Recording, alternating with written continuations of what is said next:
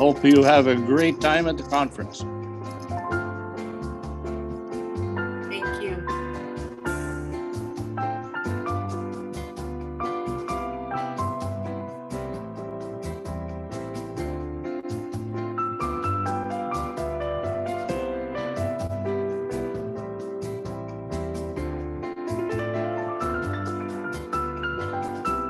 Hey, Bert, it's Brian Wright in Neving.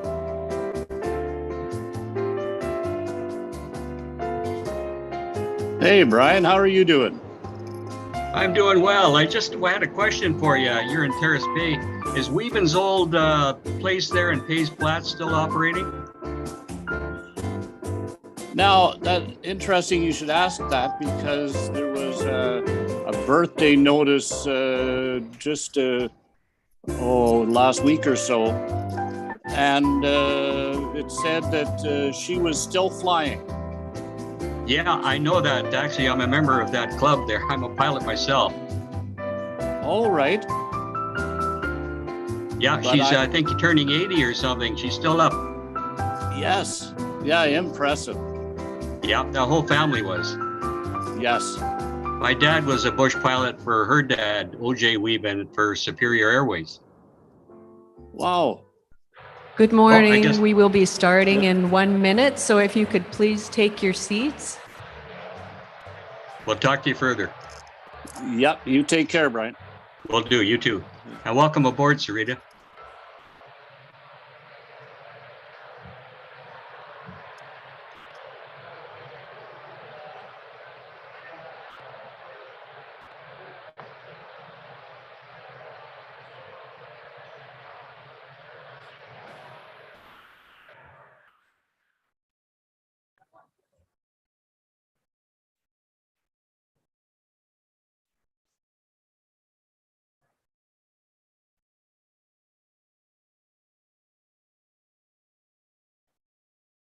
Wow.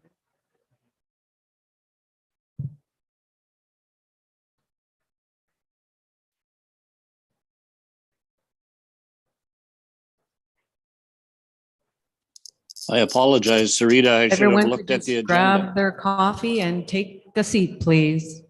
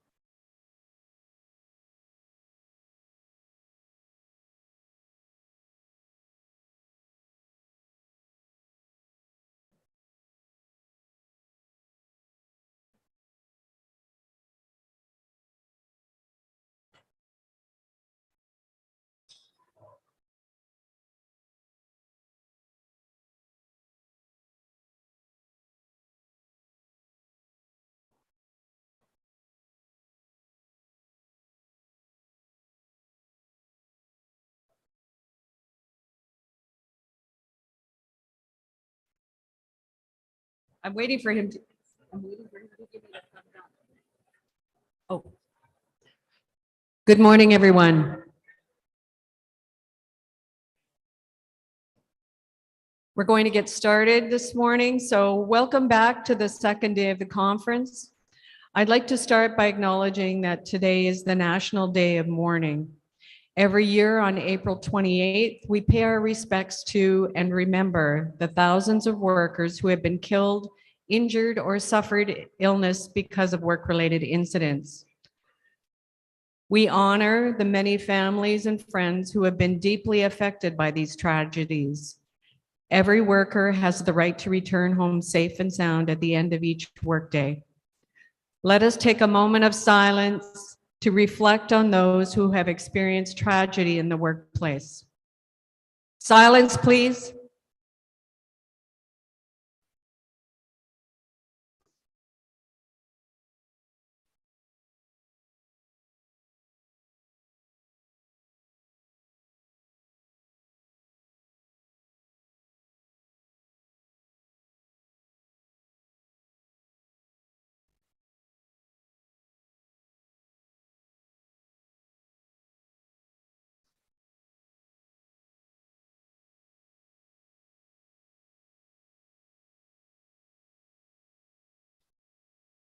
Thank you. Now it's my pleasure to introduce our first guest speaker, President, Vice Chancellor, Dean, and CEO of NOSM University, Dr. Sarita Verma.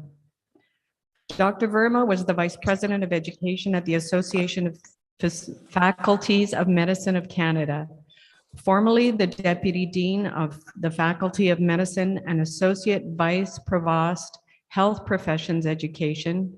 She is a family physician who originally trained as a lawyer at the University of Ottawa and later completed her medical degree at McMaster University.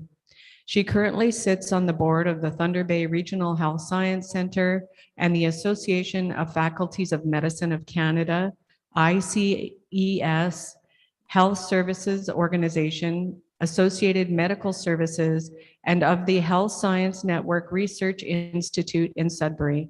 Welcome, Dr. Verma. Thank you so much. Good morning, Angie, bonjour. Hello, everybody. I am in Sudbury, and I have to say at the onset, I'm so sorry I'm not able to be in beautiful Fort Frances.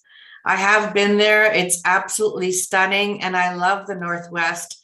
And I spend half my time in Thunder Bay, but I have to say you've had way too much snow, so I'm quite happy not to be there right now.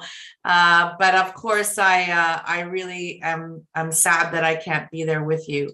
I'm going to share my screen, and as I do that, and then of course go to the slideshow. So I hope that everybody can see this. I'm looking at you, Bert. Can you nod if it's coming up? Perfect. So I'd like to, first of all, start with, of course, my acknowledgement. We are, as NOSM University, across all of Northern Ontario. And so we do acknowledge that the wider campus is on the homelands of First Nation and Métis people. And I think before I get into my agenda, one of the things I'd like to have you all reflect on is where you are. Because I know that we're all in different First Nations and Métis people's lands. And I think it's important for you to ground yourself in where you are and what that history means to you personally and for your institution and your municipality. Thank you, NOMA. Thank you for inviting me. Thank you, merci beaucoup, Miigwech, for having NOSM University give you a sense of where we're at. You are the first with whom I'm speaking in my new role as Vice Chancellor and President of NOSM University. I do want to spend some time on the issue that's really bothering us all, which is health human resources, especially physician and nursing supply. I want to spend some time discussing where we're headed as a university of the future, and then hopefully we'll have some time for some questions. So this is a lot of information, but the bottom line for this information, my friends, is that NOSM University is based in all of the north of Ontario. And we were created as an independent entity in 2002. And our primary mandate is to reverse the chronic shortage of physicians. We have our own board of directors, and we've always had our own provincial funding. We used to be established with Lakehead and Laurentian University because there was no other way to issue the MD degree. But as you'll find out, we now have complete autonomy and we will be issuing our own degree. We employ our own staff and faculty, and importantly, you should know that they're pretty well split equally between the Northeast and the Northwest. And we are based in Sudbury and Thunder Bay. We are not leaving Thunder Bay, but we are expanding across all of the Northwest. And as I'll describe to you later, one of the key attributes for us is actually now to be able to look at places where we have 1,800 faculty and all of our learners in Kenora, Sioux Lookout, Red Lake, all over, in fact, the Northwest. And we aren't just based in Thunder Bay or Sudbury. We are in the Northeast, also scattered around all of the major municipalities. So very quickly, you'll see in the next slide, actually, a little diagram that shows you that this happened quite quickly. And I want to start with why it happened, because I think there may have been some misunderstandings created by some, I will call it fake news. We were not intending this. We had actually thought that we would continue as usual, but when half of our degree, the Laurentian University side, went insolvent, it caused a major threat to our medical school. We lost immediately almost $15 million, which is a lot for a small institution. Most of that got frozen in the insolvency, but immediately for us, as many of you will appreciate, we were supposed to get $1.6 million in tuition and it disappeared overnight. The government of Ontario spoke with us and they decided that the best solution was for us to become independent so that we could actually have our full potential across the north and not just be based at one institution over the other. So they passed the act in June. They proclaimed us in April of this year. So right now we are 28 days old. And we have now established our own transition board and transition senate. But for many of you, including Madame Wendy Lancre, who sits on our search committee for our board, we are looking for new members of our board of governors. And we're also, importantly for you to know, looking for a new chancellor. As well, we have a major event happening, not only becoming a university, but the government of Ontario has agreed, thanks to all of you, to expand our medical programs. So we are now looking to do what we call regional development. So this is just a picture. The in-between period between June last year and March this year was not quiet. There was a lot of noise. There was a lot of outcry of not enough consultation and all kinds of threats saying we were going to cost millions of dollars, that we were leaving Thunder Bay, we were leaving the Northwest. That was all actually completely untrue. I'm not sure what the purpose of that was, but we definitely, I went on a very broad tour. I was in Fort Frances, Kenora, Sioux Lookout, all over Northern Ontario to consult with about 64 meetings, 11 town halls, and over 1,200 people to hear what their views were. And there wasn't one disagreement that we shouldn't become our own university. So this tells you where we're at now. We now, because of this University Act, we have new objects and mission, which is in fact not just medical education, but health professions education. And we have the opportunity to grant 2 degrees right now, but we will be able to grant other degrees as time goes. As I said, we'll have a new board of governors, senate, and chancellor. Importantly, we've passed our first bylaw and we are now transitioning the students at Lakehead and Laurentian over to NOSM University. All the property that was vested in us is currently vested in us as a university. So those of you who understand corporation law, our corporation is a continuance of the original NOSM corporation. And we are assuming all of our obligations, our collective agreements, etc. One thing we have to resolve is our deficit created by the Laurentian University situation, as well as we have approximately $28 million of endowments that sit with both Lakehead and Laurentian. These are intended for NOSM students. They're intended for students who have no money. They provide financial aid and they're currently locked at Lakehead and Laurentian, and we are negotiating to have them return to NOSM University. They don't belong there. They belong with our students. So we're preoccupied with becoming university. It's not that easy. It's not a light switch you turn on and off. It is a lot of work, and the continuance of our relationships with Lakehead and Laurentian are being developed right now. We want to make sure it's seamless for our learners, staff, and faculty. We will be taking over our own research administration in the next couple of years.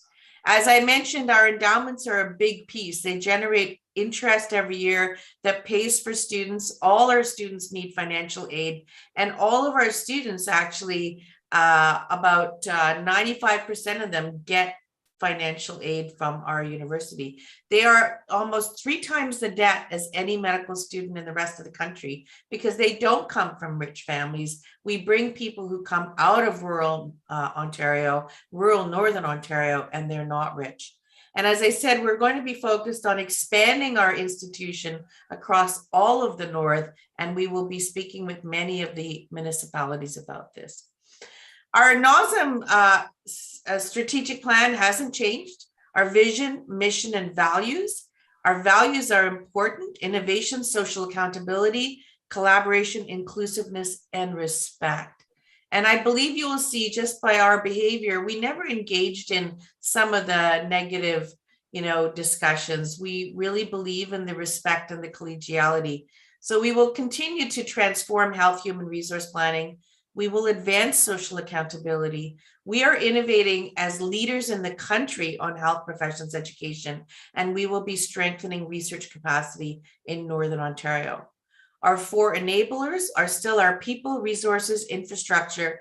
And the 4th one is important for you to know about, is about wellness and resilience amongst our people, but especially physicians who are burnt out.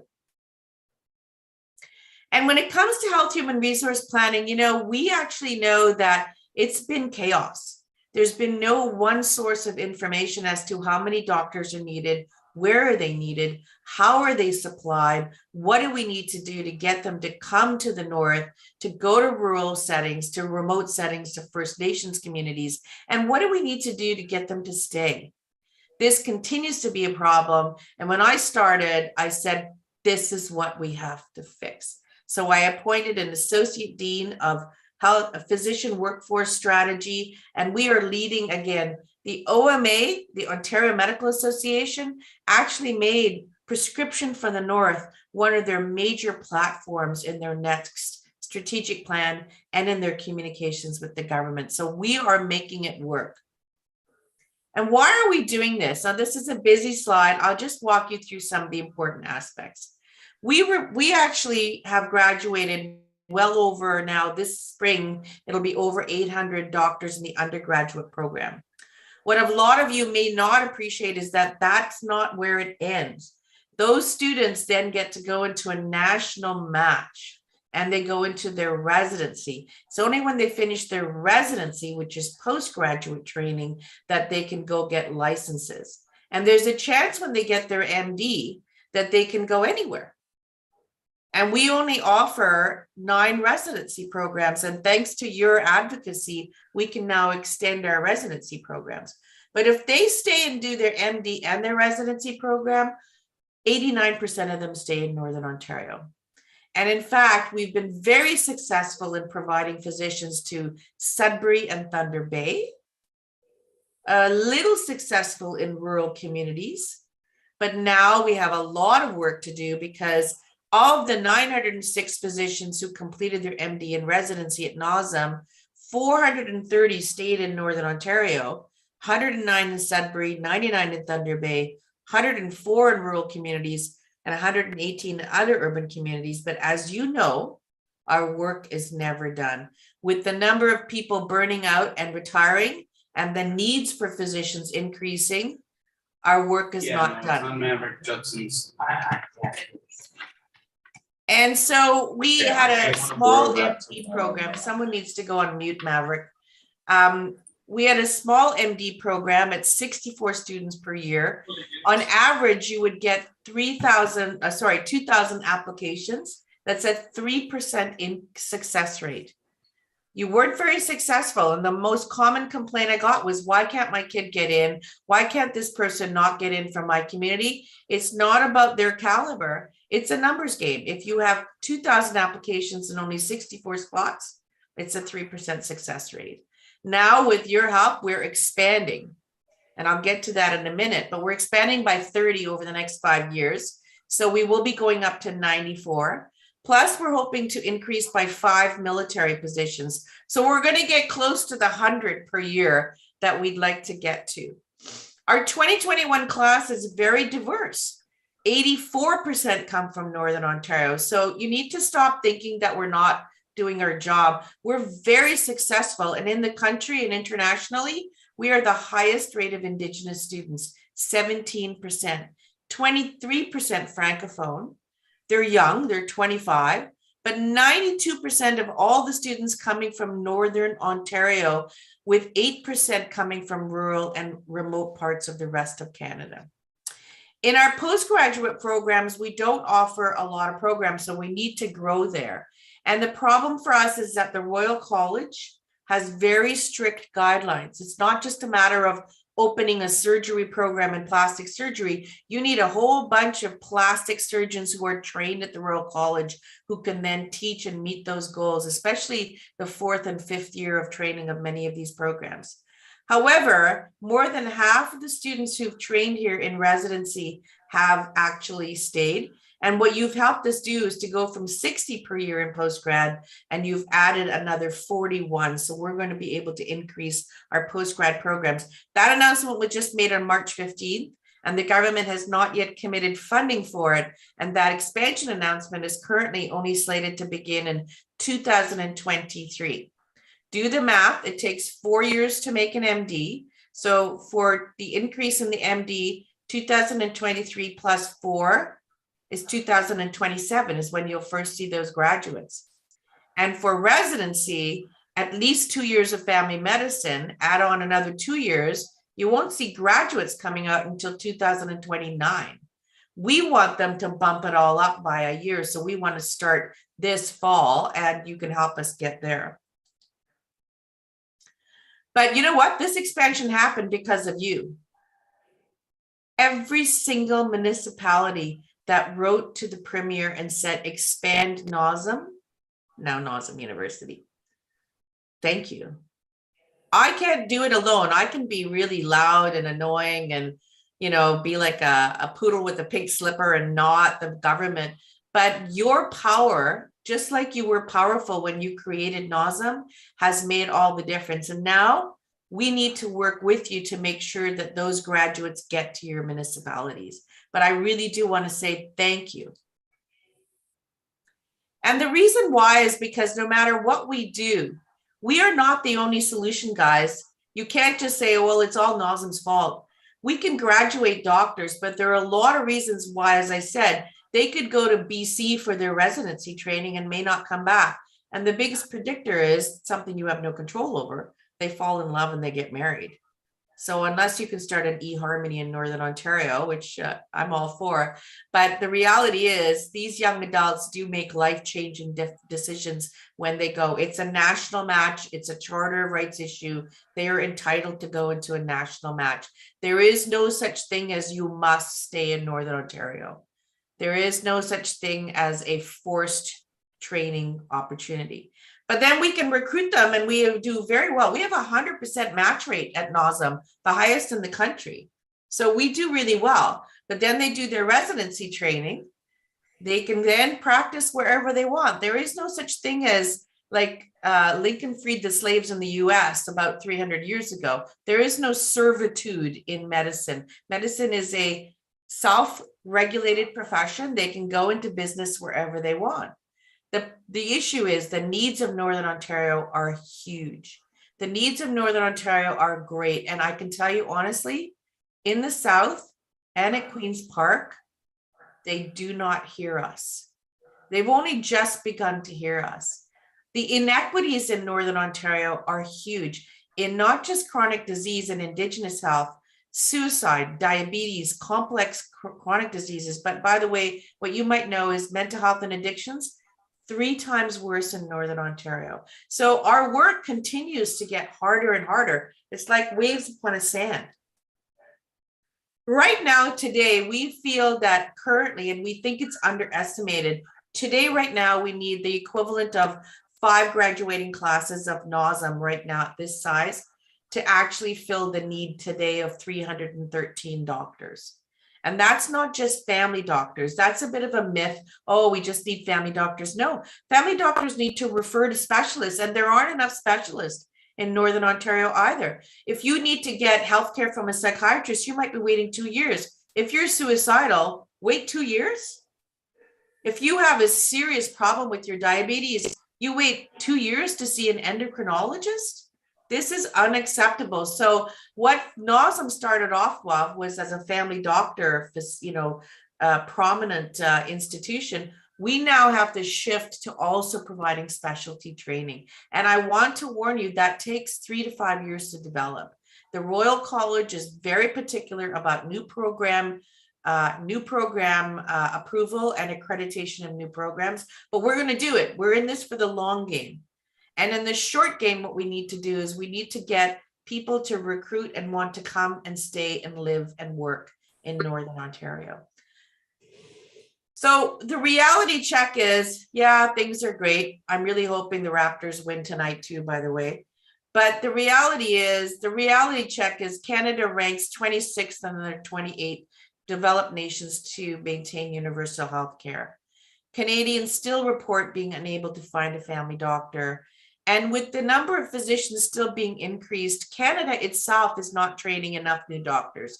Our Prime Minister promised 7,500 family doctors in his last election, but I don't know how he's going to deliver on it because physician training is a provincial issue.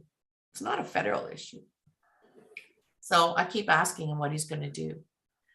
The other thing is that for every doctor we graduate, they actually take 3 doctors to replace one existing doctor.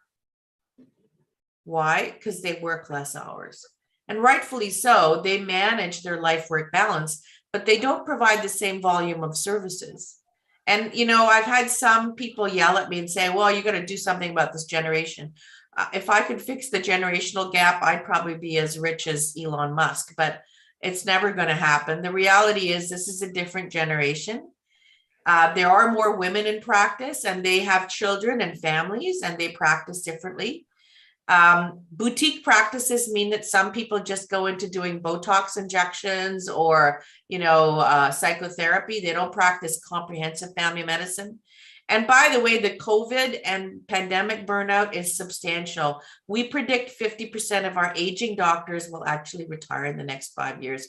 So I do want you to worry because the crisis is grave and it is a buyer's market. Our graduates get seduced by municipalities like Brampton, Oakville, London, Ontario, and Toronto, and they get really amazing deals. They're not getting those deals in Northern Ontario. They're being told in Northern Ontario, you'll be alone and you'll be burnt out and it'll be really hard and the hospital system sucks. So I'm being really blunt. You need to do something to help us do what we want to do is to build a sustainable regional model. Again, we're not leaving Thunder Bay. We're not leaving Sudbury. Our plan is to build this model because these colors represent where our learning already happens, where our faculty already are. We have never been a university-based institution. We have always been a distributed model for which we have won awards, and we are innovating that you train people where they're going to practice. And when they have a positive experience there, they stay. So what can you do? As municipalities, the work environment is extremely important. If people feel that it's toxic and unhappy and they get abused and they get people yelling at them for masking or immunizations, or they get, nasty letters or bomb threats, this happens. It's not helpful. They need a collegial work environment. They need people who value them to want to come and live and work in their community. They definitely need access to a hospital. Physicians cannot continue to manage everything in their office. And if you're a family physician, you need to be able to admit to a hospital. In Thunder Bay Regional, for example, the family physicians have had to remodel and they've relied on hospitalists now because the family physicians are not admitting to the hospital. That actually compromises care. Now, they bring their families, and if they don't have adequate schooling, really good housing, if they don't have jobs for their spouses, by the way, the trailing spouse is a big issue. These are all double income families generally, and you need to figure out how are you going to recruit someone who can provide a job for their house, their spouse.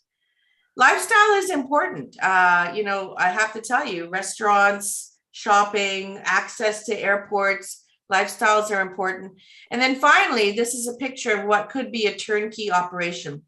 I've spent a lot of time in Africa and in Brazil, and the difference between Africa and Brazil and Canada is that they get it. They actually create professional development buildings in all over Brazil, and they actually then create environments where physicians can come. They have a turnkey operation. They have their overhead covered, and they have access to labs, radiology, and pharmacies. Makes a big difference. The role of the community is recognizing that economic growth, jobs, and the health of the population make you a successful community. You can bring, industry to your community, and you can bring new hospitals to your community, but the economic growth and jobs is actually fundamental to the success of your community. So making it attractive to live and work in your community, recognize you're competing with each other right now. You're all going after the same graduate pool. As I said, housing, schools, jobs for spouses, offices, and lifestyle are important. And you need a well-organized and effective recruitment team. I think what I'm saying is NOSM University can do its half, which is we can get the physicians trained. They can be ready and feel confident and competent to go into practice. But it's up to the community to recruit them and to bring them and keep them there. And you need to plan for their success in their practice development, which is they can't just feel trapped and incarcerated. They need to maintain their education.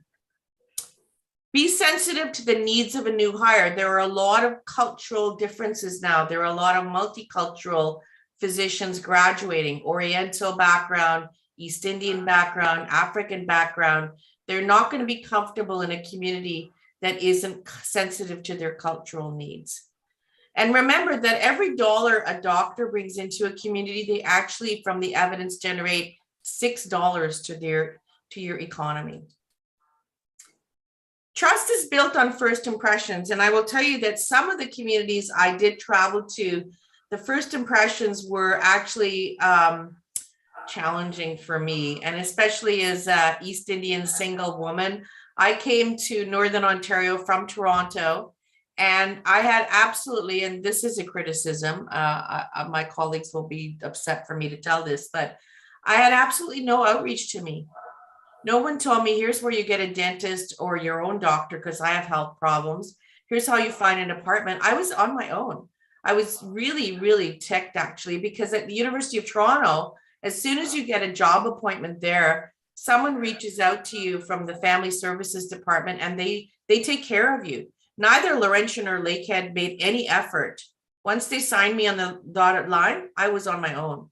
And it was really hard. There's a reason why I ended up having a condo in Sudbury and a condo in Thunder Bay, which by the way is kind of expensive. And I didn't buy real estate because I actually had to figure it out for myself. Anyway, first impressions are important. And I have to tell you, my first impressions have now changed.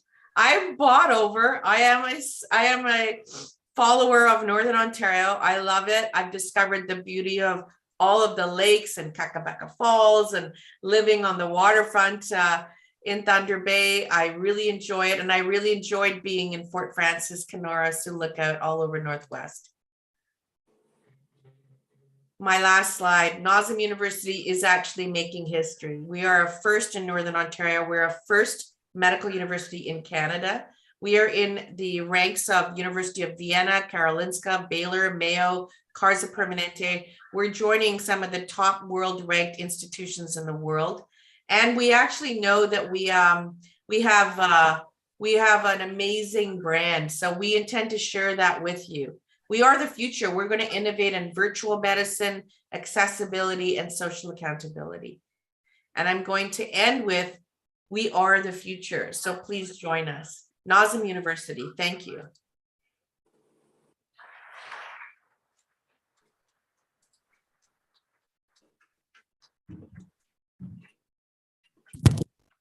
All right, thank you, Dr. Verma, and congratulations to NOSM for becoming the first standalone medical university in Canada. Up next, we have Norman Sandberg and Caitlin Burley to discuss NWMO's transportation plan. Norm is a relationship manager, and he brings a decade and a half of relationship building, communications, and advocacy skills. His 6 years as a board member on AMO and OSM have given him a unique understanding of municipal challenges, issues, and sensitivity to establishing and maintaining solid municipal communications. He is joined by Caitlin Burley, manager of the transportation engagement at NWMO. Caitlin is responsible for the development and implementation of the dialogue-driven transportation planning process that ensures that transportation plans are shaped with communities and reflective of public priorities and concerns. Prior to her tenure with NWMO, she worked with the Ministry of Northern Development and Mines and was responsible for overseeing community well-being programs led by remote communities in Northern Ontario. Welcome, Norm and Caitlin.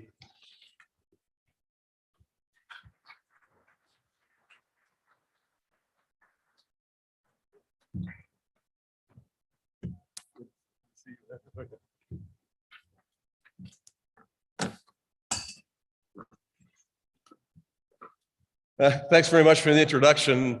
And on behalf of me and Caitlin and our colleagues upstairs, it's a real pleasure to be here and see some old faces, some people that we've known for quite some time, and to be face to face again, it's just tremendous. And we're really happy to be here and happy to be a sponsor of this conference as well.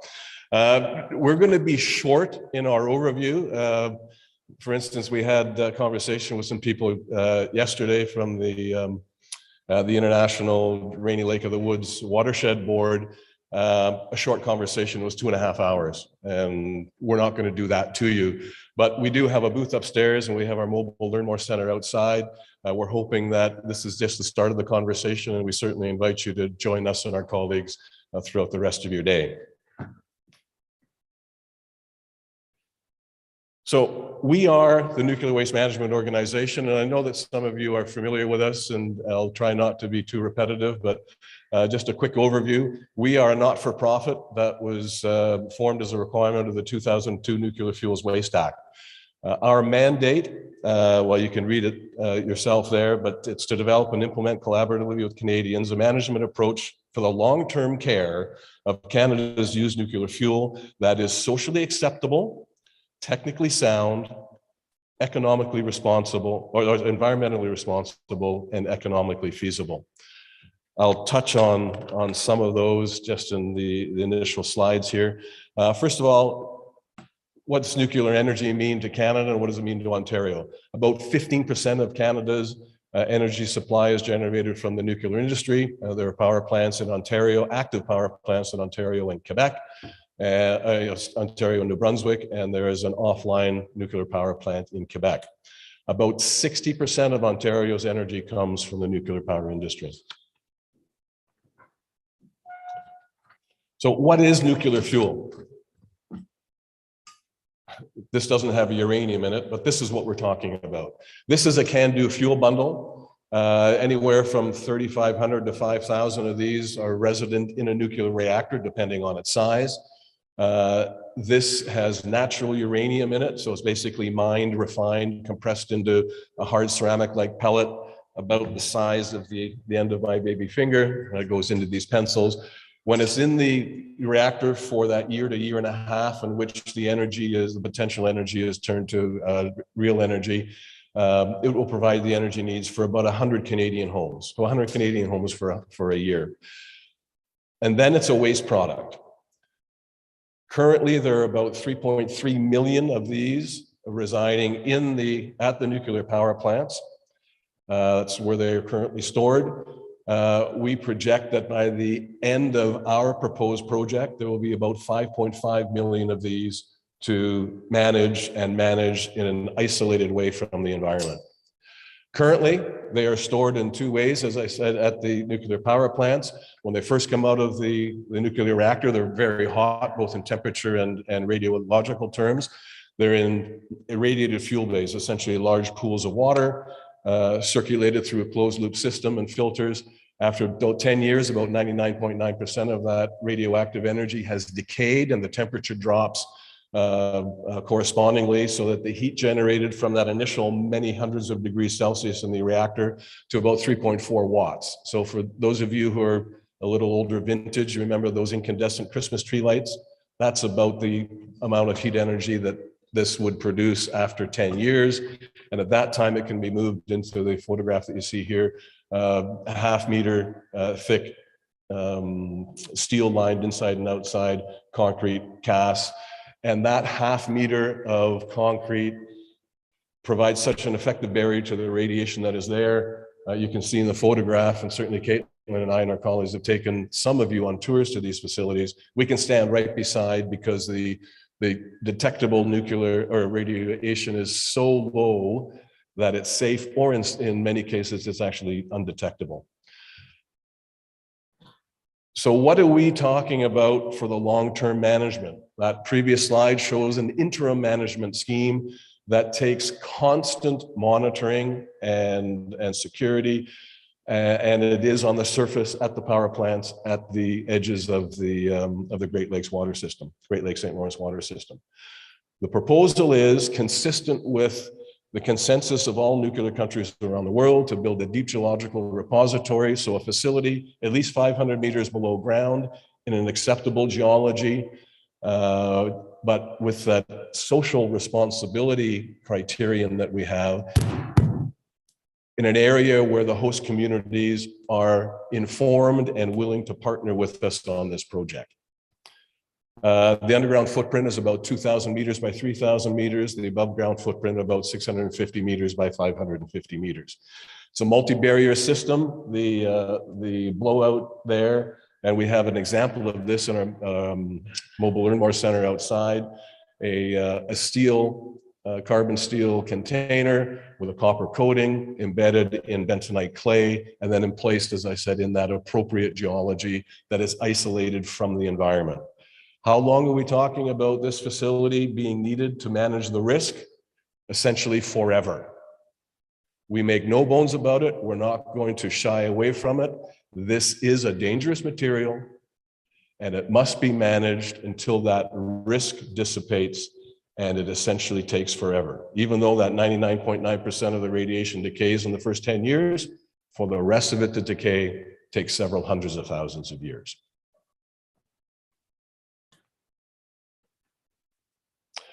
So this slide shows where the used fuel is currently being stored. As I said, it's at the existing power plants. There's also a former research facility in Pinawa, Manitoba, with a small amount of fuel, and Deep River, which was the original site of the development of the Canadian nuclear program. As Caitlin talks about transportation, I asked you to keep this slide in mind, because you can see the challenges that she has with transportation is that at some point, some amount of used fuel will have to cross essentially half of the nation. Why are we here? Because you may be, depending on which site we choose, you may be along that transportation route. As a former municipal politician, I don't like being presented with a challenge without being forewarned. So we are sharing information with you. Kate will explain the timelines. We still are decades away from any potential transportation. The potential sites that we have, number 1 and 2 in the blue box. Number 1 is Ignace, and number 2 is South Bruce in Southern Ontario.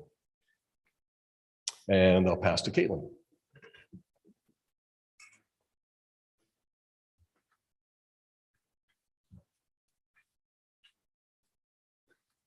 There we go. So thanks so much, Norm. Transportation is obviously an essential part of implementing this work. But to do this, we have to keep in mind that we live in a society where values differ, and between people, and values will differ over time. And while there's lots of evidence that we can safely transport used nuclear fuel, of equal importance is Indigenous science and social safety in our work.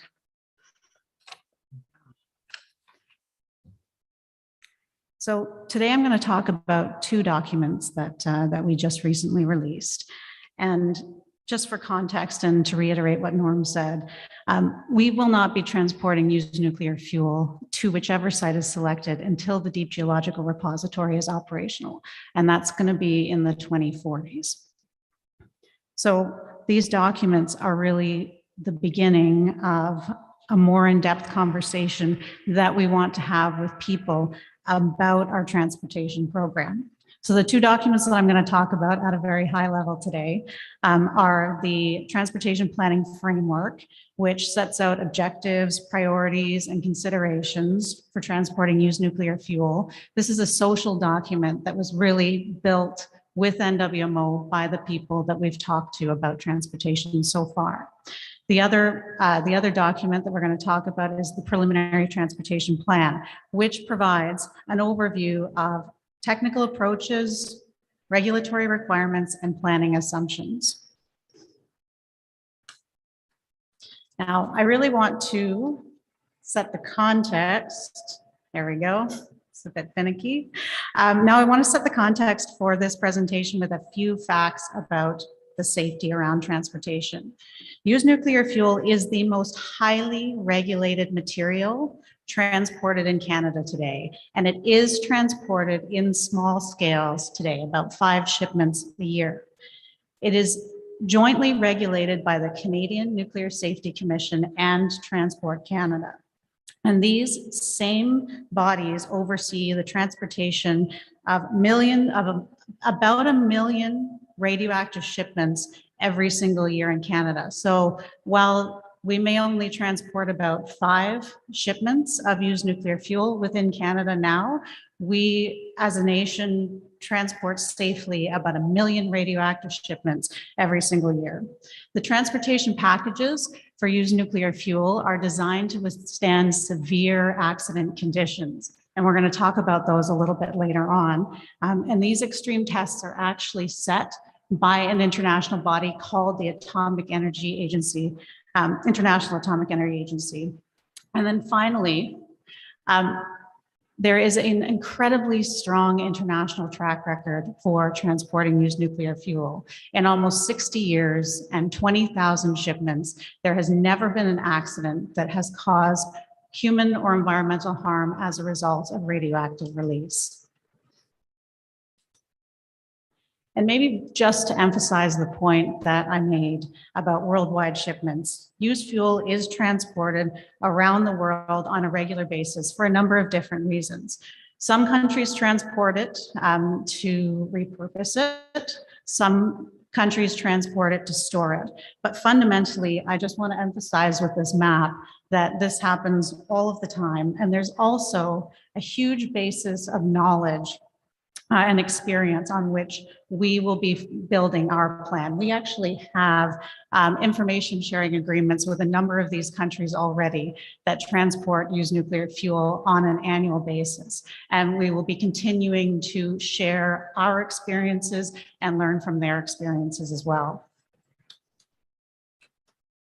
So I'm going to start by talking about the plan, which is the newest document in our suite of documents, and it's one that's really based on discussions that we had with people wanting to have a bit more information about what we're actually going to do related to transportation.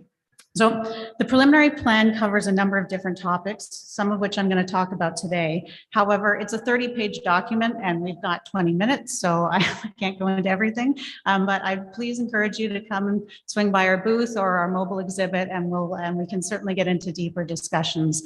The other thing that we're going to be doing on May 10th is holding a webinar that actually digs into the content of the plan, and that's going to be happening specifically for Northern Ontario on May 10th. So we'll be sending out notices about that as well. But fundamentally, what the plan emphasizes are the layers of safety that are going to be applied to transportation. And those you can see from the slides in front of you include the transportation package, which I really see as the heart of the transportation program. So this is the primary way that we are going to protect people and the environment from the contents of the package. But that's not the only layer of safety. We spend a lot of time talking about the package, but the other layers of safety around that are operational controls, which are incredibly stringent and regulated in the nuclear industry. There's security and emergency management plans as well, and followed by that a management system which focuses on compliance with Transport Canada and CNSC requirements. Now, the plan describes each of these layers in detail, but today I'm just going to cover what people usually find most interesting and what in most cases people are concerned about. And that is the transportation package and what happens if there's an accident. So anyone transporting used nuclear fuel in Canada must go through a regulatory process. to certify the package that they plan to use for the contents that they're planning to transport. This means conducting a series of tests on that package. Now, the graphics here describe those tests, but I want to go into slightly more detail on them because there are some nuances that are really important. So you can see there's a free drop test. All of these tests happen on the same package consecutively. So there's a free drop test.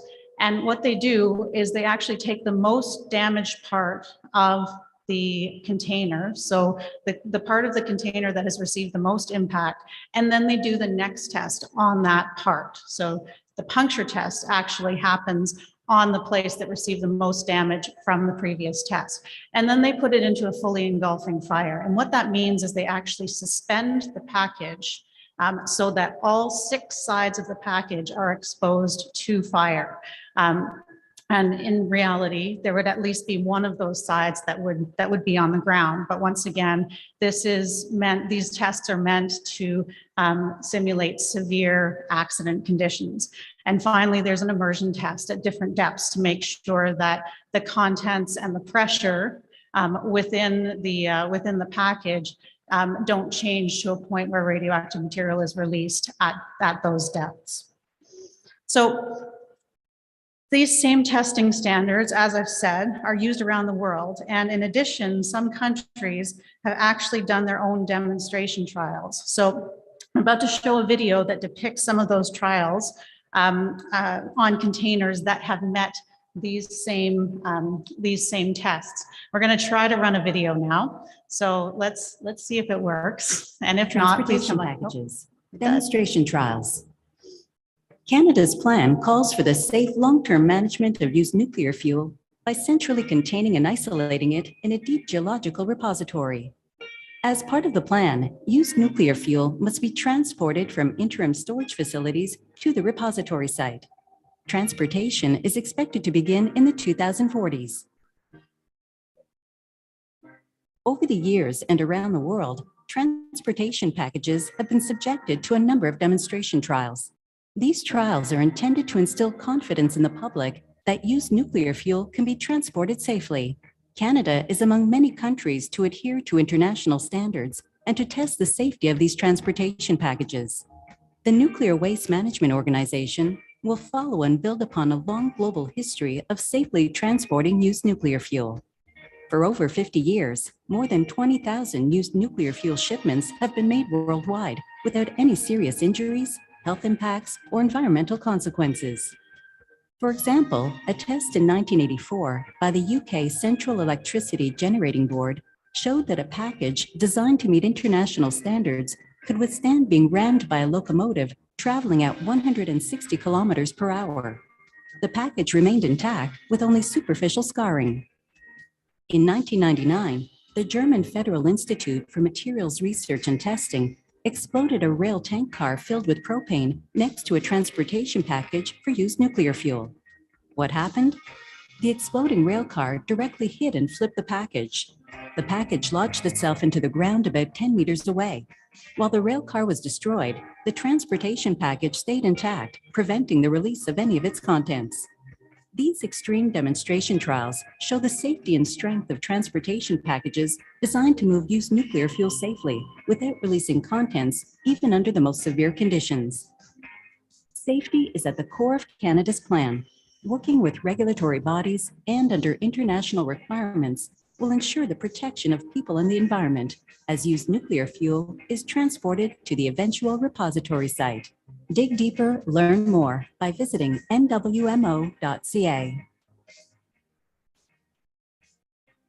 That's good, thanks.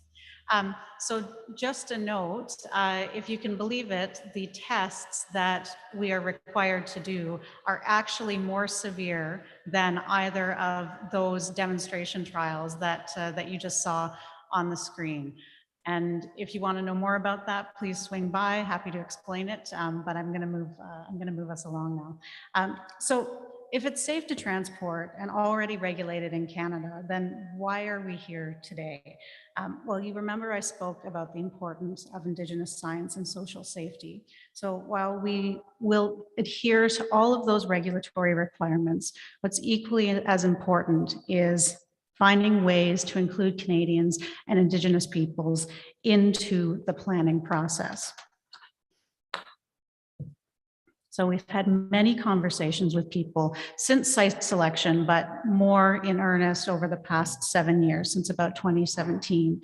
And based on those conversations, I've heard many questions and many concerns about transportation. People are concerned about accident rates, especially along Northern Ontario highways, especially after this winter. They're concerned about how we can keep people and watersheds protected and the impacts of radiation. People want to know about how we can include Indigenous knowledge into our planning and implementation, and how the and the actual transportation system once it's running. They want to know about emergency response and how that would work in the event of an accident. And they want assurances that in the future, NWMO is not going to cut corners and enter into unsafe conditions, such as severe winter weather. So I suspect that many people here also have those questions, also have those concerns. And so one of the things that I want to assure you is that we're actually developing research programs that are based on the questions that we're getting from people. So I have a technical team that's based out of Toronto who I talk with on a regular basis. And the goal is to bring the questions that we get through events like this and through the conversations that we have and build our work program around answering those questions. So I'm going to talk a little bit now about the second document, which is the Transportation Planning Framework. So in August of 2020, we released the framework for public feedback. Now, the previous iteration of this figure, the figure that you see in front of you, was actually a straight line, and it had 6 elements. Based on what we heard, we actually revised this figure to firstly be more inclusive of Indigenous knowledge, thinking about this being an ongoing and iterative process, as opposed to a linear process. Secondly, to acknowledge that in addition to protecting the environment, we need to consider and be respectful of people's relationship with the land. And thirdly, to be clear that community values and future generations need to be considered in this process. So the circle represents how all of these elements are going to work together and are interconnected.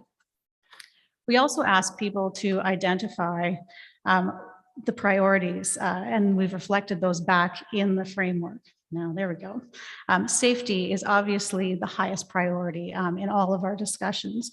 That said, people also identified other priorities that they said they would really want to see us address in order to be accepting of a transportation plan. And those include protecting the environment, respectful relationships with First Nations and Métis communities, security, emergency planning, drawing on international lessons learned, ensuring that the plan is adaptive, training, monitoring, tracking and auditing, communication, education, and engagement, ensuring program sustainability, and finally, and this one is new, considering infrastructure. So people told us in our engagements that they're concerned about and actually want to make sure that the infrastructure can support this type of transportation. So we've added that as a priority in our planning. You'll also note that the puzzle isn't complete because we expect the priorities are going to change, and we're going to be adding new priorities over the years as we continue to have these discussions. So we close out our framework with our commitment to continuing to seek feedback on the framework. So those elements, those priorities, and we're going to do this on an ongoing basis and update the document and the implementation approach every 3 years for the next 20 years. If you remember, we had future generations at the heart of our framework document. And this is one way of ensuring that future generations have a voice in this planning process. So finally, and I'm going to close out with a timeline. we're currently at the darker orange phase of this timeline. So you can see that we are really just at the beginning of our discussions about the transportation program. Our next milestone will be site selection, at which point we'll bring forward a more detailed site-specific transportation plan. However, planning is going to continue to evolve as we move through all of these phases. And underpinning all of this work is going to be a program of ongoing dialogue with the public and continuing to be informed by international and best practice. So with that, I will close out things saying thank you very much. And if there are any questions, please feel free if we have time. And if we don't, then please come and see us at the booth or at the mobile exhibit.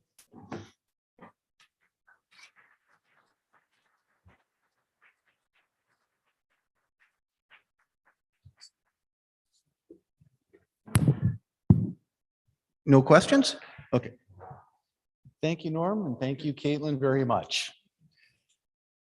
Good morning. My name, for those we haven't seen each other in a couple of years, is Jim Vesna, and it is my pleasure to introduce our next speaker, Ian Dunn. Ian is the president and CEO of the Ontario Forest Industry Association. He is a registered professional forester with a Master's of Forest Conservation from the University of Toronto. In 2019, Ian was a recipient of the Canadian Forest Industries Magazine Top 10 Under 40 Award for the Next Generation Leaders. Ian has worked in forest and environmental management roles throughout Ontario and Canada and joined the OFIA in 2015, first serving as Director of Forest Policy and Executive Director of Policy and Operations before becoming OFIA's President. Welcome, Ian.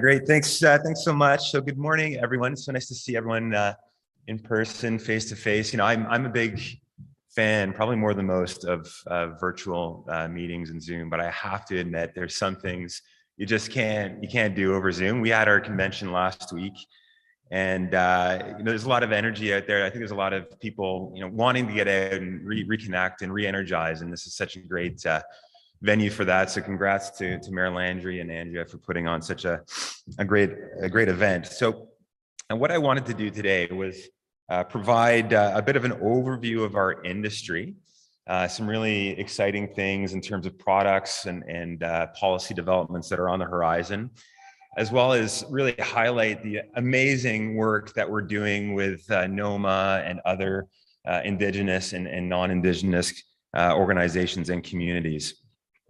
It's also really interesting to hear the other presenters, you know, talking about totally different industries, but I think we share some common challenges. So for NOSM, a lot of the challenges in terms of recruiting a new workforce, our members are also experiencing those challenges in terms of a shortage of healthcare, schools, doctors, infrastructure. It's a challenge, I think, probably faced across all industries. Also, I had the amazing opportunity to actually work at Darlington nuclear power plant, and it just like forestry, the more you learn about an industry like nuclear, the more you support it. It's just incredible, the engineering and safety that goes into those things. So just a little bit about myself. My name is Ian Dunn. I am the president and CEO of OFIA. I'm an RPF. I currently live in Toronto, and the last time I said that to this group, I was booed off stage. So please go easy on me today. But Thunder Bay is where I got my start in the industry. And as someone who never ventured, I would say, far north of Muskoka when he grew up, it was totally eye-opening. And I got a totally different impression, and maybe that's because of my privilege, than one of the previous presenters. I had such an amazing first impression of Northern Ontario. The sauna culture, you know, people welcoming myself and then my then girlfriend into their homes for dinner.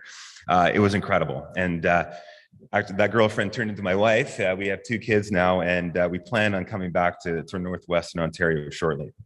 So I'm also joined by Olivia Oriot, our policy manager here today at OFIA. She's a policy expert, and hopefully when we get to socialize a little bit, we can introduce each other. So like other natural resource industries, I think it's helpful to think of forestry in 3 bins. So we take a raw material, timber, put it through a mill, add value through some kind of process, and sell it to the marketplace. And yeah, thanks. But forestry in Ontario is a little unique because we're dealing with a living, breathing natural resource under license. Our companies manage these forests under license to the Crown. So it's a very, very complex working environment when you think of, on the supply side, the forest management planning, the forest operations, regeneration, road construction, maintenance, to the mill, environmental regulations, carbon pricing, workforce and labor issues, and ultimately selling the product to the marketplace. So then you started thinking about, well, the misconceptions around the sustainability of the product, trade issues. Ontario lumber producers, I think, have around $600 million in the treasury south of the border. So it takes, it can take a lifetime or more to understand all of these, I would say, pistons within the industry. I'm going to try to do my best over the next 30 minutes. So obviously, one of the challenges that we face in the industry is the misconceptions around what we do and the sustainability of the industry. And that can have a real impact, not only in terms of marketing the product, but also attracting a workforce, attracting young people into the industry, in terms of managing the forest, and ultimately in terms of selling the product. But I do think we're making progress. And, this is a multi-billion-dollar industry here in Ontario, and with thousands of forecasted retirements on the horizon. I think there's a really incredible opportunity for young people in particular to get involved in this industry, and new Canadians as well, looking for a meaningful career. And despite being one of the oldest industries in Ontario, the forest industry has really been at the leading edge of innovation in a lot of respects. So you might not know it, but our industry is adapting using new technologies like drones. I was talking last night to a member who's using robotics in their facility, automated vehicles, artificial intelligence, and all these new technologies are going to drive a new demand for a new type of workforce, which is a challenge, absolutely. So just a little bit about the OFIA, thank you. We currently have over 40 members. And if you can imagine a wood product, a forest product, it's safe to say that an OFIA member produces it. So dimensional lumber, pulp and paper, engineered wood products, OSB, even energy and electricity, which has been a big focus of our association over the last year. Our members also sustainably manage public forests under license to the Crown, and conditions of these licenses would include things like forest management planning, consultation, road building, road maintenance, of course, compliance with all the applicable laws. In total, our members manage about 30 million hectares of area, management unit area. You net, lakes and private land out of that, and it's around 18 million hectares, which is just an incredible amount of forest to manage. And you can think of all the knowledge that goes into managing those forests. And that's what we see at our board table. That's what we see at our committees. And it's really a great environment to be in, because it's not, looking at an issue through the lens of what is best for each individual company.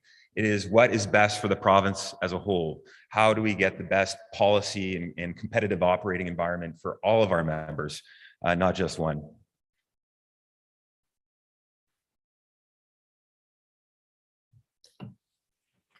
So I just wanted to give you a sense of the footprint of Ontario's forest industry here in Ontario. We harvest 0.2% of the total forest area every year. It's a tiny fraction, tiny fraction of the total amount. And of course, it all has to be regenerated successfully by law. And with that very, very small impact on the landscape, we generate significant social, economic, and environmental values to the province. So $18 billion in revenue, 148,000 direct, indirect, and induced jobs. And the really exciting thing is these numbers are increasing. So for a long time, every year I saw the stats come out, and the numbers crept down a little bit. But just last week, I got the latest economic statistics. And forest sector exports, for example, have increased $1 billion year over year. GDP has increased. The number of direct jobs in 2021 have increased by about 1,700 people. And we usually use a multiplier of 3. So in total, 5,100 jobs were added in this sector in Ontario over the year. And of course, that's due to very, very strong market conditions, but also I'd like to think of a very improving competitive environment in the province. So I think that's a great success story. And of course, it's not all about driving economic statistics. This money also supports 70 million trees on average being planted each year, and over 300 million seeds being used in aerial regeneration efforts by the industry every year. So, there's also compliance and inspection monitoring in place to make sure that these forests are growing and growing in the way that we expect. So it's, like I said, a very, very complex operating, regulatory and operating environment in Ontario.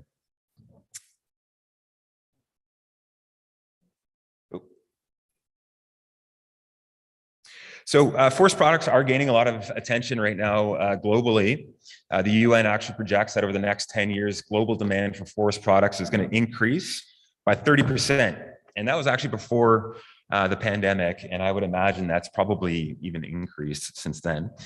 And consumers are realizing that sustainable forest products are really critical to a circular bioeconomy. And we're seeing that in terms of a shift in preference in little things like, instead of plastic straws, we have paper straws now. Instead of plastic bags, in a lot of grocery stores, we're seeing the paper bags come back.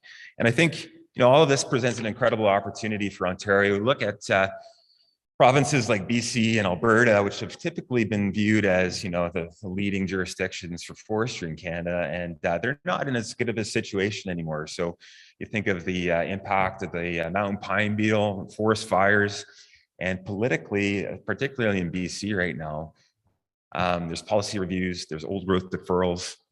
It's a very dire situation in BC. And a lot of those Western companies are beginning to look to Ontario and make investments in acquisitions here in Ontario. And I think that's a very positive signal for all of us. So the message is lots of opportunities out there, not just for wood construction and mass timber, which we've talked about before, but also in terms of recycling, packaging, biofuels, sustainable fuels, and of course, low cost, low carbon electrical generation. I believe there are, at the last time I checked, around 30 remote communities in Ontario that run entirely off of diesel generators. Of course, there's all kinds of issues related to this, carbon emissions, energy security, groundwater contamination. I believe Attawapiskat First Nation is still cleaning up a diesel spill from the early 80s. Spilling a load of wood pellets, not that big of an issue. You get a shovel and you throw it back in the boiler. So there are efforts underway to transition these communities into sustainable forest biomass through our province's forest biomass action plan, which is really exciting. And of course, this is a climate solution. Working forests are a climate solution. As trees grow, they store carbon under natural conditions. There's, particularly in the boreal forests, close to where we are today, trees, live 100, 120 years, insect outbreaks, they decay, they burn, release that carbon back into the atmosphere. And what forest management can do is intervene. We can attack forest fires around important assets like communities. We can emulate the positive impacts of natural disturbance or fire through harvesting, take that material into long-lived wood products, or put it in a boiler and use that material for energy, heat, steam, and electricity.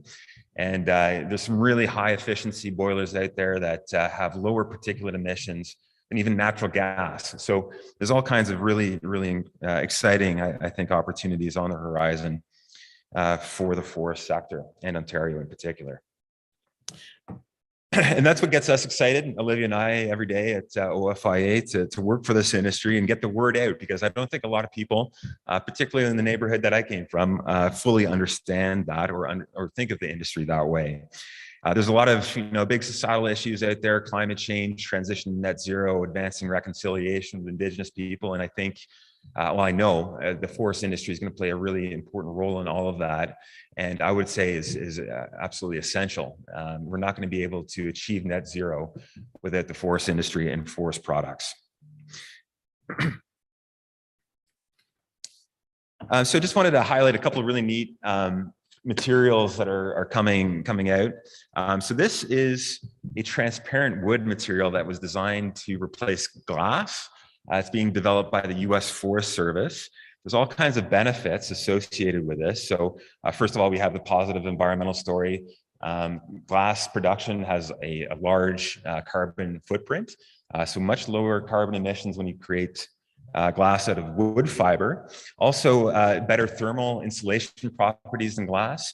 And when it breaks, it actually splinters like wood instead of shattering.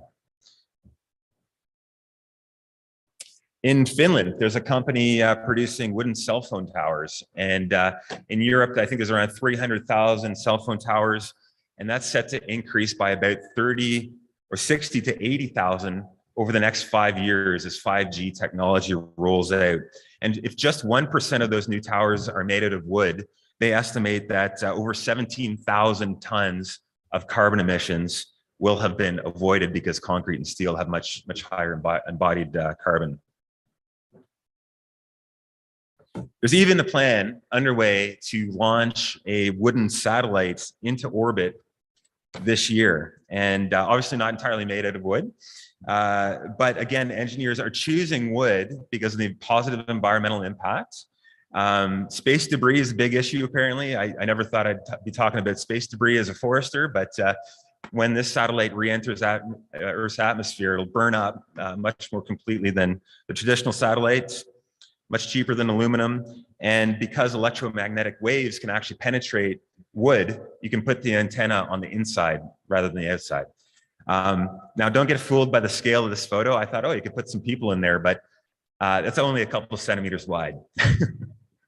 But this company in Japan plans on doing all kinds of new space equipment out of wood, which is really neat.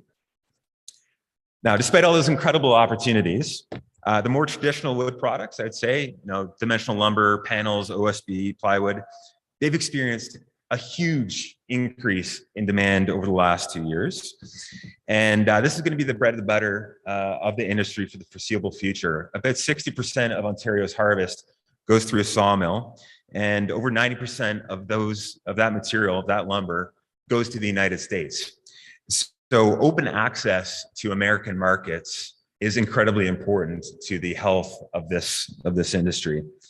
And currently, there's just a huge demand for this product because young people in particular, they want to own a house. They want to have an affordable single detached home in the US. And this is really, really important to that. It's a commodity, but very, very important. And it might not be as exciting as a wooden satellite, but incredibly important to northwestern Ontario. So it's been a while since we've been face to face, and I thought it would be good to maybe recap some of the important policy changes that have happened in the province over the last, I would say, 4 years. And it's been substantial. It's been big, some big changes. And again, this is due to the incredible collaboration that we have with NOMA and other organizations, FNOM, right across the province. And for example, amendments to the Crown Forest Sustainability Act. So you would have remembered myself and my predecessor on the stage talking about caribou and the Endangered Species Act and what the province was doing on that. It was very concerning back at the time. This meant thousands of jobs. It meant multiple mills potentially closing. And this current government, they listened. We were asking for equivalency. You probably remember that term, equivalency, between the Crown Forest Sustainability Act and the ESA. What this government has done is, I would say, an elegant solution. They've changed the Crown Forest Sustainability Act to say that as long as a company is operating under an approved forest management plan, which considers and manages and protects for species at risk, the prohibitions under the Endangered Species Act do not apply. They apply for other activities and other industries, but not for forestry, because we manage for species at risk over a long term. We consider social and economic impacts, et cetera. We have this really robust framework within the CFSA to manage for species at risk. That was, I believe, 15 years of work for people like Mayor Segler and Mayor Wendy Landry. And that was huge. That was a big change. And I think we all deserve a lot of credit for that work. Ontario's forest sector strategy. So we saw what other jurisdictions were doing, particularly in Europe and Scandinavia. Finland in particular has an incredible national forestry strategy. And during the last election, we went to all the parties and said, we need to develop something similar here in Ontario. And we got support from all the parties. Of course, this current government formed government, and they rolled with it and developed this incredible document. It has all kinds of objectives and indicators. The big one that I wanted to mention today is a goal by 2030 to harvest the full annual allowable cut in the province, which is about 28 or 30 million cubic meters. And we harvest about half of that right now. So there's a goal in the next 10 years to double the harvest. So remember those economic statistics, double them. If we're successful, this could be huge to the province. Now, it's not going to be easy. Those three bins, manufacturing, well, the supply of the timber, manufacturing markets, they all have to be there and in place to be successful. But it is a very bold and ambitious strategy. I had people from all over Canada calling us saying, how can we do something similar? It is really impressive. Forest Biomass Action Plan. So there were a number of facilities. There's 5 facilities in Northern Ontario. Closest one to here would be Atikokan, OPG's facility. They were under contract to sell electricity, green electricity using forest biomass back to Ontario's grid under the ISO. Those contracts are coming up for expiration. And there was a time not too long ago that we thought those contracts were not going to be renewed. These facilities were viewed the same way as wind and solar farms. And there was an election commitment to cancel those. So we made a lot of progress, and the government has committed to recontracting all of the facilities, which is incredible. And we also have this Forest Biomass Action Plan that supports that ask, but something really, I would say, over the next couple of years to keep a close eye on. Very important to OPG and Atikokan.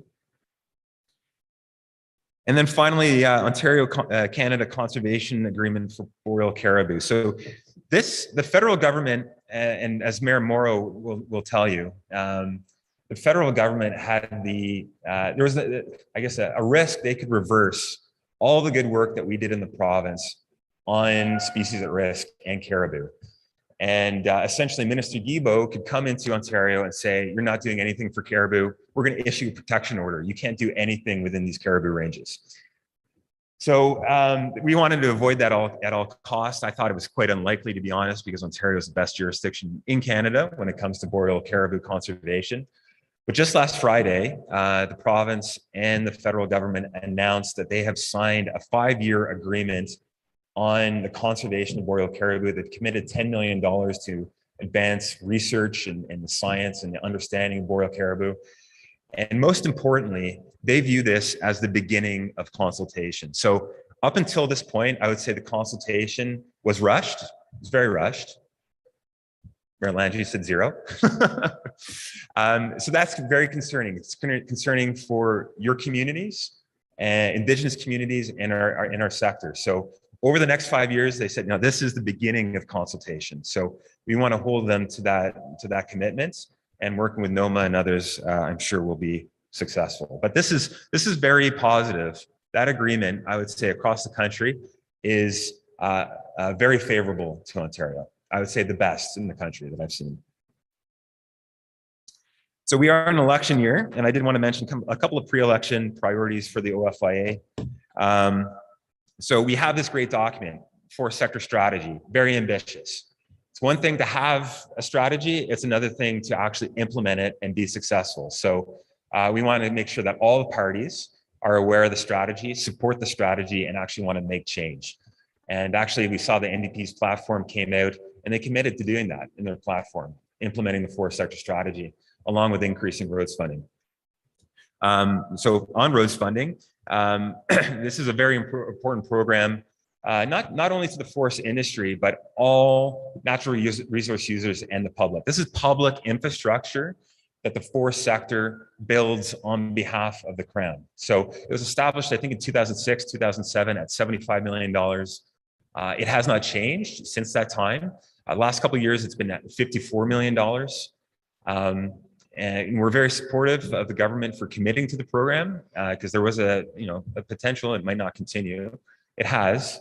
But given, the inflationary pressures that we've seen over the last 15 years, particularly over the last 2 years, we think that the time is right to up that ask and make it permanent to $100 million. So we went out to the anglers and hunters, prospectors, miners, water power, NOMA, NOMA, Indigenous organizations. There's a lot of support for that ask out there.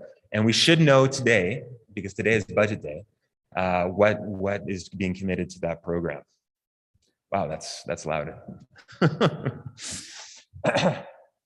Improving sector competitiveness. So, speed of business, getting approvals, setting service standards within the MNR. I think that's going to be really important, particularly we're competing against other jurisdictions like the American South that are really, I'd say, ahead of the curve in terms of some of these things. And then ultimately, of course, promoting the positive environmental and economic contributions of this industry to our customers and the province. And I would say government has done an excellent job on that. So I'm going to end on just a couple of highlights in terms of our work with the Alliance, which is, again, just, I'd say a groundbreaking group of organizations. And I've seen it modeled since we started at Maryland. I've seen it in other provinces, and just such an incredible group of people.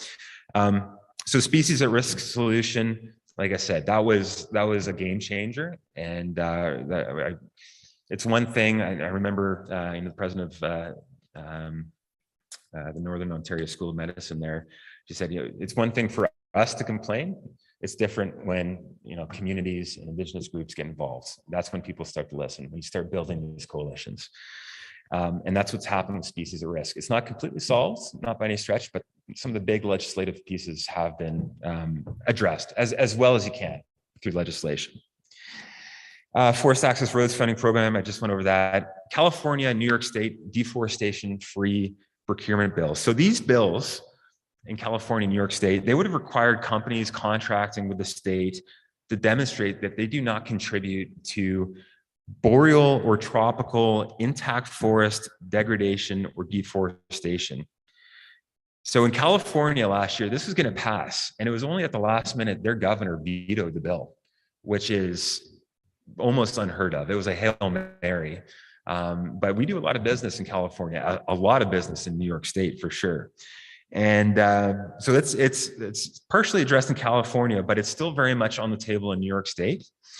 And the senator sponsoring the bill, Senator Liz Kruger, is very entrenched in her position.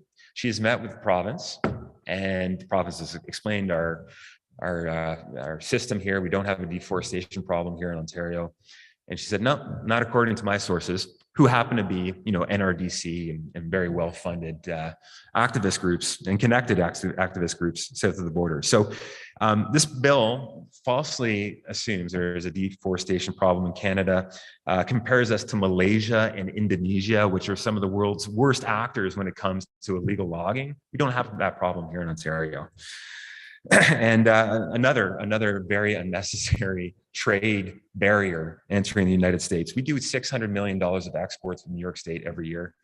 And they don't want this to stop in New York State. The senator made it very clear that she wants to see this in every state in the United States. So we are doing a lot of work as we speak. I know Olivia is putting the final touches on a letter to the senator on behalf of our alliance group to make sure that this doesn't pass. And I know it went a really long way in California, and I hope that happens in New York State.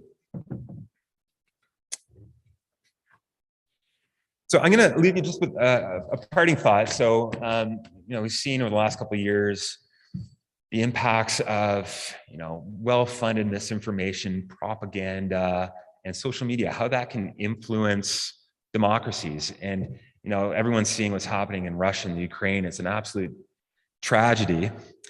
And I think we're very fortunate that we live in a country, in a province, that we can openly criticize government without fear of being thrown in jail or worse. And in a lot of respects, our industry has experienced this propaganda for a long time, be it Species at Risk or carbon emissions. There are groups out there that are spreading this misinformation, this propaganda. And I think there's some connections there to what we've seen even south of the border in our country and in Russia. And it's quite sad. But you know, the truth is not easy. And again, it depends on a lot of people, coalitions getting together and making sure people understand the facts. And I just want to thank NOMA for the opportunity to be here and making sure that people do get the facts. Thank you very much.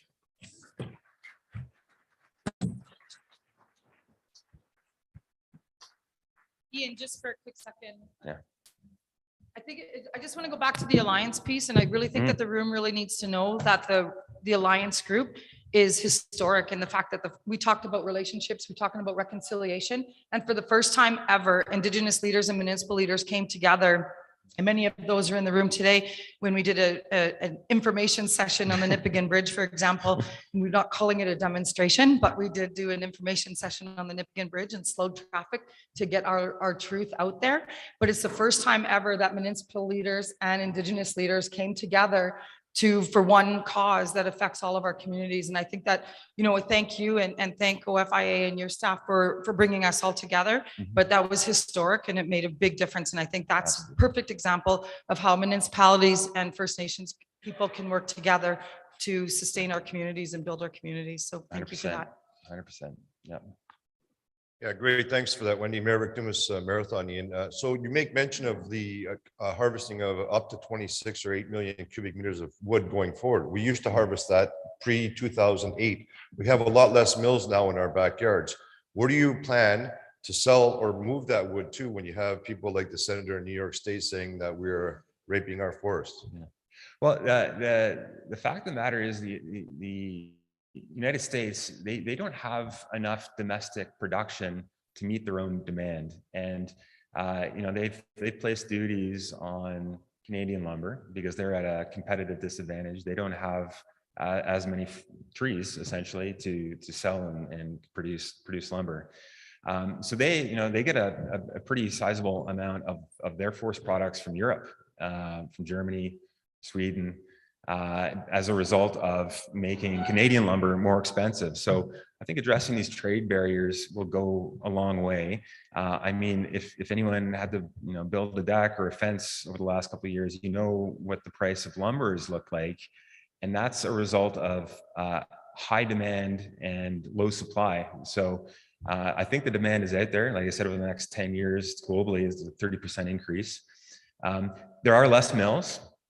And that presents a lot of challenges in terms of accessing wood supply. There's a lot of mixed wood stands out there that aren't saw log quality. So, you know, we can't all have sawmills to produce, but you know, that's why this forest biomass action plan is so important. There's, you know, lower quality material out in the bush. There's secondary products being produced at the mills. We can turn that into heat, steam, electricity, biofuels, hydrogen. There's all kinds of opportunities in new markets to sell that volume.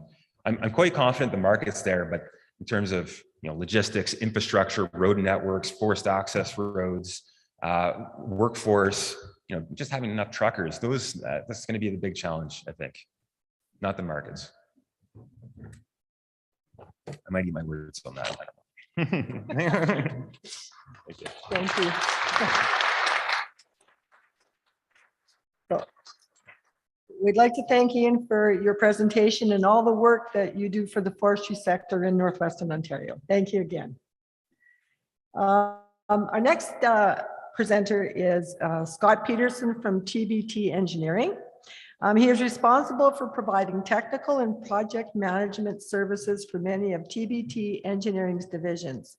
Scott is also manager of geological and pavement engineering at TBTE and has more than 13 years experience in various aspects of geotechnical, geological, and environmental engineering. He specializes in geotechnical and geological investigations and design studies, environmental and hydrogeological investigations and assessments, pavement structure evaluation and rehabilitation investigations and design reports, aggregate and quarry source studies, and wastewater management solutions. Welcome, Scott.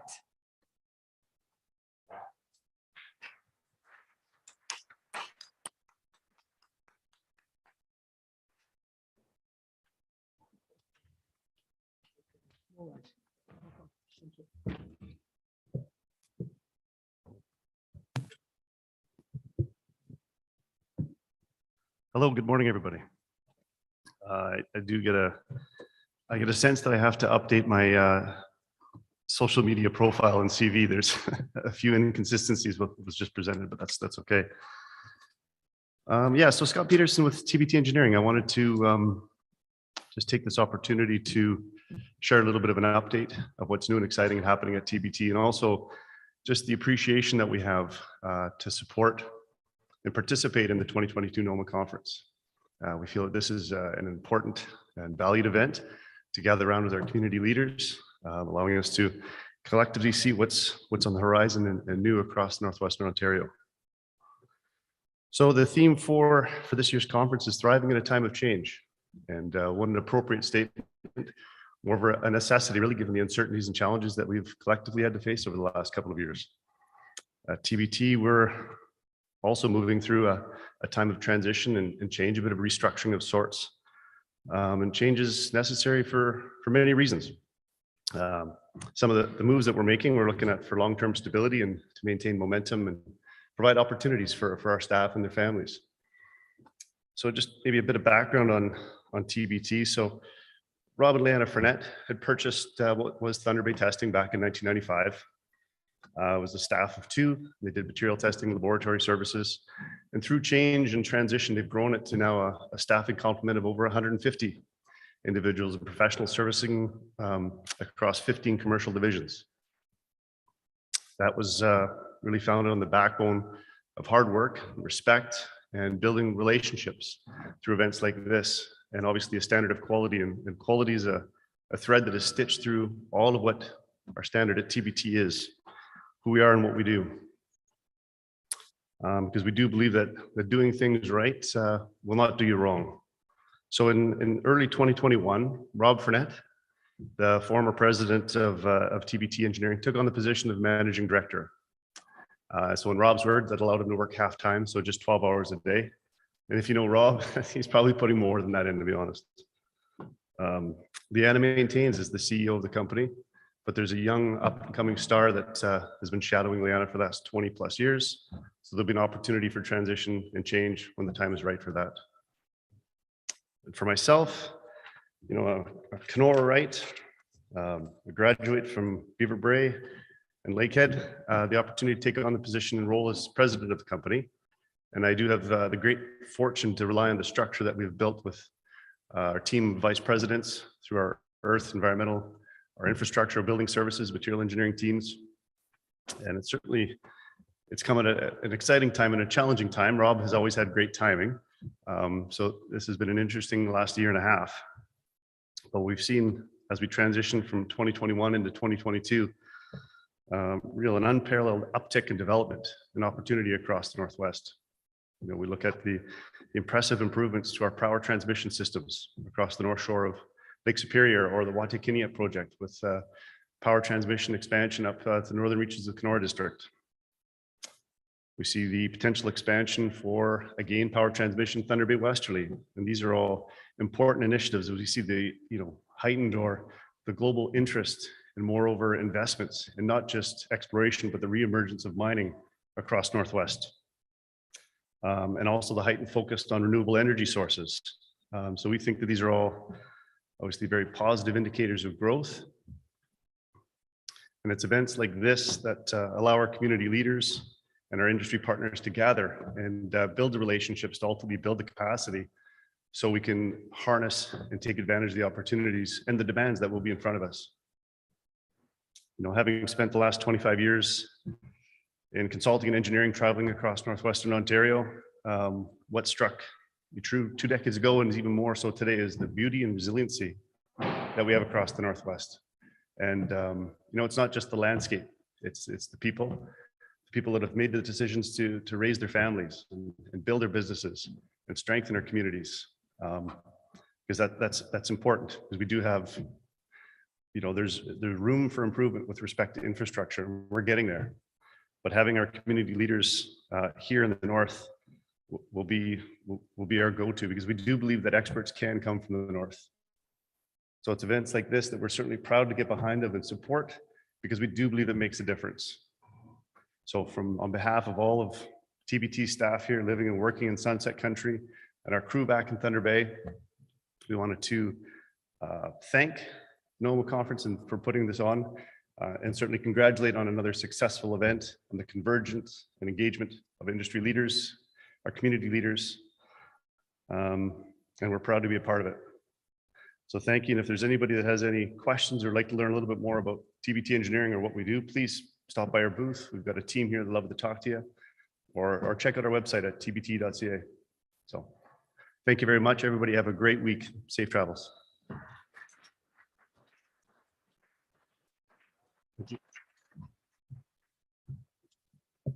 Thank you, Scott. Thank you very much. My name is Jody Davis. I'm a board member of NOMA and the mayor of Terrace Bay. Up next, we have, I'm not going to do bios because we know these people, they're politicians, they're with us. So to speed up get us ready for the next break, I'm going to introduce virtually the Minister of Environment, Conservation and Parks, David Piccini. Hello, everyone. I'm pleased to have this opportunity to address members of the Northwestern Ontario Municipal Association. I'm always eager to engage and have a dialogue with the good people of the North who hold the keys to this vital, biodiverse, and exceptionally resource-rich area of the province. Over the past 4 years, our government has worked hard to create the conditions to support economic development in the North while ensuring resources are used sustainably so that future generations can continue to benefit from them for years to come. A recent example of this is the launch of the province's first ever critical mineral strategy, positioning Ontario as a global leader in supplying the materials needed for the cutting edge technology that's driving today's economy. These are the resources needed for the manufacturing of batteries, for EVs, pharmaceuticals, and solar cells, and so much more. The strategy is a 5-year roadmap to better connect mines in the North with the growing manufacturing sector in the South, tapping into emerging markets and securing Ontario's place as a leader in our global supply chain for decades to come. Of course, we're also looking at ways to fuel demand with the goal of making electric vehicles Ontario's top choice for both commercial and passenger vehicles. We know that for years, Ontario's EV strategy was but catering to the very few. Of course, supporting EV adoption for electric vehicles built wholly outside of Ontario. But our government understands that increasing the supply and building them right here at home, EVs made by and for Ontarians, is the key to cleaner, greener future. So I'm proud to see over 13 billion invested into our EV manufacturing sector in just the last year alone, bringing thousands of new jobs to Ontario. We've also recently announced 91 million and other measures to help fill gaps in public charging infrastructure. Adding more EV chargers all across Ontario, including highway rest stops, carpool parking lots, in community hubs like hockey arenas, and even at Ontario provincial parks. These investments will complement other actions we're taking to help create favorable conditions for development of clean tech and renewables across Ontario, such as steps to reduce red tape that were slowing down the adoption of green innovations in a variety of sectors.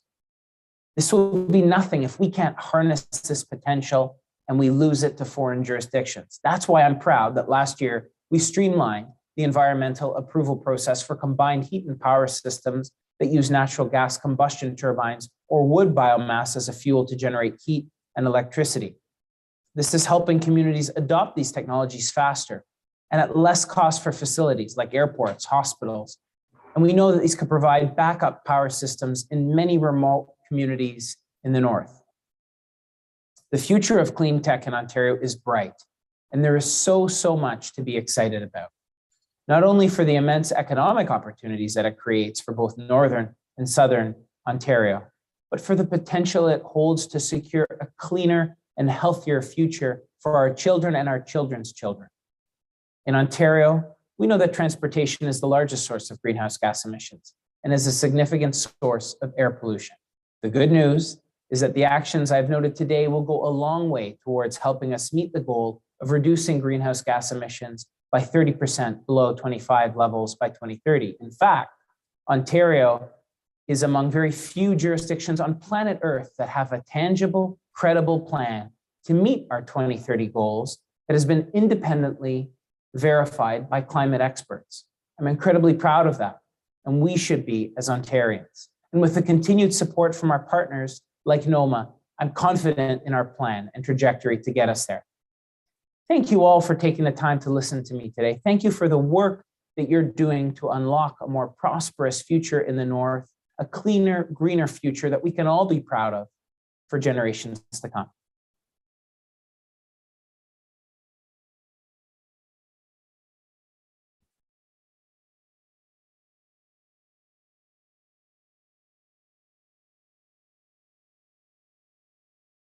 Peter Bethlin Falvey.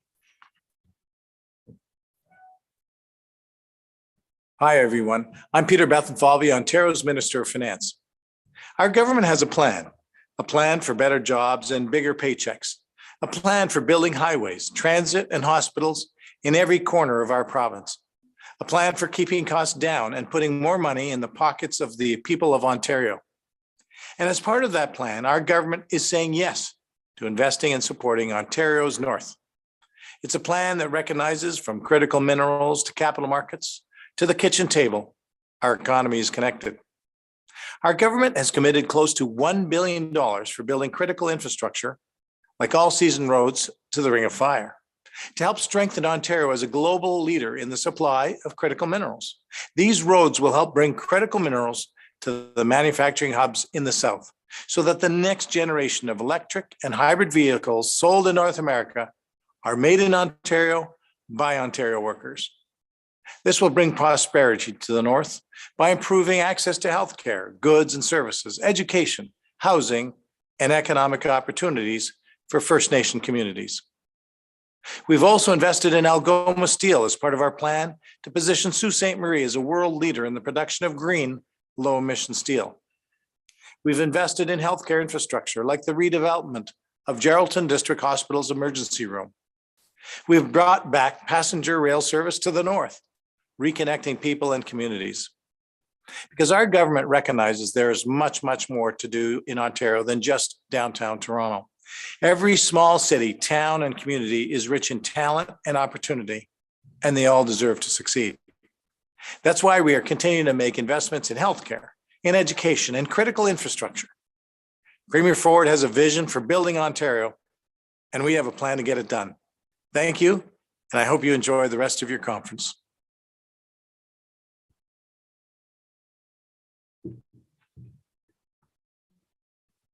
Wow, those politicians were short, weren't they? So anyhow, we now have a break. We'll meet back here 10:45. Please take time to visit the booth upstairs and get some exercise and freshen yourselves up. Thank you.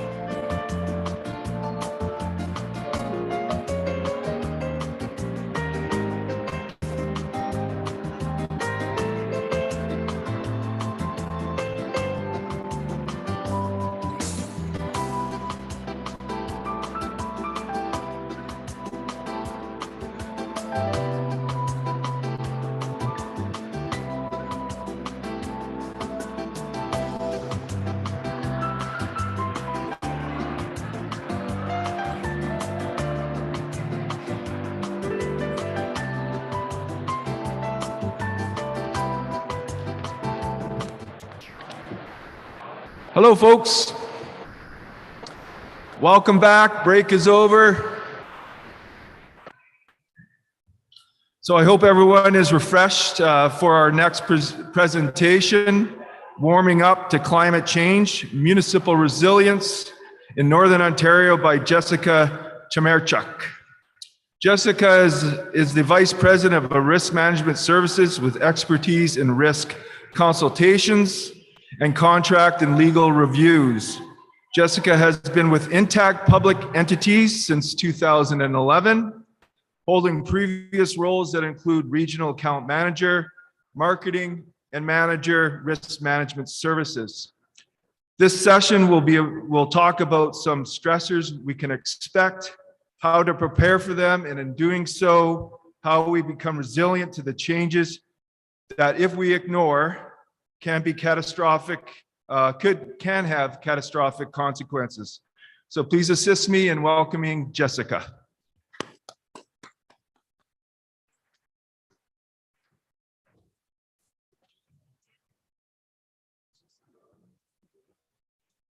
don't want to ask them this. That's okay. They will. Hi, everyone. Just want to ask if everybody could please start taking your seats. Thank you.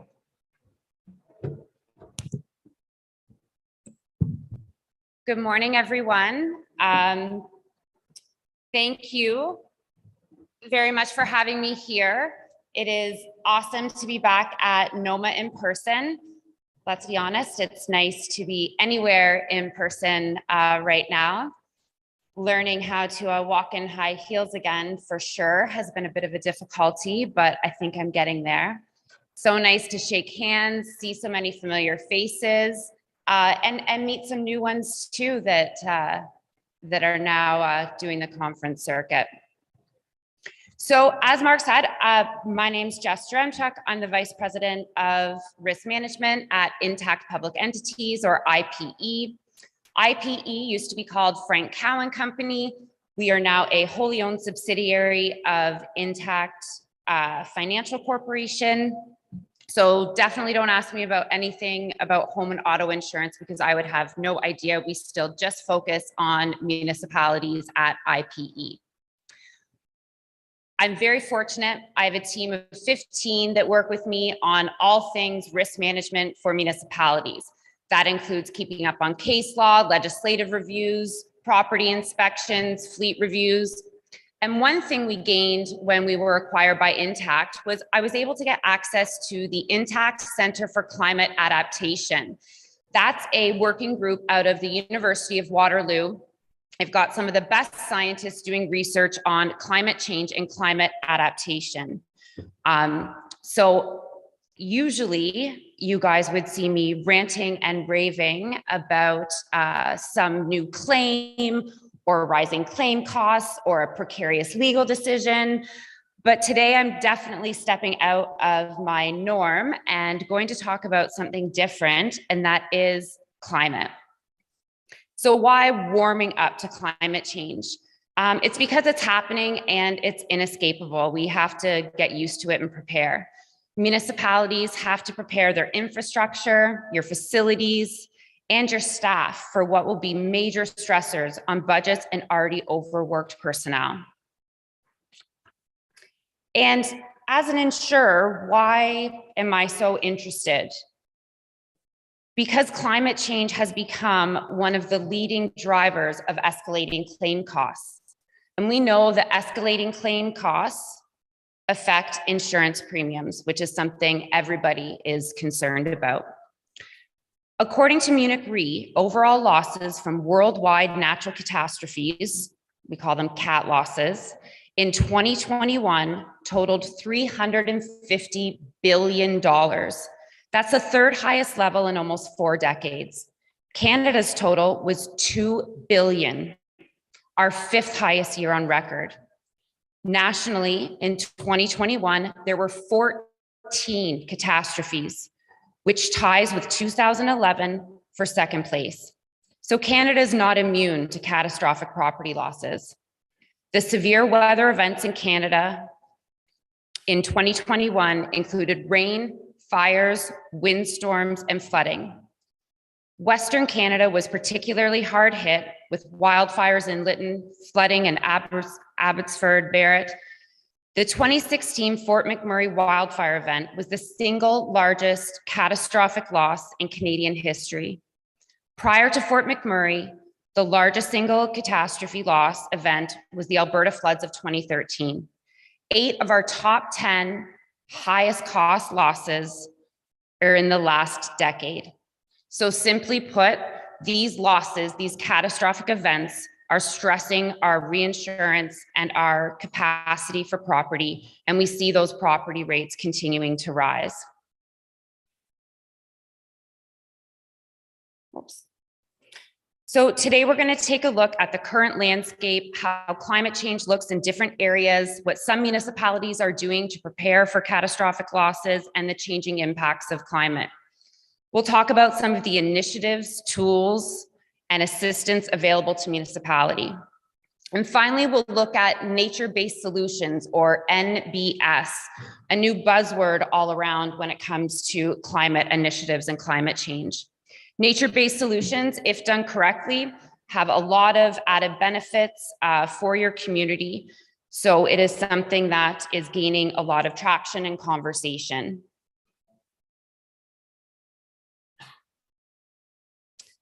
Water and your proximity to it, rising water levels, should all be considered when you're preparing for your municipal risk management processes. I definitely don't have to tell this group or our host municipality anything about this. You know your landscape, you know its attributes, and you must consider that when thinking about water levels and worst case scenarios. Is there a plan in place? Severe flooding could affect your ability to provide power, so consider backup generators. And where those generators are placed. A lot of you, if you remember Hurricane Katrina, and all of the horribleness that happened in New Orleans and the hospitals having to try and evacuate people. One of the main issues that why they had to get people out so quickly was that their backup generators were in the basement that got flooded, so the generators wouldn't work. So consider your backup generators and definitely where they're located. If roadways are blocked, is there an exit plan for residents? Is your staff made aware of what to do in that kind of emergency? One of the small but vitally important things you can do at the first warning of flooding or any severe weather event is to ensure that all storm drains are unblocked and freely running. Consider extreme wind events. Hurricane force winds can damage buildings and infrastructure as well as cut power for prolonged periods of time. It is imperative that you have a plan in place. People's lives depend on it. We saw roofs taken off houses with such ease in Barrie this past year. Tornadoes that made us look at possible changes to building codes, and wildfire. After visiting BC's Okanagan Valley, I can tell you wildfire is terrifying, and obviously Ontario is not immune. Many of you here have had to deal with the devastating effects of having wildfires in your communities. After seeing the devastation of the Okanagan fires, as well as the incredibly expensive Fort McMurray fires, we know that having a plan in place to safely and properly evacuate is a vital piece of good risk management. There are several other small pieces of advice when it comes to firing your facilities, avoiding cedar trees and bark mulch, for example. Make sure you review your plans, drill your plans with staff as well as your residents. Recognize that folks with diminished cognitive function or other vulnerable populations will need extra care when looking at evacuation. Extreme heat can be expected in the future. Have a plan in place for extreme temperatures, especially coupled with power outages. How will you handle the enhanced needs of your residents without the benefit of power? Heat is gaining, again, it's getting a lot of talk in the academic circles around climate change. Traditionally, we've looked at flood as one of the most perilous, and that's because it causes mass amounts of damage to infrastructure, and we know that it is extremely costly. With heat, what we're going to see is not necessarily that cost of losing buildings and infrastructure, but we're going to see loss of life. So they're predicting that the increase in heat, these dramatic heat waves, will actually be the deadliest consequence that we see of climate change, or at least has the potential to be. This image was borrowed from Google Earth Days imagery. It's the comparison of glacier retreat in Greenland over the past 20 years. The imagery looks really stark, and you may think that, Canada is experiencing something a little less drastic, but it couldn't be further from the truth. We need to begin to focus more on what is going to happen when our winters are warmer and wetter and our summers become hotter and drier. We need to become more proactive as opposed to reactive. We need to observe the effects that are already being experienced around the world, assess how likely these things are to occur in our communities and our areas, and how we can either prevent them or become resilient to them. Flooding is certainly something we see all over Ontario, in Northern Ontario. Though this is Abbotsford in November of last year, we again can look to other communities, how they prepared for event, and whether our communities, A, could be prone to the same event, B, what specifically in our community would be affected by that event, and C, how can we make ourselves resilient if we were to experience the same catastrophe here. Granted, some communities are going to be susceptible to water more than others, but where you have in the past been prepared for spring thaw or storm season, you may now expect and plan for more intense flooding events in the future and address not only the adverse effects of flooding, and there are many, but consider what is left after the flooding as well. Flooding can affect the course of rivers and streams and leave debris and cause damage even after the water has receded. Keep in mind as well that in the midst of flooding in Abbotsford, there was a massive fire. This double catastrophe was made worse by the difficulties of the flood in limiting roadways for emergency services that were arguably already at the breaking point. This doubling or sometimes tripling of catastrophes is common and must be considered when you are building your resiliency strategies.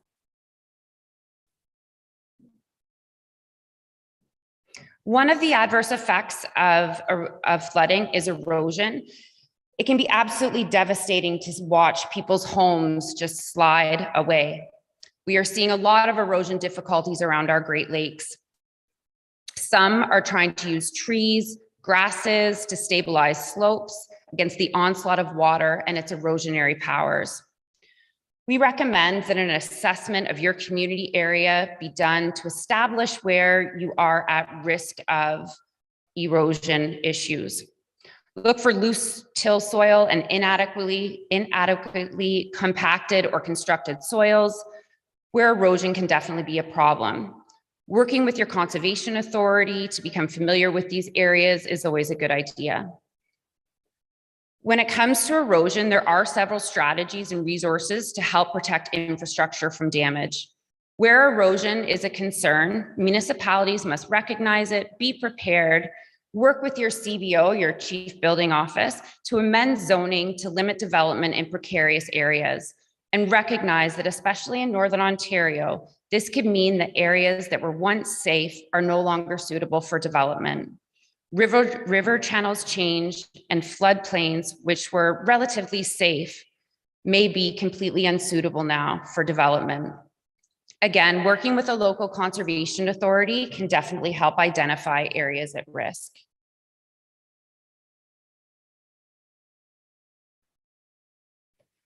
Sadly, we continue to look at British Columbia for examples of worst case scenarios when it comes to wildfire.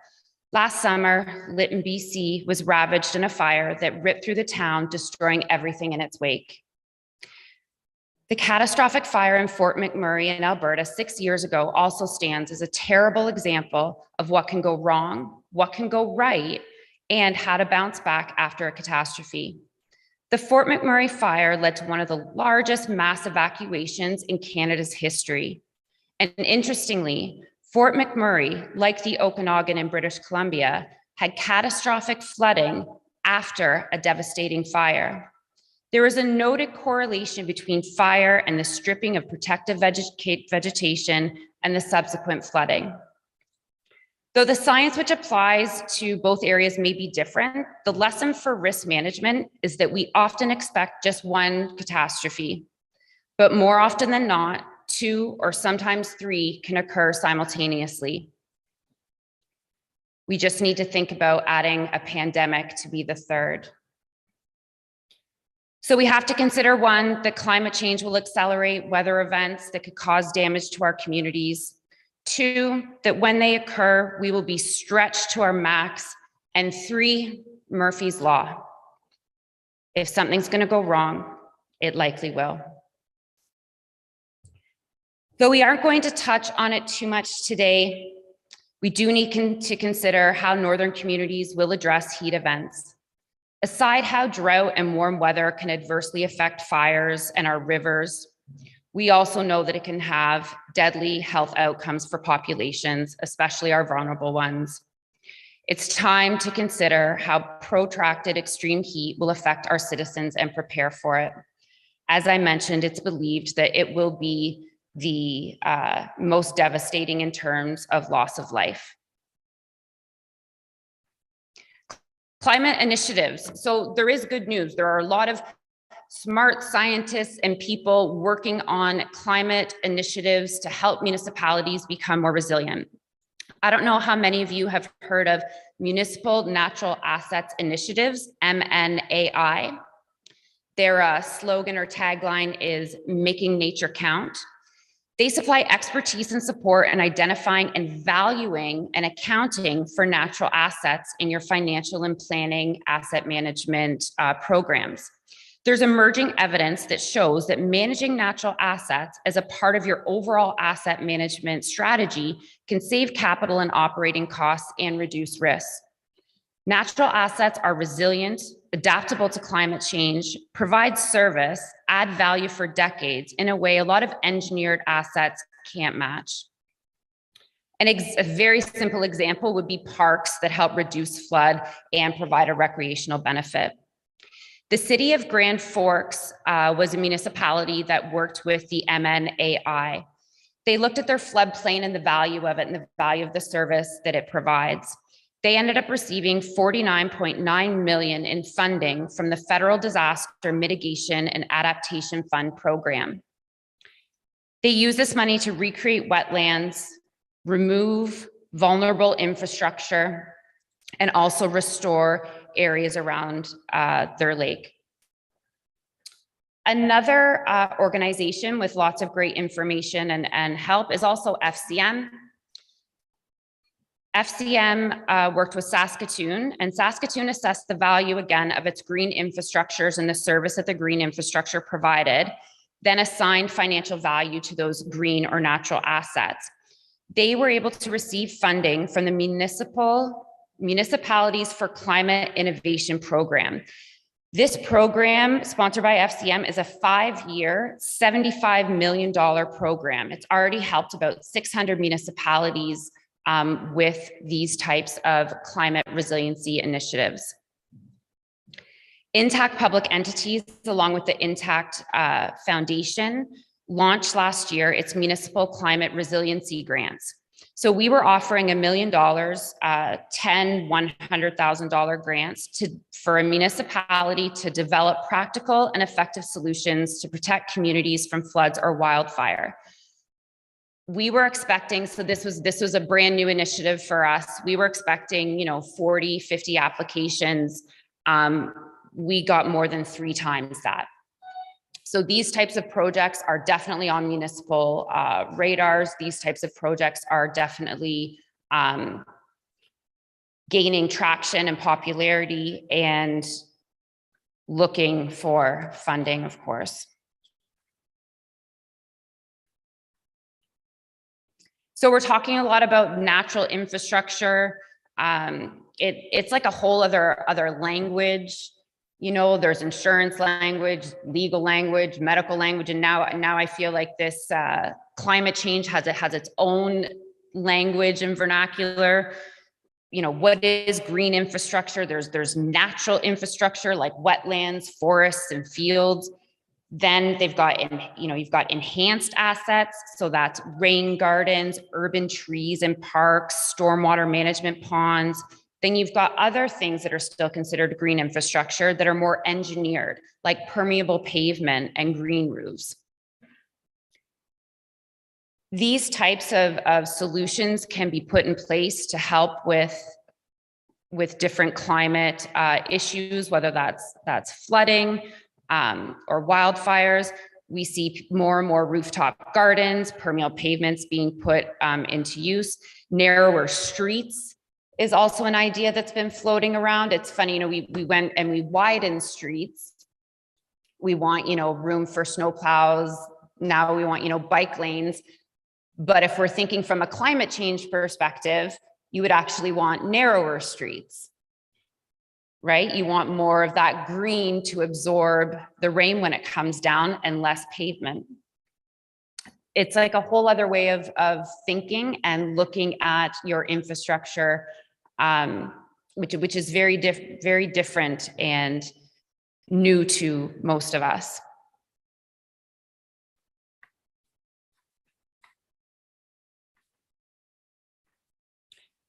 So nature-based solutions, they're not going to work for every application, but they can be very successful if we as humans decide to work with nature instead of fighting against it. Again, at times these solutions can be effective, but also we have to realize that they require ongoing maintenance. They can be expensive and they can degrade over a lifetime. Enhanced protection can be gained with some of these nature-based solutions. They can help restore degraded habitat. They can help protect vulnerable areas. Again, like I said, it's quite a buzzword in building resilience and most certainly can be very effective. They must be accounted for differently than a typical gray solution in your asset management planning. We see hybrid solutions that include some manufacturing of hardscaping or infrastructure to facilitate the implementation of nature. So you might see, for instance, wetlands that have great infrastructure to control water that enters into or out of the area. You may see even shoreline or embankment scaping, which accommodates vegetation, which will help with the waves hitting it.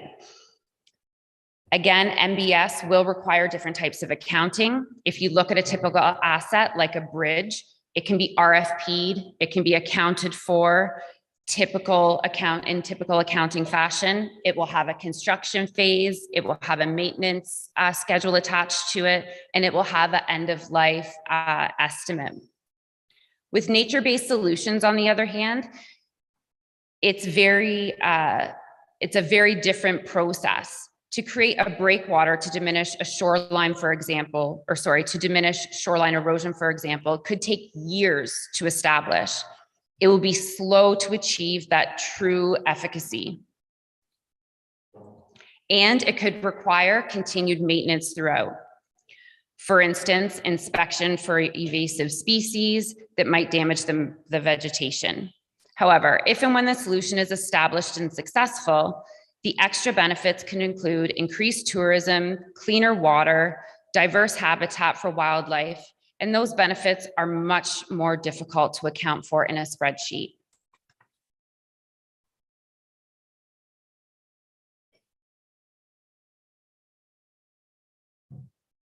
As with any new technology, as a risk manager, we have concerns about the way work is carried out. We need to be cautious when it comes to MBS or the nature-based solutions. We want to make sure that it's done with expertise.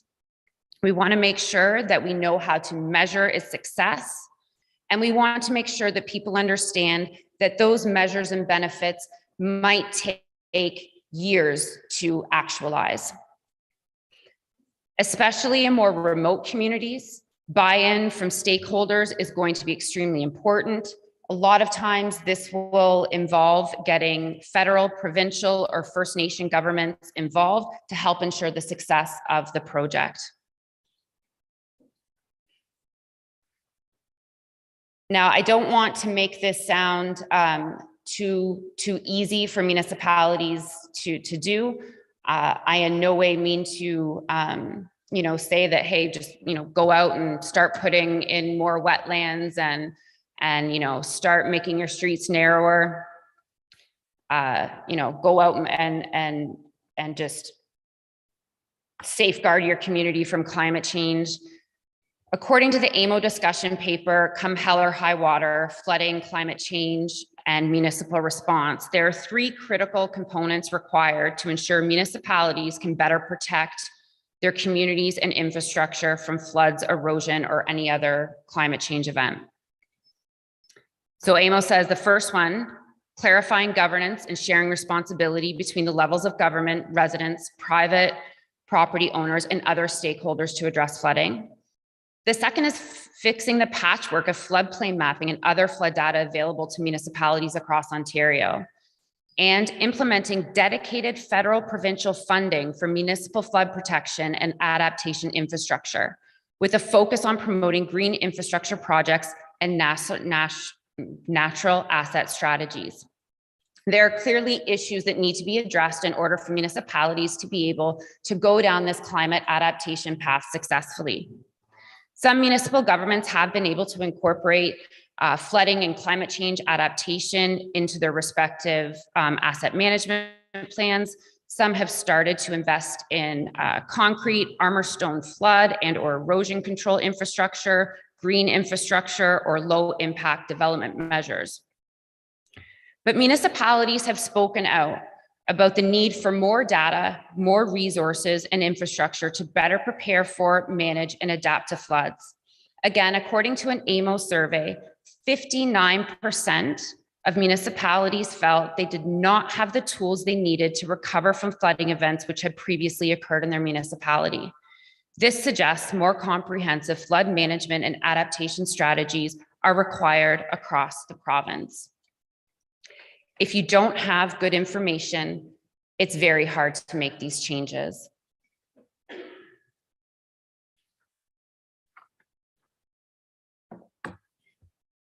Thank you very much. Any questions? And you can ask me about anything. It doesn't have to be about climate. I know I'm from an insurance company. Please don't throw anything at me, but you are very welcome to ask me any insurance or any risk management related questions. I can duck and weave if you really do need to throw something, but any questions are welcome with the remainder of my time. Great, thanks. Mayor Rick Dumas, Town of Marathon. I'm not going to throw anything at you for sure, but I wonder why our premiums have increased so dramatically over the last several years. Is it all because of climate change or so many claims in other fields? Because we really are seeing a huge impact in our insurance premiums. You know, $200,000 and $300,000 where it used to be under $100,000 just a couple of years ago. That's an excellent question.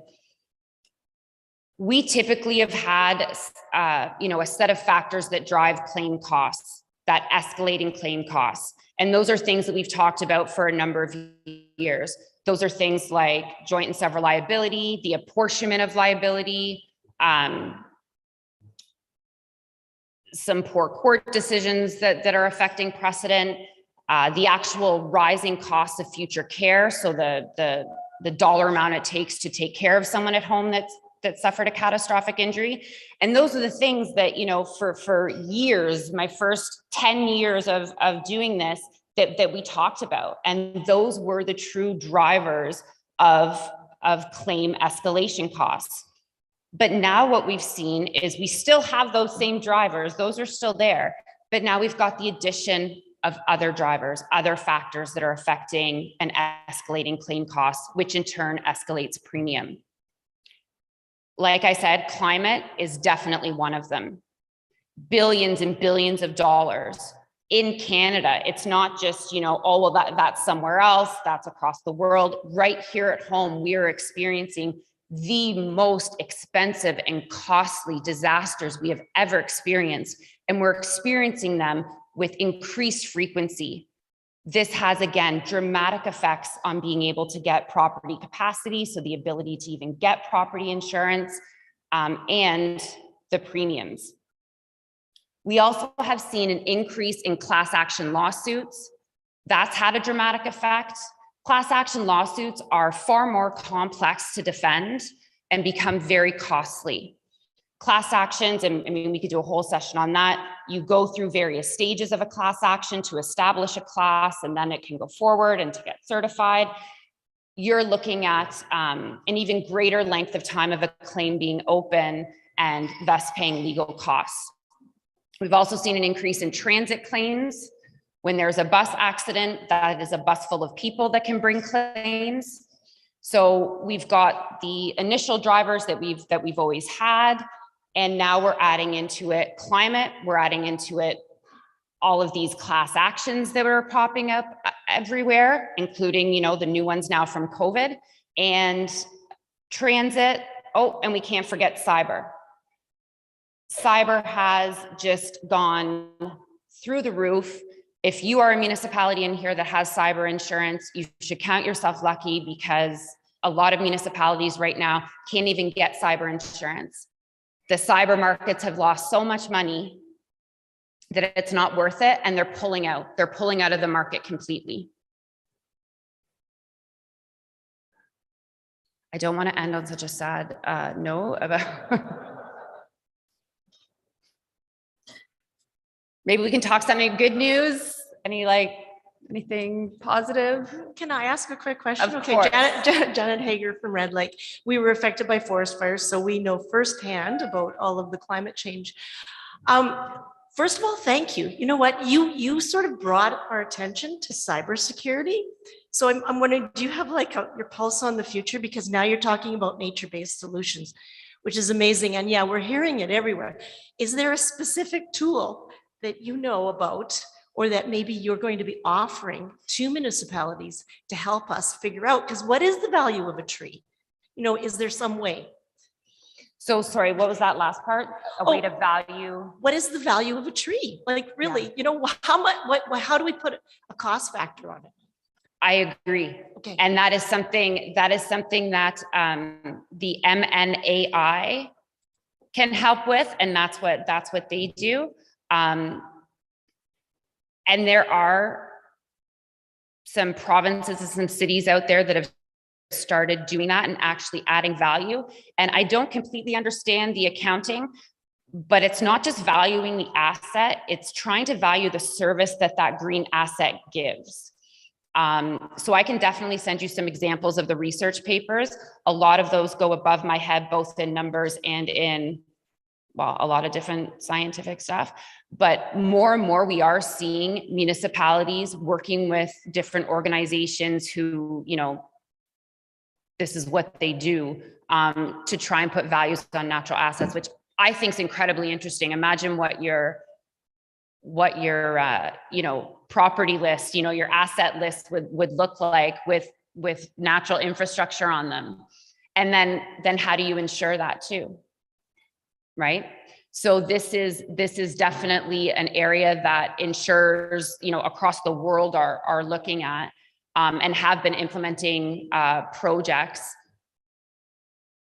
to, you know, test the waters and see how it works. And there are some interesting case studies out there where it has worked really well, but brand new, every day something new. I think you will find a push and more municipalities looking to try to value the natural infrastructure.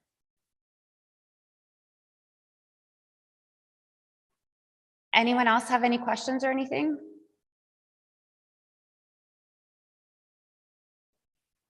Well, thank you all so much for having me, and I hope everyone has a fabulous rest of the conference.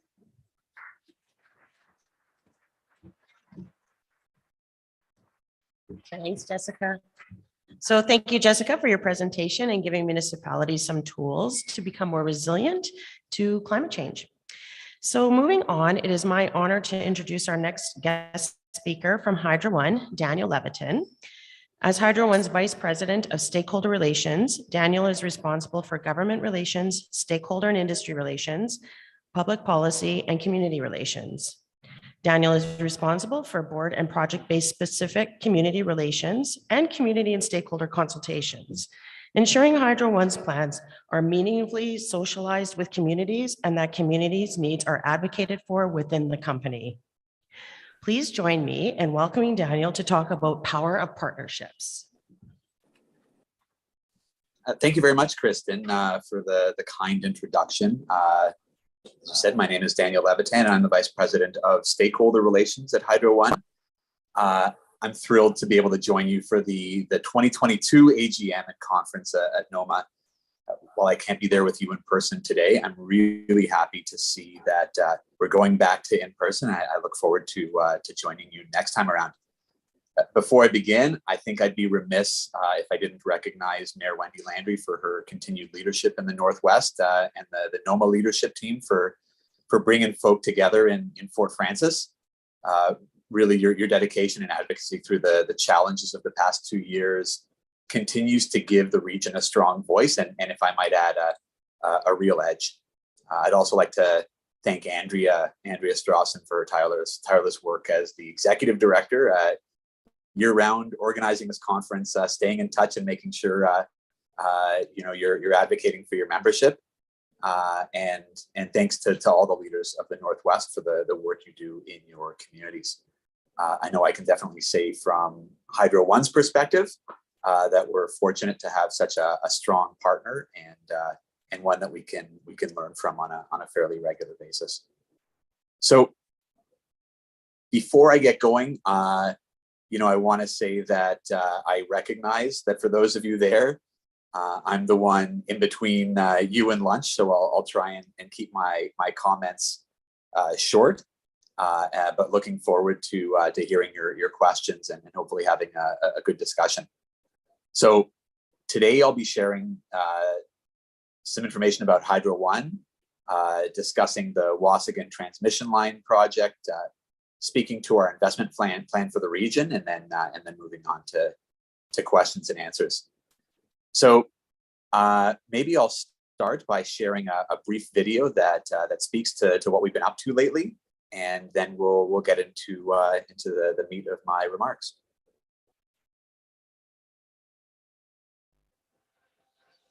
I think we have that queued up, but someone let me know if it's not, and I'll just keep going.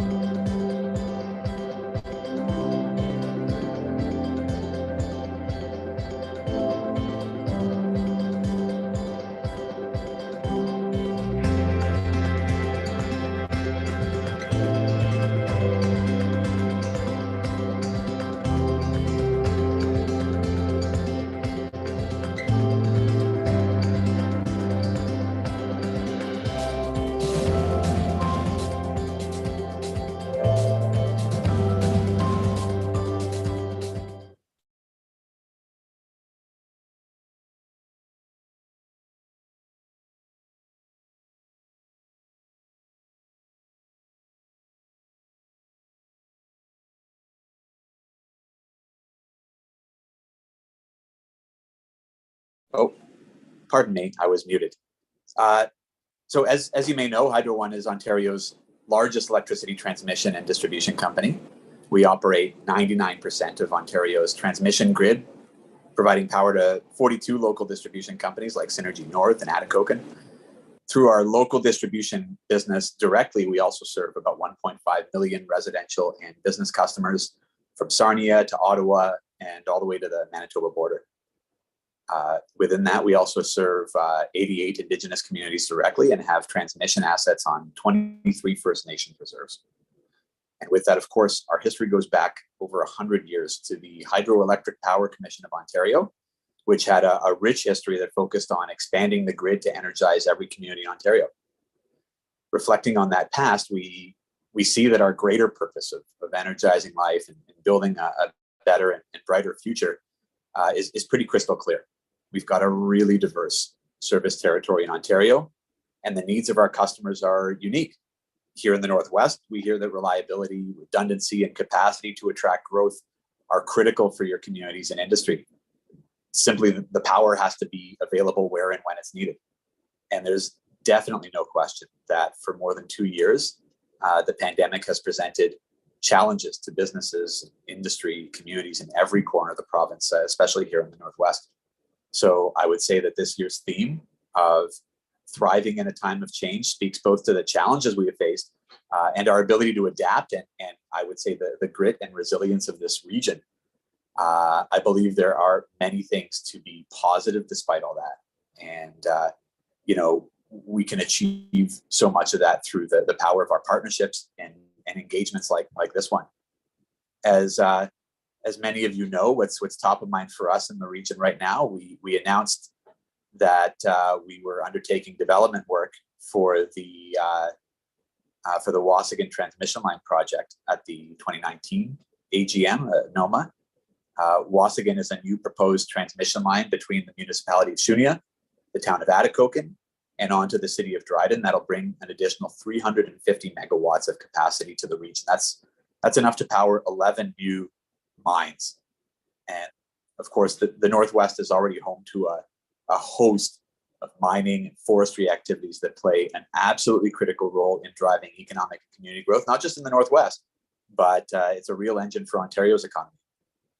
And according to a recent mining readiness report by our friends at the Thunder Bay Economic Development Commission, mining-related electricity demand is expected to increase over 180% in the next 5 years. So, I want to pause on that for a moment because that's incredible. And located between the Wate and East-West Tie transmission line projects, this new line is critical to expanding the transmission system in Northwest Ontario and getting ready for that growth. It'll support economic recovery and growth by investing in a grid that looks to the future.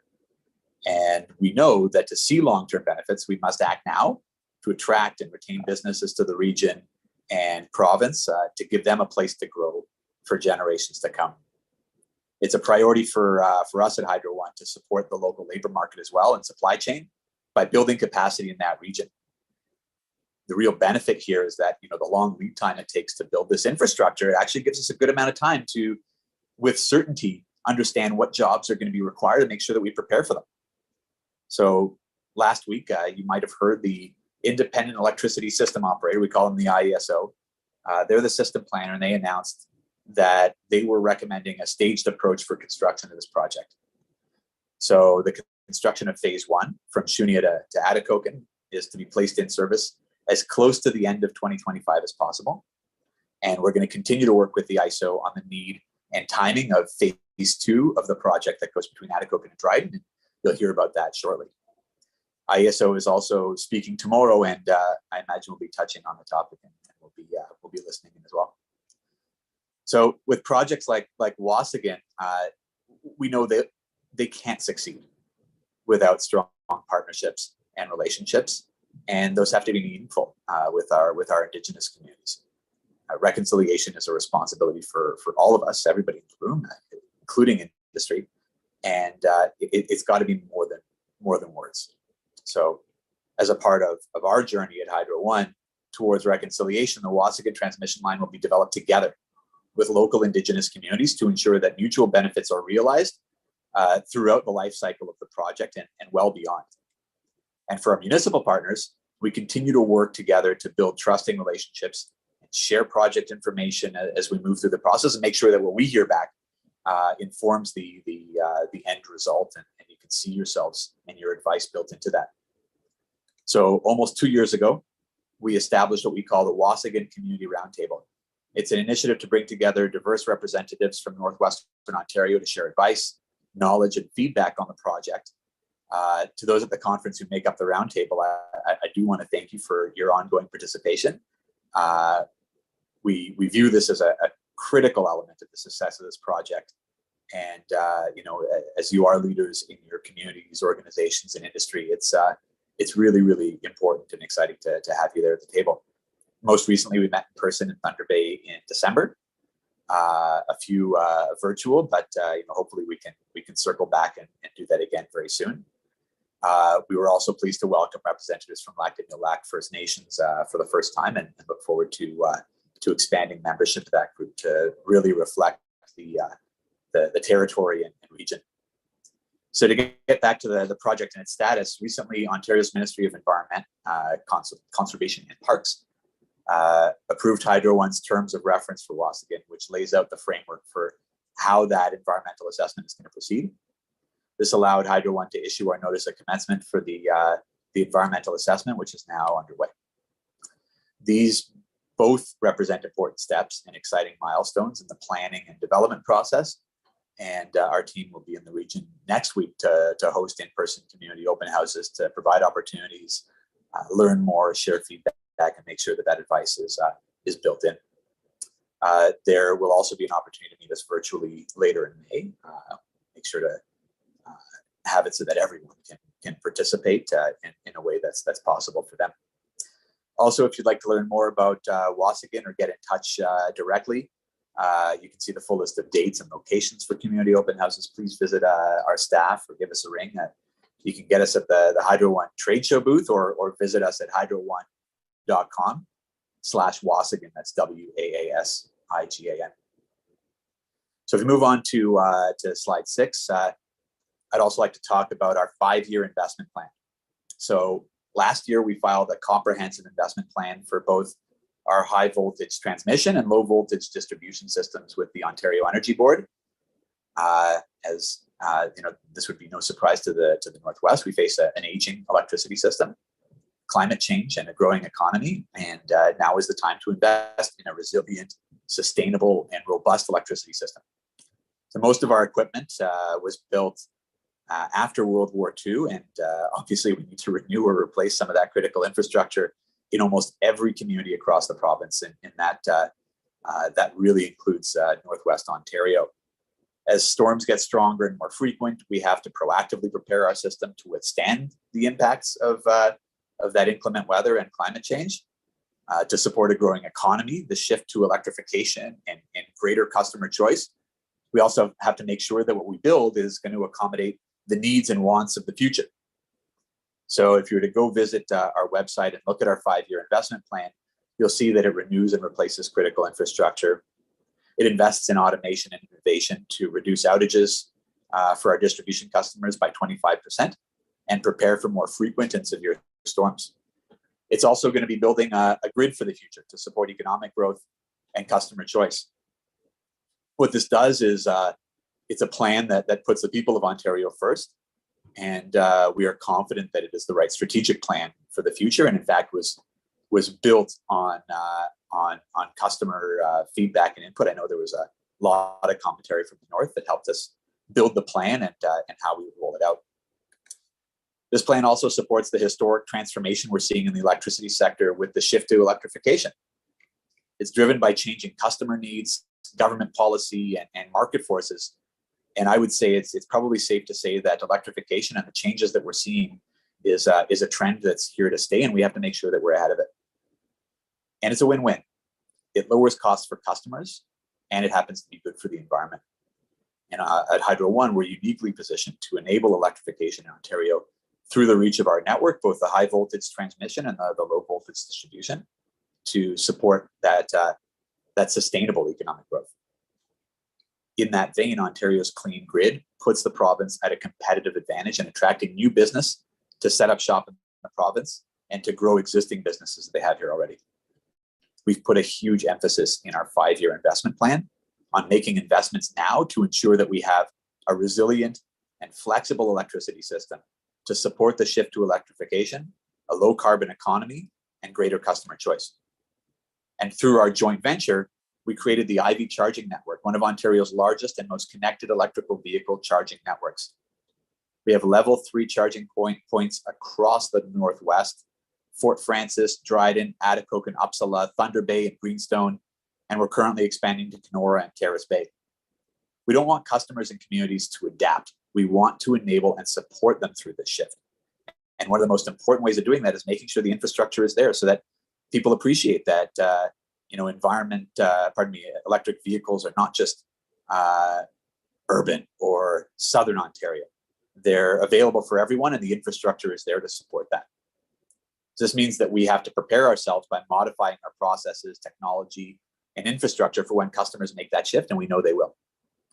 Through continued collaboration and advocacy with regulators, government, and industry partners, we're going to make sure that the right investments are being prioritized so that the grid can accommodate mass adoption. And on a personal note, I'm excited about the opportunity to bring innovation and creativity to the forefront. And I believe electrification will necessitate innovation regionally and province-wide. So in closing, there's a lot to be optimistic about this year in Ontario and certainly in the Northwest. And as we emerge from the restrictions of the pandemic, we at Hydro One remain committed to listening to our customers, taking actions to meet your needs and being there for when those needs need to be met. Hydro One's your partner in enabling economic growth throughout the province while supporting the communities, municipalities, and business owners of the Northwest that really make up the engine of that economy. So we encourage you to reach out to our community relations team to explore opportunities for partnerships, as we really want to make sure that we show up in your communities, and part of that is knowing how to do that for you. So with that, thank you again for your hospitality today. It's been great to be a part of this great program, as we have for many years and will for many years to come. And looking forward to visiting the Northwest in the weeks and months to come. with that, I would pass it to Kristen to moderate any questions you might have for me. So you just learned quite a bit. There's a lot of improvement investments that are going to be taking place, certainly in Northwestern Ontario, to support the economic development and the growth that we are planning and hoping to see in the near to long-term future. With that being said, are there any questions? Well, I have some. Had a feeling. And they're completely self-serving. And they're completely self-serving because I have a camp, Dan, that's on the Highway 11 corridor. And gone are the days where people just had normal camps. There's mansions out there. It's unbelievable.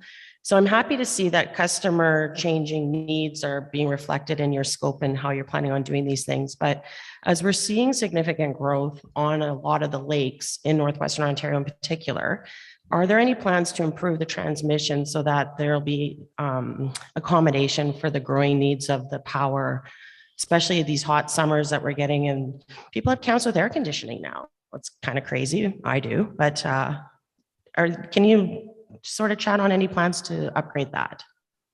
For sure. I couldn't tell you, down to the specific assets, but I do know that we are seeing the changing needs in the Northwest. And it is around, we are seeing some of that in areas that before we did not see that kind of demand.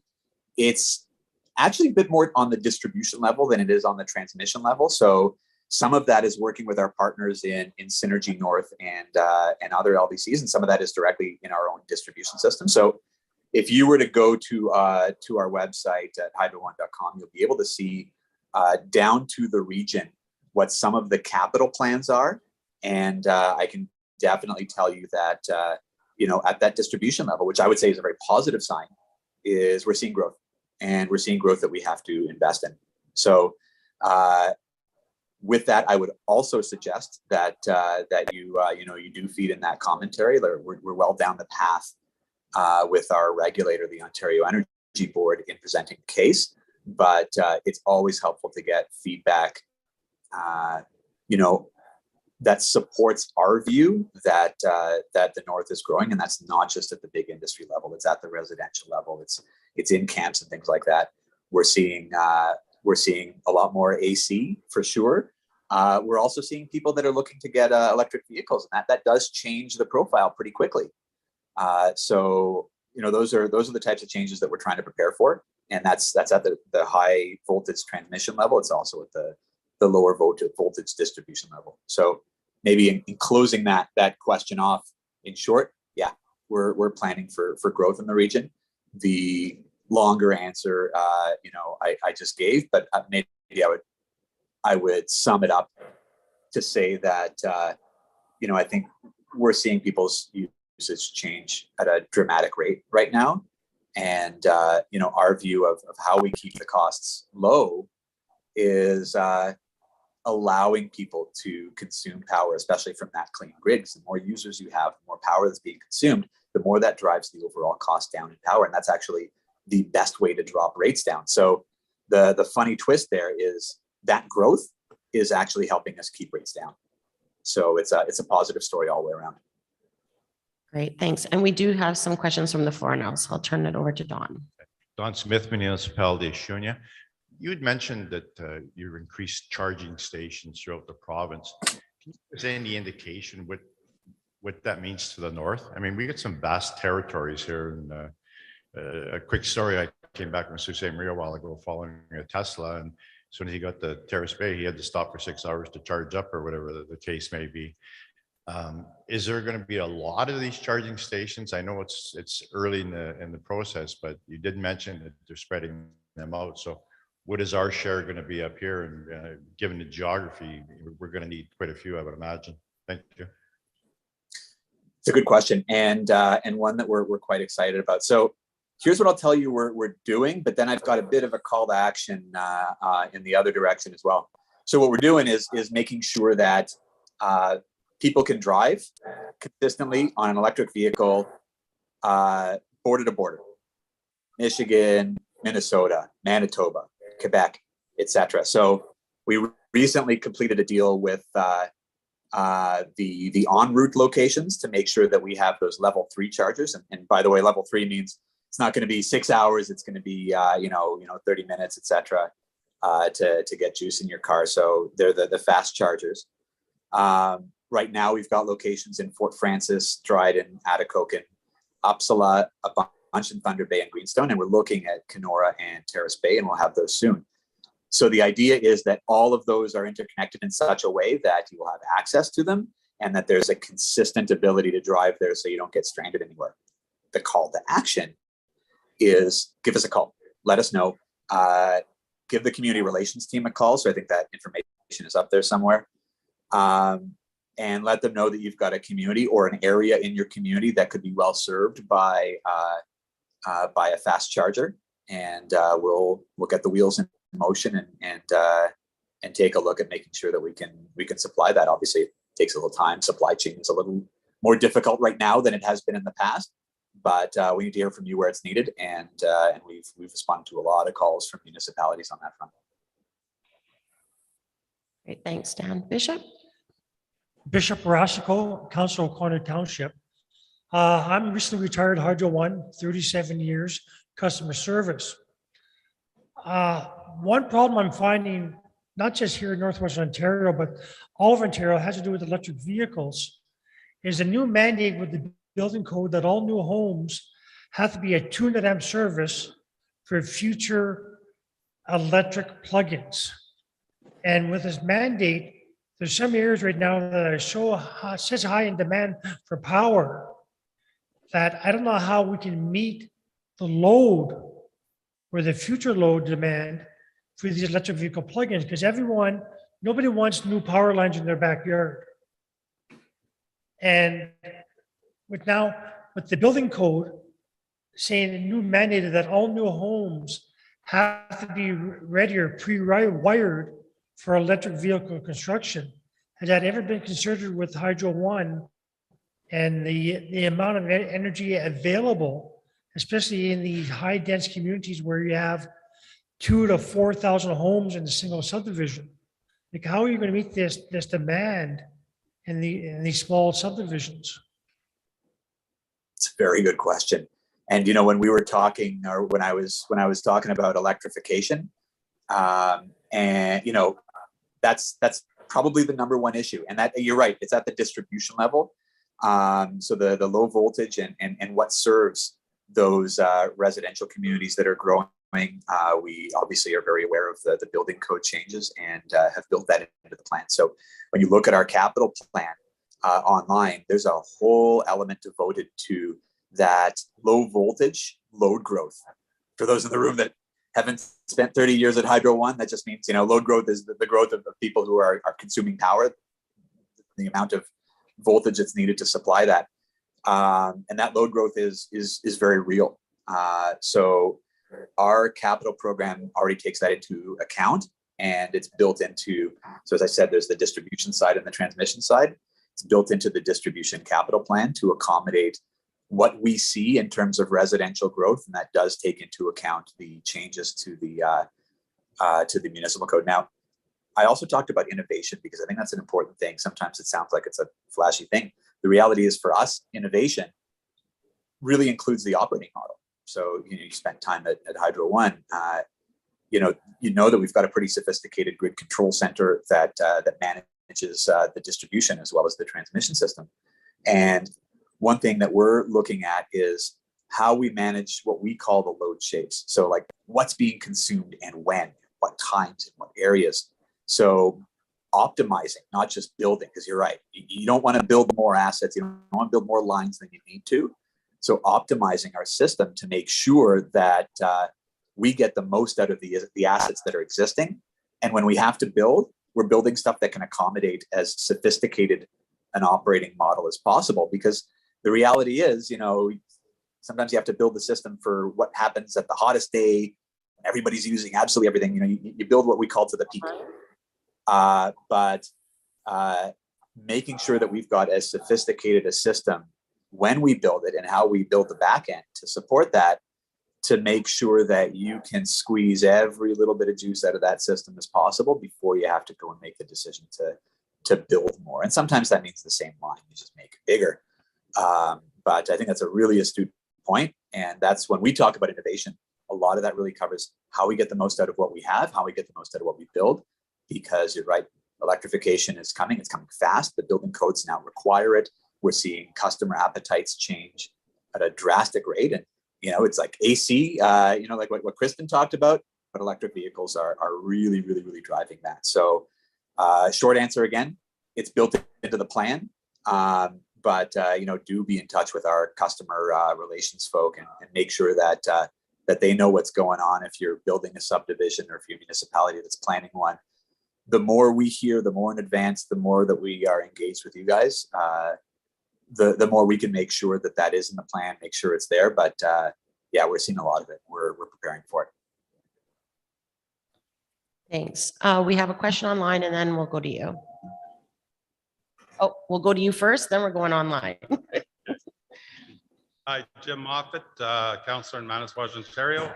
And I'm not sure, but I think I'm the only one that actually drove here with an electric car from Manitowoc, 800 kilometers. And I can honestly tell you, it's not 30 minutes at the IV chargers in Atikokan, it's an hour and 10 minutes. And there's definitely not enough chargers in the area. Because if the temperature would have been, let's say, -20 driving here, I would not have made it. I would have been stranded on the road. And I can honestly say that because one thing, it's not a Tesla, it's a Mustang, and I've had it for a year. So any questions about electric cars? I have the experience. So definitely let's get some more chargers up north, because I can tell you Manitowoc and Scriber, those two communities for sure do not have any electric chargers of any kind. So hard to get the cars up here when there's no place to charge. Thank you. Thank you. I agree wholeheartedly. And, as I mentioned, it's a joint venture that we just started a couple of years ago. So we're in the process of building up that network. But good. I've taken a note of that. So is the team. And you're right. We're putting the myth to bed that electric vehicles are just a downtown thing. They are a reality. However, the infrastructure needs to be there, just as it would be with combustion engines. You had to get the gas stations out there before you could, travel out, and it's no different with the chargers. So it's really, really good to hear that you're seeing the need there, and thanks for leading the charge. No, I guess no pun intended, but it's a new system. And it's we're in the process of rapidly building to meet that demand. There are other private actors in there as well that are doing the same. But I've got our folk taking the note down. And I see a note on my screen. Sioux Narrows and Nestor Falls as well could use them. I would say every municipality. You want more? call us, let us know. And, again, supply chain is a bit of a challenge right now, but it's the demand that's going to drive us building out that network even more. It's only a couple of years old, but we're going way above what was anticipated, and we're really happy about that. So let us know, and we'll do everything we can to get more chargers out there.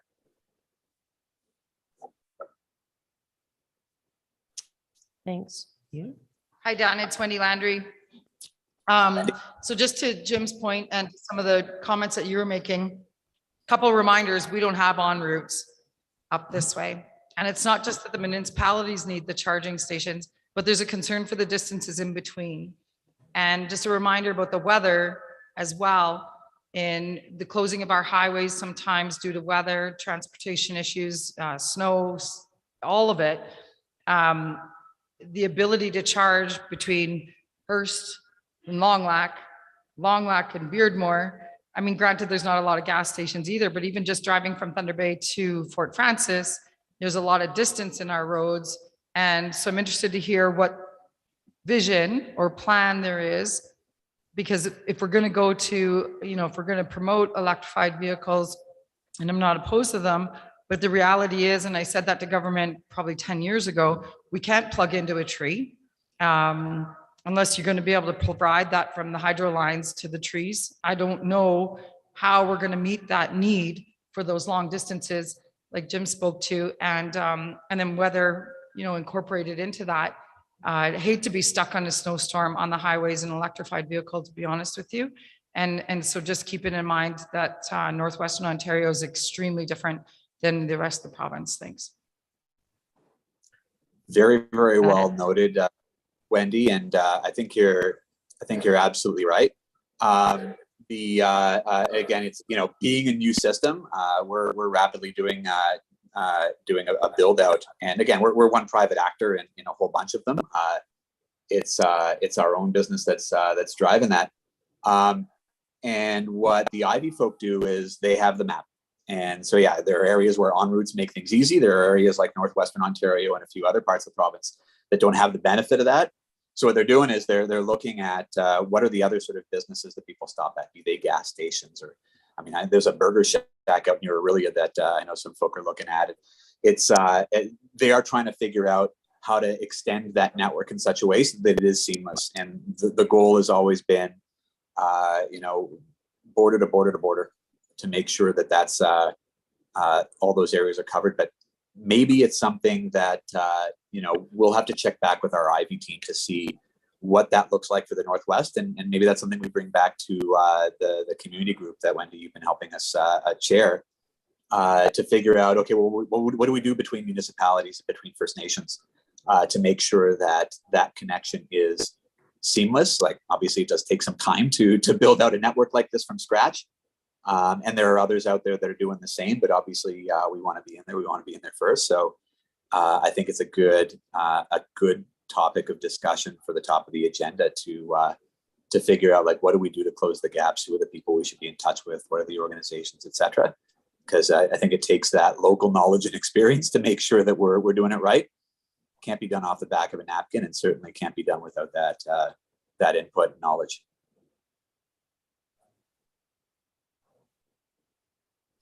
Thank you. Is there a question online? Alrighty, Mike Ford, feel free to ask your question and unmute.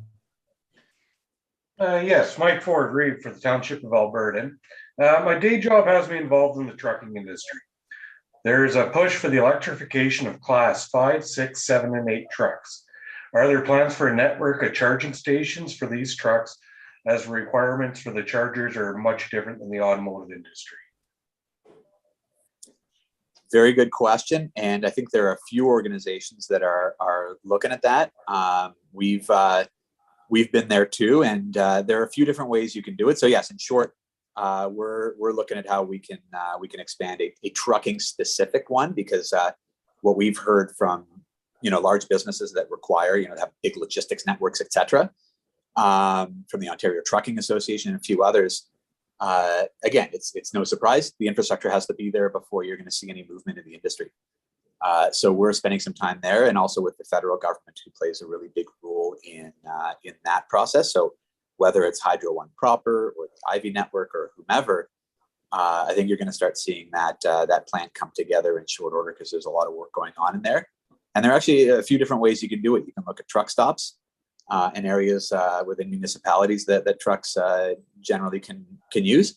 We're also getting a lot of requests from businesses with big logistical networks to have those charging stations, that infrastructure available at their sites, at their loading sites, at customer sites, et cetera. So think about, top of my head, but think about like the Walmarts and the Home Depots and the the Canadian Tires of the world.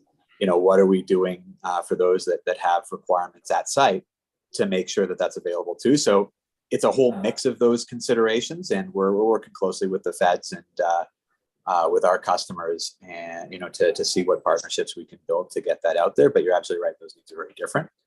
The infrastructure is different, and we're trying to figure out how to make sure that what we do roll out, we roll out well, and who else is in the market looking to do that as well. All right, I thank you very much. Great. We have one last question. Hi, it's more of a statement than a question. Hey, Dan, it's Rob Ferguson, Councillor out of Koken and Vice Chair of the Waasigan Roundtable as well.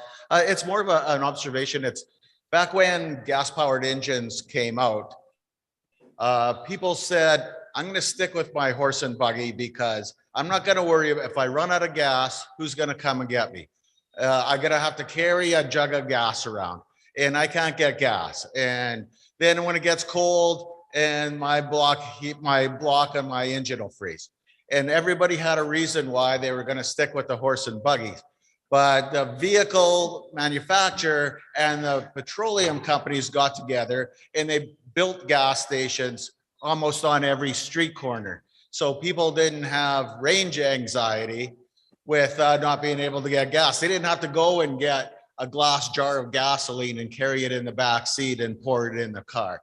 So yes, it does look strange right now. And there's a million reasons why EVs won't work. But as we move along, we're going to tackle those issues and it's going to become more and more common. And we'll forget and we'll look back 10 years from now and say, remember when everybody was all worried about having range anxiety. So yes, it is new, but it will move forward. That's all I got to Thanks. say. Thanks, Rob. That's a really good point. Thanks, Rob. Maybe I Dan, could, we're gonna. That's okay.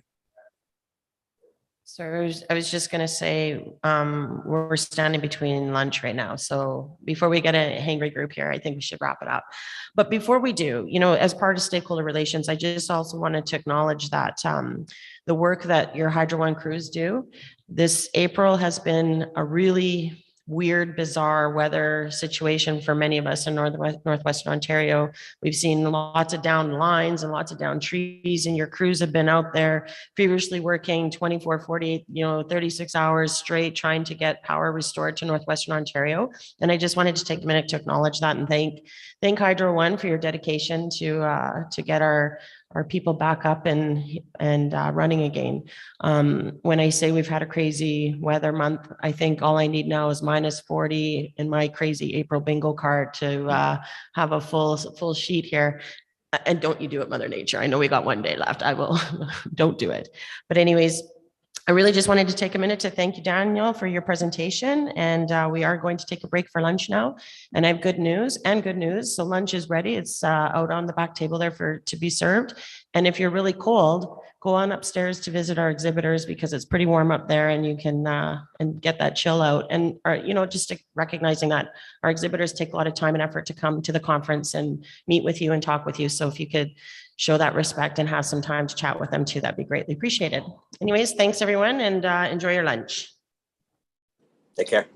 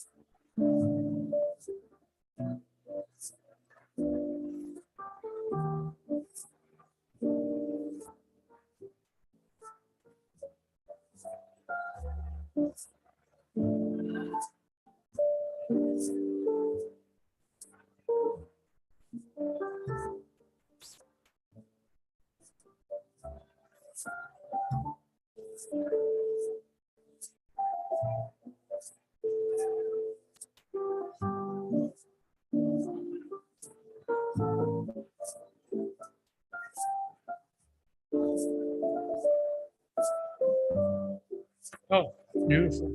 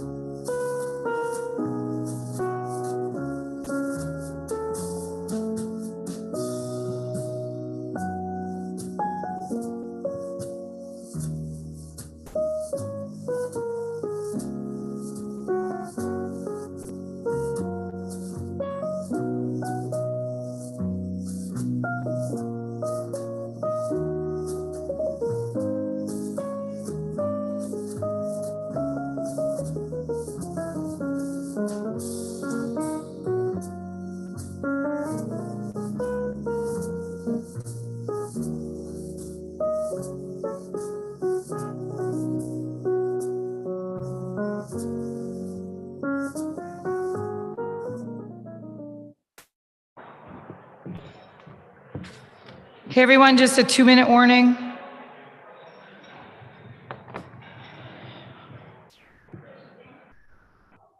No, I work for the gas company. I've been telling them to turn the heat on all day.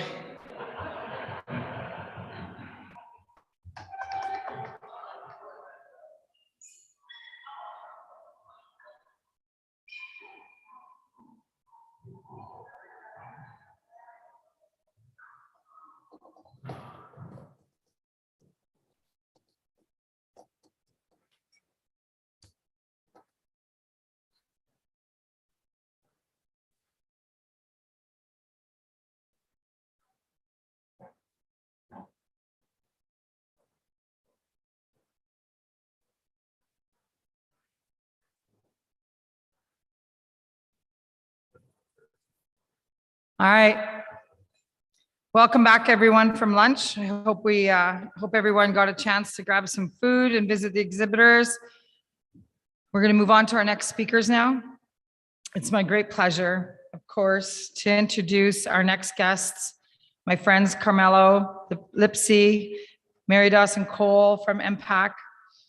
Carmelo is MPAC's Vice President, Valuation, Customer Relations, and Chief Operating Officer, responsible for delivering quality assessments and exceptional customer service in Ontario for Ontario property owners.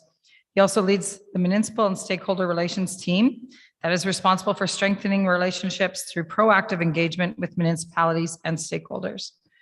Mary Dawson Cole, who many of you know, has been the regional manager with MSR since 2016. She leads a team of stakeholder relations professionals responsible for establishing, developing, and maintaining key account relationships with hundreds of municipal stakeholders in 130 municipalities across Northern Ontario.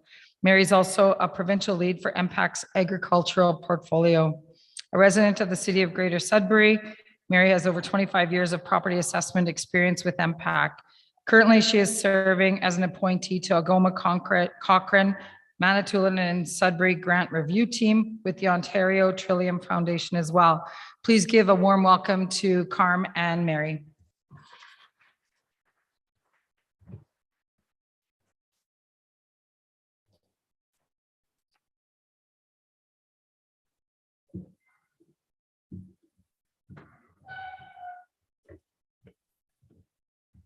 Good afternoon, everyone, and thank you, Wendy, for the kind introduction and for having us here today. It is a pleasure to be with you in person and seeing everyone's smiling face after far too long. I've really missed my visits to your communities. I really want to give a big shout out to Mayor Jane from Fort Frances for hosting this event. I got to admit, I was a little concerned when I heard that there was some pretty serious flooding last week. But we got here yesterday, took a tour of the town, and even the deer were out to greet us. It was hotter here than it was in Toronto when we left. So good on Fort Frances. I also wanted to take a moment before we began today, because being in person is so nice. I wanted to share with you one of my learnings from yesterday. And that was, we had the guest speaker, Stan Wesley, on Truth and Reconciliation. He has so much energy. Who was here yesterday in the room? I loved it. I didn't realize, yeah, I really didn't realize though, how much of an impact his presentation made until early this morning, and I'm going to tell you why. I love storytellers. I think that they're just fantastic and they have so much to offer. But when we shouted out who our Aunt Edna was, I shouted out my Aunt Annie Flynn. This morning I woke up and she's been gone for quite some time now. It's been about 9 years. And it was her birthday on Facebook, and her son had posted it, my first cousin Dennis, who's a tremendous individual in St. John's, Newfoundland, about wishing his mom a happy heavenly birthday. So I immediately whipped out my phone and told him a story about being in Fort Frances and far away from Sudbury today, and about kindness, community involvement, and whose name I shouted out. When I told him it was his mom's, it made him kind of tear up. And I thought, there's Stan Wesley, one guy sharing his story. You don't really realize it. You have your aha moment the next day, and you see what these conferences bring. And I was able to bring that little bit of joy to someone this morning on about how important his mother is and that she's never been forgotten. So I always invite everyone to take the learnings from these events and bring it forward, because there's a lot of learnings that come from them. So I know that he's not here today, but Wendy, if you could share that with him and tell him thank you for the gift that he bestowed upon us yesterday, I'd really appreciate it.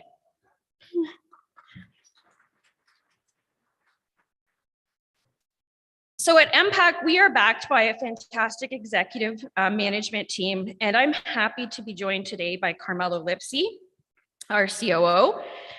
He brings a wealth of knowledge and experience to the table, and I thank him as well for making the trip with us. So Carm, at this time, I'll let you begin. Thank you, Mary. And before we get started, I just really want to echo some of the comments that Mary made. This is the first opportunity for me to really be in person in one of these events. It's been over 2 years, as I'm sure it has been for many of you. And I've missed the opportunity to really get together and just have some of those conversations that I find to be really most meaningful and when you do actually attend something like this. And it's a great opportunity for me to once again connect with all of you. The last time I was up here was when the NOMA conference was up in Thunder Bay. And I believe that might have been the last in-person NOMA event as well. So pleased to be back, and definitely we'll be back year after year. It'll be really fun is to be extremely beneficial, obviously very important for me to understand, the concerns that are being raised by Northwestern Ontario. And given obviously the focus of what I have with respect to municipal relations, it's really important for me to understand, what some of those local issues are that are important for what we need to do as an organization going forward. Before I get into the presentation, I just want to very quickly sort of acknowledge one other thing. Wendy introduced Mary as a regional manager for Northern Ontario. I just wanted to add a little bit more information. But most recently, Mary was just promoted to the position of director of our municipal and stakeholder relations team. Congratulations to Mary. Mary's been a very strong advocate on behalf of municipalities across Ontario, and most obviously really ensuring that we as an organization pay very close attention to what's happening up in Northern Ontario. So she will continue to be bringing forward those very strong words on behalf of all municipalities, but definitely I know Mary will ensure that I do not forget the importance of what it is for us to focus on Northern Ontario. So let's begin. I want to give you a little bit of a recap in terms of who we are as an organization and talk a little bit about some of the things that we're doing. In spite of the fact that we haven't done an assessment update for quite some time, there still is quite a bit of work that MPAC is doing. So I want to provide you with a bit of an update around some of the work that's been going on at MPAC. And then, at the end, I'll hand it over to Mary, and then at the end, we'll open up for any questions that you may have. So very quickly, probably, information that you're probably all fully aware of, but just in case you're not, the Ontario property assessment system and taxation system is quite interesting in Ontario. There are 4 key stakeholders or 4 key players within this space.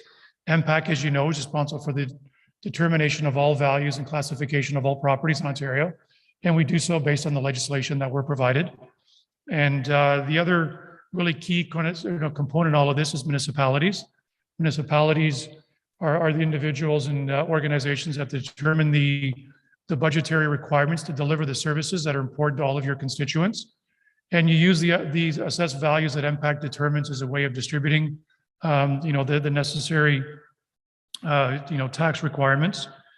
The provincial government, as I mentioned, sets the legislation by which, we need to work as an organization, and they provide the direction to us in terms of the important work that we do, and provides an opportunity for us to really support some of the work that you're trying to do with some of their policies as well. And finally, property owners. We're all fully aware of the influence that property owners have. Ultimately, they pay the taxes that all of you and all of us, collectively work out and determine for them. And it's an important part of what we try to do as an organization. I'll spend a little bit more time talking about that. During the pandemic, one of the things that we did as an organization is that we updated our corporate strategy. And it was really important for us to do so because it really helps us to ensure that we have the framework to really execute against the work that we need to do as an organization.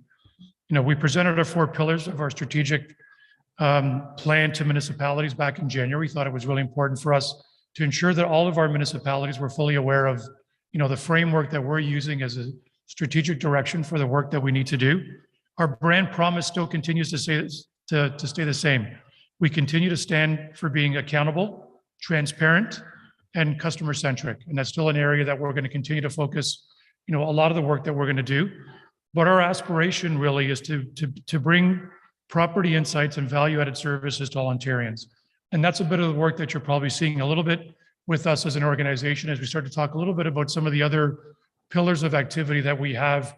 And some of it you may be familiar with, where I've been out talking a little bit about some of the permit activity that we're seeing in the province over the last 2 years. And we're going to be doing a little bit more work in that area as well. To deliver on the promise, our renewed focus, includes 4 key pillars, as I've talked about. We're putting our people and culture first. And that's really ultimately important because that's the execution around our ability to really, ensure that we execute against our mandate and strategy. We want to continue to focus on delivering continuous operational excellence We need to continue to find ways of improving the way that we do the required work that we're mandated, and also to try to find efficiencies and effectiveness in the way that we do so, and also trying to find ways of introducing automation and modernization in the work that we do. We want to elevate the property owner and stakeholder experiences as well over the next 4 years, really continuing to focus on the work that we've been doing with municipalities, but also, really stepping into having a better understanding of what our property owners are telling us and what they need from us as an organization. And we also want to look to unlocking opportunities to drive value in additional revenue, with the mindset of potentially trying to find a way to reduce our levy requirements for municipalities. So I want to take a closer look at specifically the pillar that's related to elevating the property owner and stakeholder experience. So there's always more that we can offer, and we continuously see that. We hear that from municipalities, and we hear that from property owners. So it is an area that we do want to focus some attention on. So we will build on our momentum and strengthen the relationships we have with our municipalities and property owners and the Ontario government as well. And we'll work hard to ensure Ontarians understand our brand promise and our value and the value that we bring beyond assessments. So, you may ask yourself, so how do you plan to do something like that? Well, throughout the pandemic, we've been offering municipal webinars on relevant topics, continued engagement between municipal staff and our local MSR team, and that work will continue going forward. We will do our part to provide municipalities the tools that they need for the assessment update, and we're hoping that we'll get a decision on that fairly soon. And it's been 8 years since the last assessment update, so we fully understand that with what we're probably all seeing within the market, we're seeing some pretty significant price escalation of properties, and it's important for us to really be out to support municipalities through some of that conversation. So it's part of an area that we want to focus some attention on going forward. We are committed to engaging with our municipalities so that they are aware of any changes in advance of us finalizing any value. So there will be a really significant engagement opportunity for us as an organization to work with you before the finalization of values and before notices are sent out to property owners across Ontario. We will share that information and gather local insights and concerns that we think are important for you to understand as we continue to do and work through some of the engagement work that we have planned leading up to the next assessment update. We will engage with large and special purpose property owners, and we understand, in this community, that's a very important sector that we need to be mindful of. So it's an area that we want to focus some attention on, but we also understand that, and we'll ensure that municipalities are part of those conversations going forward. Our engagement efforts will focus on bringing property owners, municipalities, and stakeholders together and ensure that you're actually at the table with our assessors as we're, working through the finalization of values. We want to improve around our data collection. We want to consult and collaborate on valuation methodologies and key valuation parameters. And we want to identify areas of risk within each of your respective industries. And we think that's an important part of the work that we need to do going forward. We want to share preliminary values with property owners and municipalities to identify any concerns in advance. And that's a key area that we want to focus some attention on so that, we want to work towards an ultimate goal of trying to increase the stability of the assessment role that you ultimately will use as a taxing mechanism going forward. Even though we won't be going out with a reassessment next year, as I'm sure you all know, we're focused on helping property owners understand their assessments, and that's still part of the work that we believe is important for us to do. Property assessment notices, as you probably saw last year, for the first time, we started to introduce and identify the reason as to why a property owner was receiving their notice. And we're going to continue to focus some additional attention to really refine the information that we're sharing on the property assessment notice. We launched a pilot in 2021 that was focused on improving our data collection and on-site activities with the work that we do. In 2022, we'll focus on educational content for property owners through videos, social media posts, and more information on our website. We'll work to help property owners better understand why we're here, how we assess properties, and what to do if they have any questions. We will work with you to help them understand that during an assessment update, an increase in assessment does not always necessarily mean an increase in taxation. Say that again. During a reassessment, an increase in assessment does not mean an increase in taxation. Okay, so what's important to understand, and I'll provide a little more context on it, because it is a message that we want to get out there, and we'll provide some understanding in terms of what that means. So you may ask, so what's some of the work that MPAC has been doing? So our work continues. We haven't paused. The assessment update is paused, but the work that we do still continues. We will stay ready to deliver on the assessment update. And again, we're waiting for a decision to come down. I don't think we're going to get one today as part of the spring budget, probably not. But we're hoping that maybe we'll get some clarity during the fall economic statement later this year. We maintain property database, Ontario's property database through various activities that include processing severances and consolidations, assessing new construction, additions, renovations. And we try to do that as promptly as we possibly can to ensure that that new assessment can be provided to you as an additional revenue source. And we regularly complete property inspections. So today, as we're all here gathering, we have inspectors across the province that are updating information on properties and updating any of the changes that are taking place. And we heard, earlier this morning around some of the challenges with respect to the lumber industry and not being able to support the supply, the demand based on limited supply. That's something that we're seeing, today as you're seeing some significant increases in residential permit activity in Ontario. We continue to serve property owners by responding to their inquiries on a regular basis and working to help them better understand their assessment and MPAC's role in the property assessment system. We support you, our municipal partners, a very key part of the work that we try to do by offering municipal-facing systems like Municipal Connect that was developed in consultation with municipalities across Ontario. And we work collaboratively with municipal partners on projects that are important to municipalities. We have important statutory duties, such as vacancy applications, tax applications, requests for reconsiderations and appeals. And finally, for this year, important, I'm sure, to many of you, we will continue to be supporting the municipal election with the updating of ownership information, and we track school support for over 5.5 million properties now in Ontario. So we just passed the 5.5 million property threshold earlier this week. And we will deliver the preliminary list of electors in the summer of 2022 to support this October's municipal and school board elections. So the next province-wide assessment update. Talking with municipal representatives during the conference, we know this is a conversation that's top of mind for a lot of you, and it's obviously something that's really keen for us as an organization. We continue to do the work that we can, as I mentioned, to be at the ready, and we think it's important for us to continue to share the information that we have. As a result of the property assessments, will continue to be based on legislative valuation date of January 1st, 2016. So as you know, the values that we currently have in place are not reflective of what the current market conditions are. And that's why we think it's really important for us to ensure that, an assessment update or revaluation of all properties takes place as soon as possible. And we understand that the assessment update, as I mentioned, an assessment update does not lead to taxation increases. Just want to make sure that that message is clear. And this will not have a significant financial impact on municipalities as a result of not having an assessment update, because MPAC is still continuously out collecting information around any construction activity that's taken place. So we still provide on a regular basis updated information to reflect any changes that are happening within your communities. And while there's no assessment update for 2022 or 23, our focus and work efforts remain unchanged.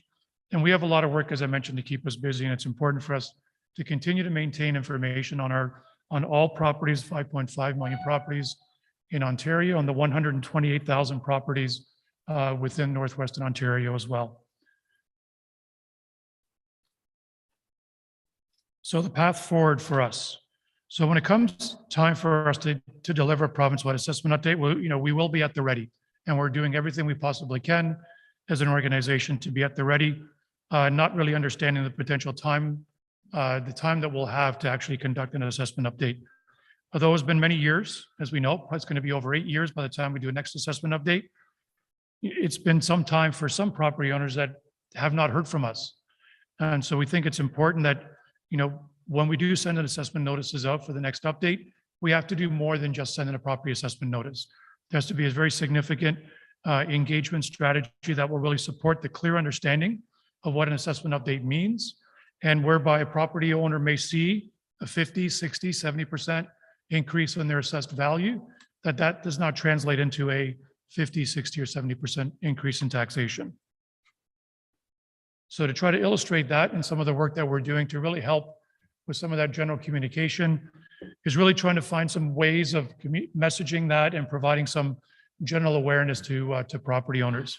So here's an example of some of the messaging that we want to look to try to provide going forward, and we'll work with municipalities in support of the next update to ensure that where opportunities present themselves, that we can partner around some of the important messaging that we want to put out there. So I think I've already mentioned this more than once, so I'm not going to say it again. But it's important for us to really be out there and provide some joint communication with municipalities as we're leading up to the next assessment update so that we can provide you and support you through any of these changes that you'll be seeing and provide you with the information that will support any of the local questions that you may be receiving from constituents in your ridings. So at this point, what I'll do is I'll turn it over to Mary to provide you with some additional information.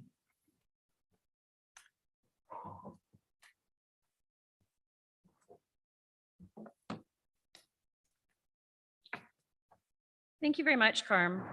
So one thing I really want to clarify is that new assessment is not the same as a reassessment, or as we call it, an assessment update. We capture new assessment every year, regardless of whether there's an assessment update or not. The new assessment that is captured is primarily the result of building permits that are received from your municipalities. We use this information from the permits along with other indicators to forecast growth quarterly reports for each municipality. And that's why it's important that we receive that information from you on that monthly basis. In 2020, new assessment in Ontario added an additional 37 billion. We were able to do this by working with you and finding innovative ways to gather information safely and efficiently during the pandemic in order to meet our goals and keep our business commitments. Then in 2021, we captured an additional 38 billion in new assessment. So for 2022, I'm happy to announce that we're looking at our biggest forecast to date of just over 40 billion, making this definitely our largest forecast. So next, I'm going to talk a little bit about what that means for Northwestern Ontario. In particular, these are results for the NOMA members. So in the Northwest region, our evaluation team, who I'm happy to share, is led by our Director of Evaluation, Customer Relations, Walter Venaruso from our Thunder Bay office. Walter, do you mind raising your hand?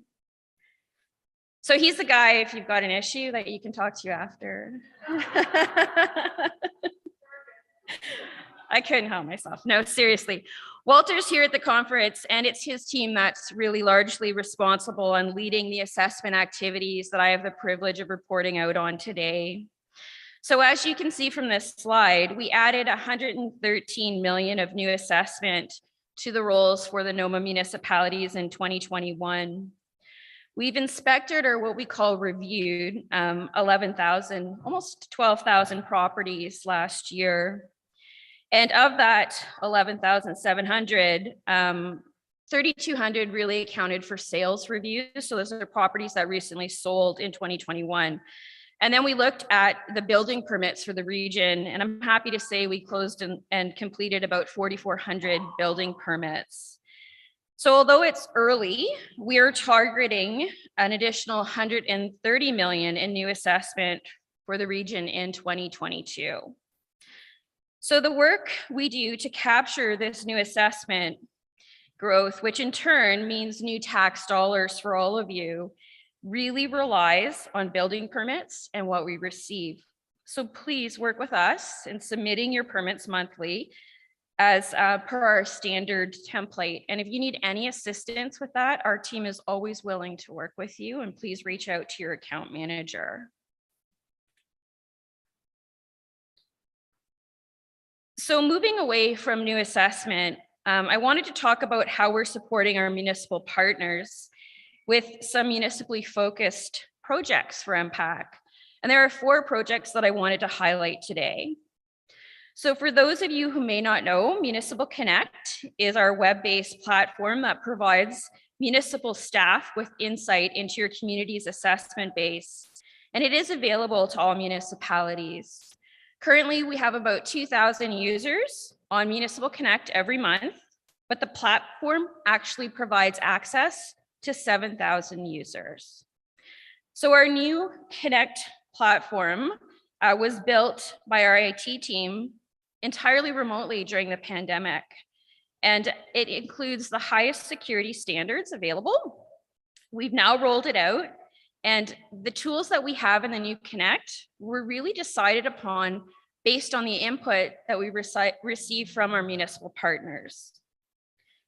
So if you are a municipal staff employee, it is available for you to use and leverage. And again, to learn more about it, please check out our booth. So the second project I wanted to talk about was the electronic display of the assessment roll. This one was really interesting for me. In 2020, at the beginning of the pandemic, we heard loud and clear from municipalities about one of their biggest concerns on product that we provide, and that was the assessment roll and people not being able to access it because of offices being closed. So we're currently looking at potential new ways to deliver that roll to municipalities each year. And we want to make it public because of what we learned during the pandemic. So we've proposed the development of an electronic public assessment roll to the Minister of Digital Government. This solution would control and manage access and use of the data and would provide greater protection of personal information. So we're really looking at three potential models and solutions for this new roll delivery. We're looking at electronic public assessment roll, which of course would be web-based, and it would be MPAC managing the access to that public assessment roll. And then we could have those controls to manage access and use the data in place. There's also the potential to keep the paper public assessment roll, and that is a municipal option that we could definitely explore. And finally, there's the providing the information electronically to the Archives of Ontario. And we could do that annually so that each municipality would contain that historic information. So the third project, this one's kind of near and dear to me because I've been working on this one a lot, is the building permit modernization and digitization. So this year, we're going to continue to support the sector's work to bring digital permitting to all of Ontario. The province, the building industry, MPAC, and municipalities understand there is a need to modernize and digitize the building process for permitting. We are pleased to be working with AMO's business services arm, LAS. We've worked and identified a preferred e-permitting vendor for Ontario municipalities through an RFP process. The winner of that bid was Cloud Permit. We play a big part in the process because every year we intake over 300,000 building permits. We're the only organization with a data set of all building permits in the province. And our understanding of that data gives us a unique perspective on ways to modernize how we collect it and exchange it to support our municipalities. So after the RFP closed, we began a opportunity for municipalities to participate in a pilot project. And I'm happy to say that that application process closes tomorrow at end of day. And the pilot is really going to evaluate the broad benefits of e-permitting solutions for the municipal sector. And then we're going to look at sharing all of those findings out with municipalities that haven't begun their journey to digitization for some of the key learnings. So that's a bit of information on the building permit and plan project. And next, and the final one I wanted to share with you is the new municipal services agreement. So we know that our relationship continues to evolve, and we're sharing more data with all of you more than ever, especially during the pandemic. To support this, we leveraged a working group to help us develop a new master agreement for all municipalities. We're hoping to have this ready by this summer, and we're hoping to host an introductory webinar on the new agreement to explain it further. So our proposed data sharing and services agreement reflects an evolving relationship and considers the day-to-day operational considerations, future data sharing options, and provides clarity over acceptable data uses by both parties. And I know that that's something that we've heard a lot of feedback on. So the new agreement will consolidate numerous existing municipal agreements by touching on our service level agreement, municipal access to MPAC data products, our MPAC legislative obligations to protect municipal submissions of data. This one's interesting because we did hear some information, can we share building plans? So this will be taken care of under this agreement. We'll also look at MPAC data terms and conditions of use. So again, that is hopefully coming this summer, and we will be hosting a webinar. So please look for our monthly webinars for more information. So one of the final things that I did want to touch on is our work to create the preliminary list of electors for this October's municipal and school board elections. While we are working to implement legislative changes that are going to transfer responsibility for this duty to Elections Ontario in 2024, we are still responsible for both the 2022 municipal elections. We are committed to improving the accuracy of that PLE, and we're doing that through technology by leveraging voter lookup. So I have many people saying, what can I do about my PLE and what's the best thing to do? It's really about referencing and putting people onto the voterlookup.ca to make sure that their name is on that list. We are partnering with Elections Canada and Elections Ontario to ensure current information and data. There is an elections working group to look at strategies and to help our municipalities with this duty. And when it comes to education, we're there kind of rolling out information, social media on how to use voterlookup.ca. A toolkit was provided to all of our municipalities this past January with written digital content that you can just use. And I really encourage all of you to put that information out there.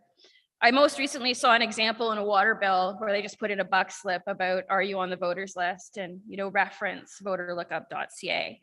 So those are some of the best ways that we can really work together on ensuring a strong preliminary list of electors. So in closing, you can learn more about our work on mpac.ca and following us on social media. We actually, I think, just launched Facebook the last 10 days or so. You can follow us by signing up for our In Touch monthly news letter. And then we also host our monthly webinars that's full of different information on projects like the ones I just shared with you.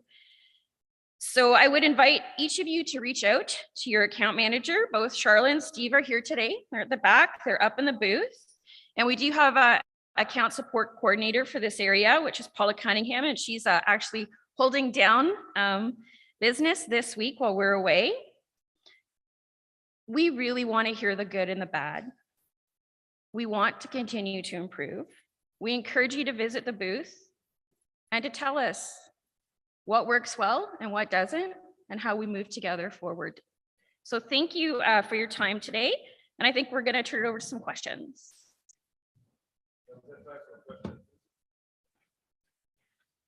Jim Vesna, Mayor of the Township of O'Connor. My question is for Camilla.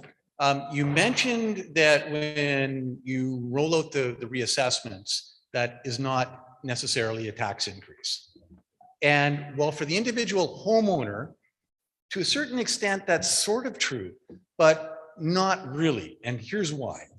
There are several boards that municipalities are members of, and the community gets a bill from those boards based on the current value assessment. So if we go through an assessment process and all of a sudden we see a 30% rise in our assessed value, we're going to get a 30% increase from those boards, which means we have to come up with that money and pay them. That means we do send out an increased tax bill. Now, you are correct when you state that we have the ability not to raise the full value of taxation on a reassessed home. But it is incorrect to say that a reassessed home does not increase the taxes.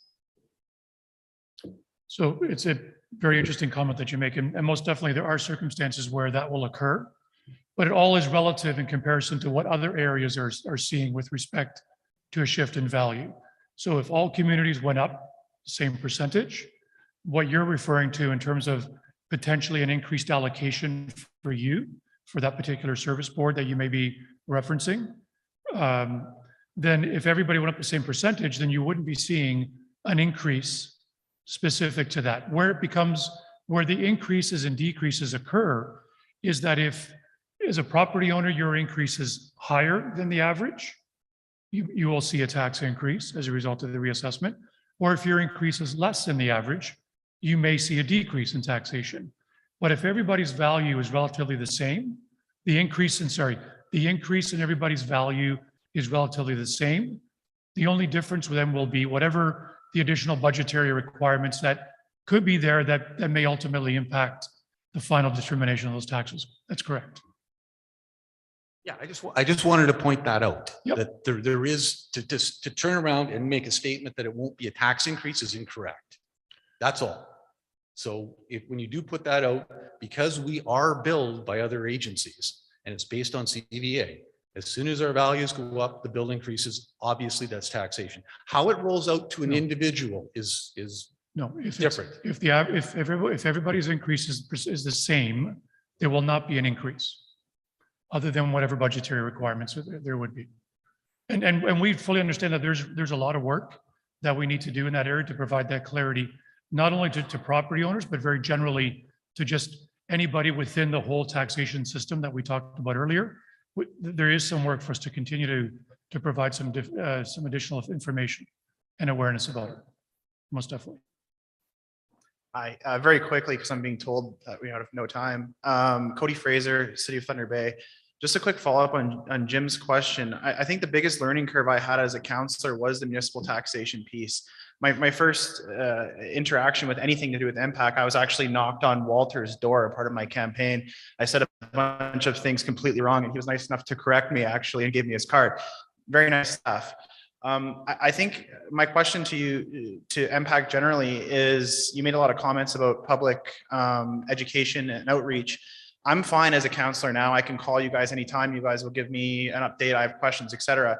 My biggest concern as a counselor is my constituents. I feel like a lot of my time is spent explaining how a tax assessment works, explaining how all that taxation works. You had mentioned that you're going to be putting a bigger effort and emphasis on the education piece for the public. I just wanted to know what kind of specific things were in store. Yeah, no, that's a great question, and that's still something that we're actually looking to really flesh out ourselves. And part of that work is really going to come as a result of us actually engaging with property owners to really try to understand exactly what it is that they need from us to provide that level of clarity. So it'll be done through things like focus groups and reaching out to various communities to just understand how do we put a message out there that we on the surface understand is somewhat complex, but how do we communicate it in a way that actually makes sense and is understood by property owners across Ontario. So it's an area that we know we need to focus a lot of attention on, and most definitely as a result of the increases that we're seeing in the marketplace. It's even more pressing for us to do so today, because we are seeing, basically across Ontario, residential values have increased significantly. Now, we're starting to hear some signs of a softening of the real estate market. The residential market is slowing down a little bit. We'll wait to see what that ultimately means. But part of the communication work that we'll have to do is most definitely with the property owners. But we also think that it's also just as equally as important. And I appreciate that you've taken the time to learn a lot more about the complexity of the system that we have in place. But we also think it's somewhat incumbent upon us to help inform and and teach, counselors, municipal staff, elected officials of the system that we have in place. And most definitely, potentially with an election coming up later this year, we will see a changeover that naturally occurs with any election. And so we see that as an opportunity for us to really get out and to try to inform and provide that level of awareness to newly elected officials. So there's a lot of work that we need to do, but we want to also reach out with municipalities. And if there's any ideas that, the municipal community has for us, we definitely want to hear from you. And I think it's really great. So we will be reaching out and trying to find a way for us to actually do some of that together. Okay, thank you very much.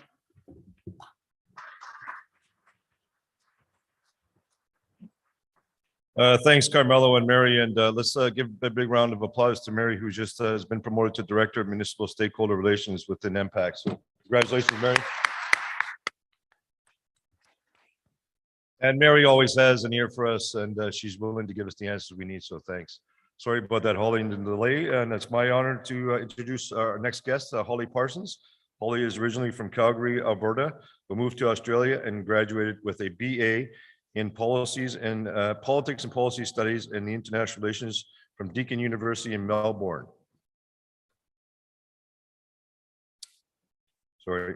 Holly gained experience in research, policy analysis, and advocacy while working at grassroots NGOs in Australia and Indonesia. Now back in Canada, Holly is enjoying her MPI experience in Sudbury as a policy analyst. Please welcome Holly.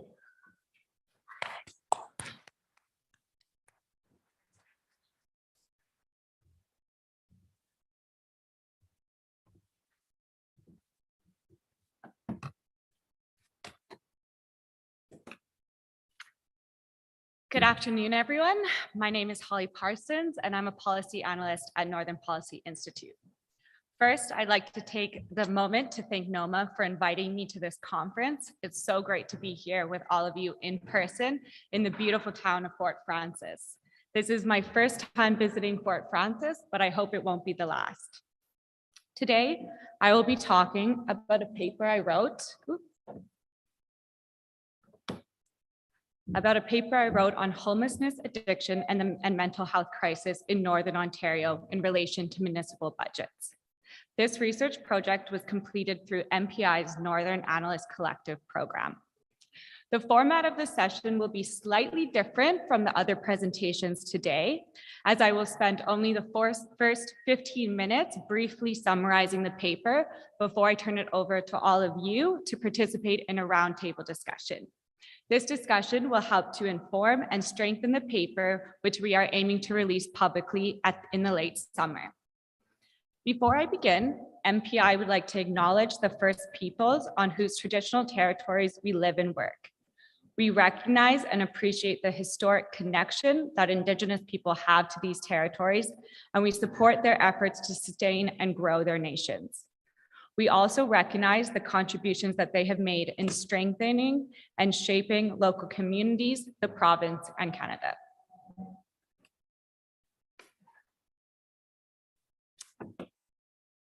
So what is MPI? MPI is Northern Ontario's regional think tank. And while we do much more than just population growth work, all of our work does share the common goal of supporting the growth of sustainable Northern communities. We are proudly independent, so authors are free from interference from everyone, including ourselves. We are nonpartisan and we do not take sides. We are evidence-based by collecting, measuring, and interpreting data.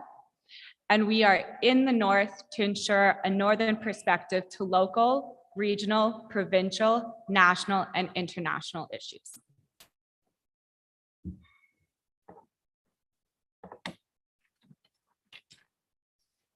In recent years, municipal governments, as the ones on the ground, have faced extraordinary pressure from their tax bases to solve homelessness, addiction, and mental health issues. As such, NOMA, FONUM, and NASDA wanted to know, can municipal budgets support an increase in spending on services related to homelessness, addiction, and mental health? In order to test this, we needed to establish a baseline. How big are these issues, and can municipal budgets appropriately address them? To answer these questions, I collected and analyzed data from a variety of reliable sources.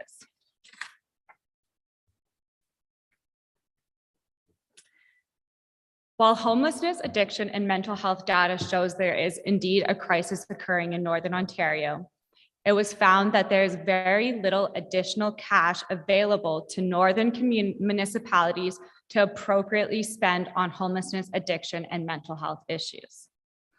This graph shows the percentage of non-financial assets accounted for within the municipal budget surplus, where the percentage of non-financial or physical assets such as hospitals, schools, and community housing is equal to 100, the municipality is experiencing a cash deficit as 100% of their surplus represents their physical assets rather than the available cash funds.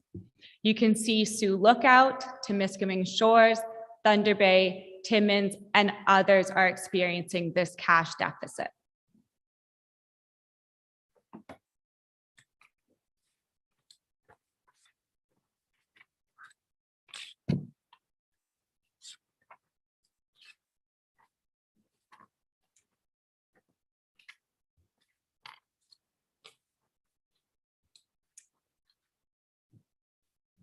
You can see in this graph here, there is,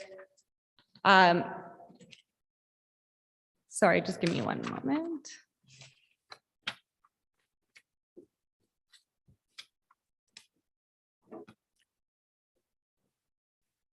This graph uses homeless enumeration data from the 2021 homeless enumeration count to shed light on the homeless populations in Northern Ontario.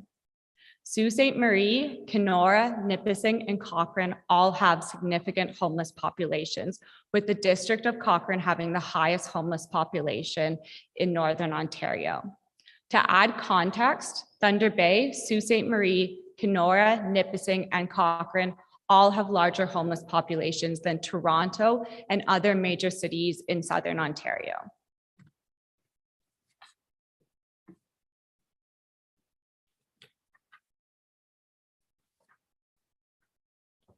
Beyond large homeless populations, there is also a growing number of people struggling with addiction in Northern Ontario. Between 2016 and 2020, all health units in Northern Ontario have seen a general increase in opioid-related emergency department visits, with more drastic increases experienced in Northwest Health Unit, Porcupine Health Unit, and Public Health Sudbury and District. In 2020, at the highest, Public Health Sudbury and District reported 259 opioid-related ED visits. At the lowest, the Temiskaming Health Unit reported 146 visits. Equally notable, opioid-related deaths increased significantly in every Northern Public Health Unit between 2015 and 2020. For example, opioid-related deaths increased by 200% in Algoma Public Health Unit and 168% in North Bay Parry Sound District Health Unit in one single year.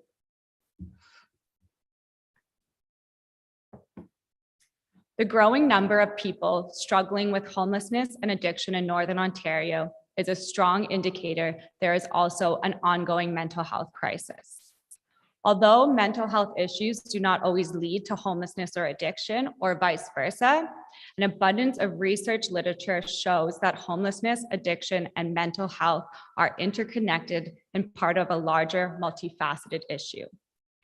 In 2021, 72% of homeless individuals in Manitou and Sudbury suffer from mental health issues, followed by 68% in Sault Ste. Marie and 66% in the city of Greater Sudbury.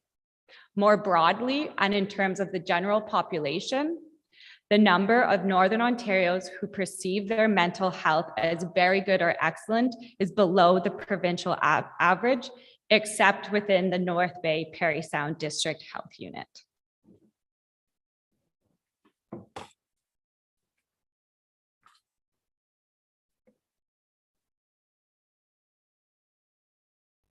While the previous slides provide insight into the state of homelessness, mental health, and addiction in Northern Ontario, and summarize the first section of the paper, the current slide summarizes the second section of the paper, in which 8 recommended strategies are proposed.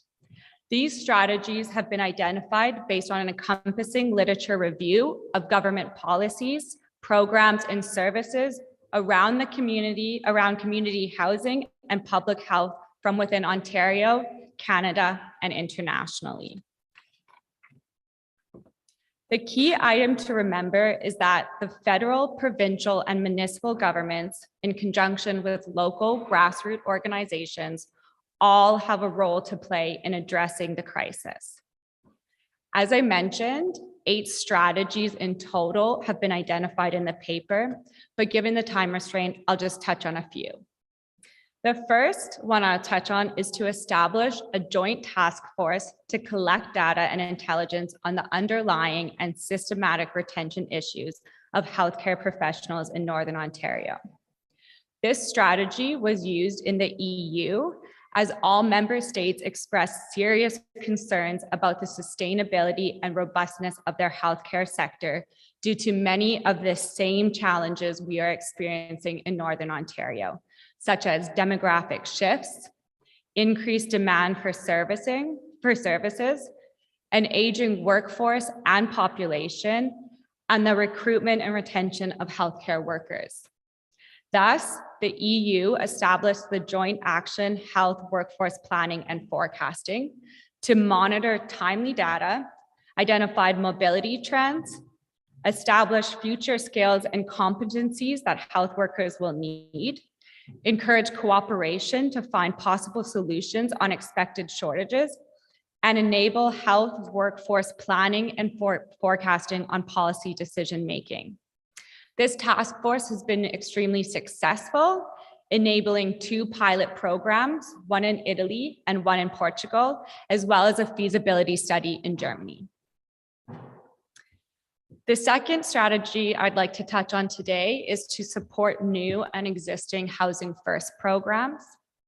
The federal government committed $1 billion in 2020 for 3,000 affordable housing units. In the 2021-22 budget, it made a second commitment of $1.5 billion for a minimum of 4,500 affordable housing units. Severance First Nation in Northern Ontario received $21 million collectively in funding from the RHI to build 85 new homes, but more communities can benefit from this. Moreover, in October 2020, the federal government launched the Rapid Housing Initiative through the Canada Mortgage Housing Corporation to support Housing First programs.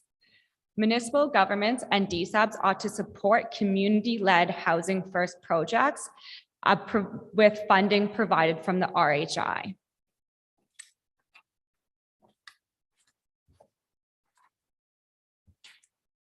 The third strategy I'd like to identify is to establish a Northern Mental Health and Addiction Center of Excellence to address the unique challenges of service and program delivery in Northern Ontario. As you may know, in March 2020, the provincial government announced the establishment of the Mental Health and Addiction Center of Excellence as a central point of accountability and oversight for mental health and addiction care. The center will strive to standardize and monitor service delivery, report on performance, and provide support to health professionals. Northern Ontario, however, faces unique challenges, and we all know that one-size-fits-all policies and standardized systems of care do not always work for our region. Thus, an engagement process was conducted by the Centre for Rural and Northern Health Research and the Thunder Bay Drug Strategy that found 95% of the 216 participants from 6 engagement areas, those being social services, education, peer groups, healthcare, policy, and justice, and as well included 65 Indigenous organizations, supported the establishment of a Northern Center of Excellence.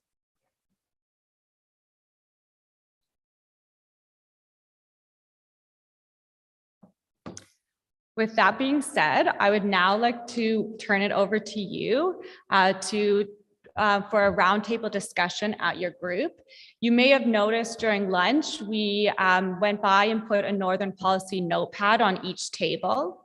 If you could please discuss within your group and write key points down on that notepad, I will then collect at the end of the session to review at a later date.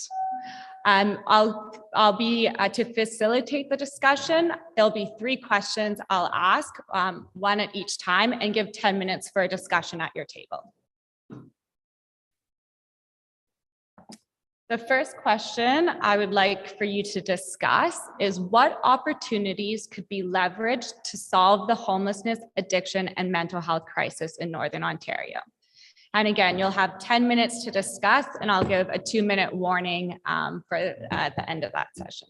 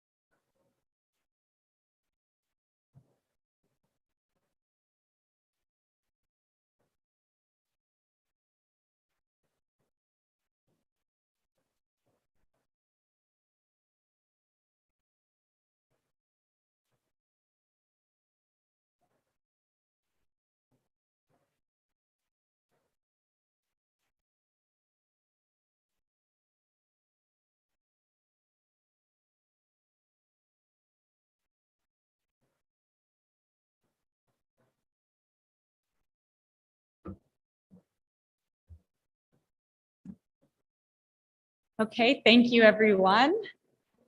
Thanks for your time and consideration of that question. We'll move on to question 2 now. What barriers and gaps exist that are exacerbating the homelessness, addiction, and mental health crisis in Northern Ontario? Again, I'll give you 10 minutes to discuss before we move on to the final question.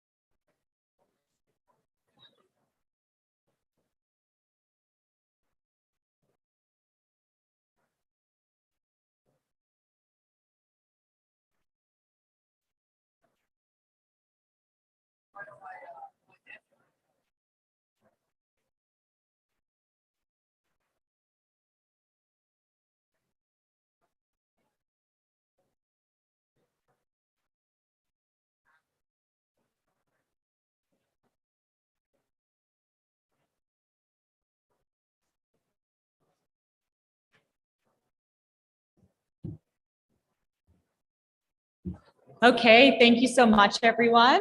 I'll move on to the third and final question. In practice, what community initiatives have been successful in reducing the homelessness, addiction, and mental health crisis in Northern Ontario? If you have an example of one in your community, please identify it and write it down on the notepad. Thank you.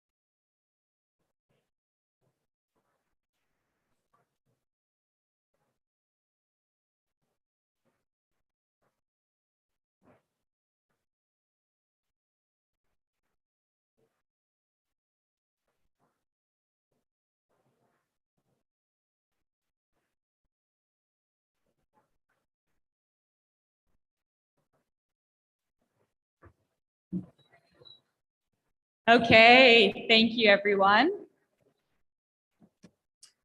I appreciate your participation in our roundtable discussion. I would just like to remind everyone, if your table did jot some notes down on the NPI notepads, please leave them on your table. I'm going to go around and collect them afterwards and review, like I said, to strengthen the paper. I'm just going to take the last few minutes of my time here for a question and answer period. Or if you want to jump up and use the mic and kind of add some comments on what your table spoke about over during the course of this roundtable discussion, please feel free to do so. Hi. Hi, Doug Judson, Councillor for the Town of Fort Frances. First, thank you for the presentation, and I think also thank you for letting us talk at our tables, because we haven't really gotten as much substantive interaction at this conference yet, so that was nice. One thought I had looking at the data you gave us was about whether you have considered the interaction of other institutions of state, of government, and how they impact some of those figures. Like you showed us some very stark spikes over the pandemic years in the homelessness and the addiction issues you're facing. But I'm a lawyer, I work with other lawyers, and one thing we see a lot of is that people find themselves homeless or in these vulnerable situations because they have been removed from wherever they live, wherever they call home, and taken somewhere. Then they are released, they're put out on bail, they are not taken home, or they have finished a sentence, they're released from jail into the community and not returned wherever they came from. And I think that is probably reflected in some of the bars you see for communities that service a large outlying area. So I think specifically of Kenora and Cochrane and some of those places where you have that factor. So, as much as I'm not saying this to discount the municipal role in driving strategy and change, I think that there are a number of factors underlying that data set that impact some communities more than others. And I think those call for law reform in certain areas more so than new resources, just different ways of doing business. And then the last thing I wanted to note was some of those spikes we saw in the pandemic years, I think may also be a result of some communities, and particularly Indigenous communities, restricting access over the pandemic years for public health reasons. And I think that was used as a rationale or a barrier for some people returning where they came from, and needs to be perhaps accounted for in your analysis as this work moves forward. Thank you so much. I appreciate that comment about COVID and the impacts of that. I think that's something I could probably investigate a little bit further. In terms of the migration of people and needing to take a kind of policy approach to it, I did want to highlight one of the recommendations that was made, and that's to amend the Health Protection and Promotion Act to define a Northern Service Hub. And that would allow more resources to go to service hubs such as Sioux Lookout, Kenora, Thunder Bay, who are seeing those in migration of people or people being released from jail, which I think is common in Sioux Lookout, being released from jail and then not having the money or the means to get back to their community. And so that's definitely something that is considered in the paper to take sort of a legal and province-wide approach to how we can manage that.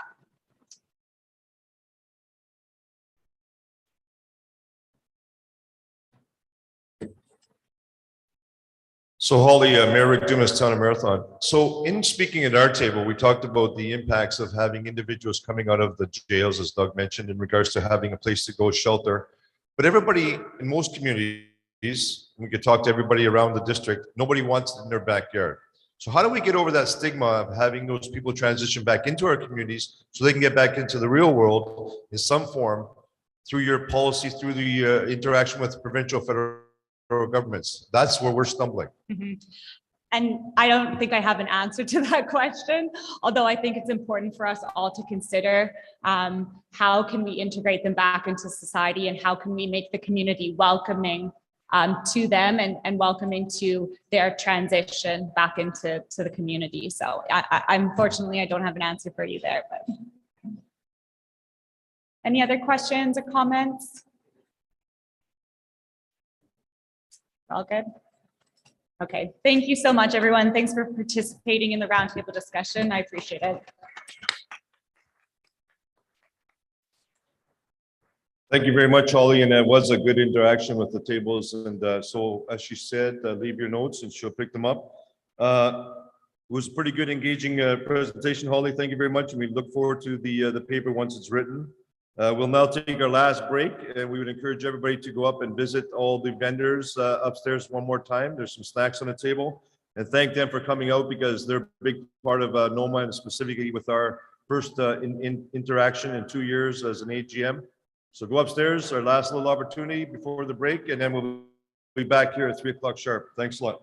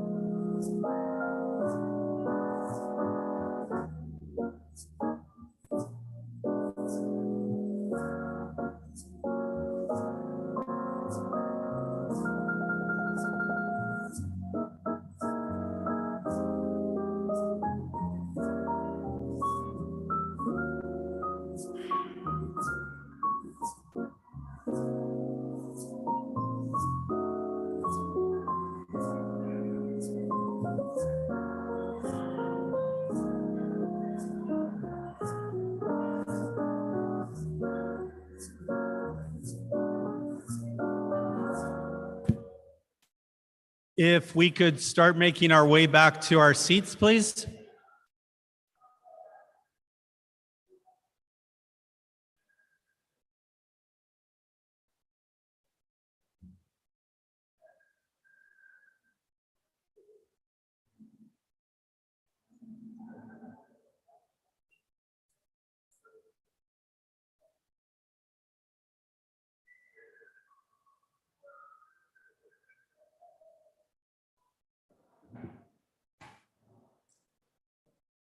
Welcome back, everyone. At this time, I'm pleased to welcome our next guest here to talk about tourism in the North. We have Dr. Jessica Ng. Jessica is a public policy professional with over 5 years of experience in policy research, analysis, and development. In addition to PhD training in social policy, she also brings experience working with political parties and administrations to influence decision makers in Canada and the UK. We have Laurie Marcil joining us today virtually. Laurie has worked for the tourism industry for 30 years and has been Executive Director of Nature and Outdoor Tourism Ontario since 2014. Laurie is dedicated to the needs and concerns of tourism operators across the province and works hard at developing strong and lasting relationships within the industry and government. Finally, we have David McLaughlin. David is the current Executive Director for Destination Northern Ontario, the provincially funded regional tourism organization operating in Region 13 with a mandate to increase tourism receipts through product development, marketing, workforce development, and investment attraction. Welcome, Jessica, Laurie, and David.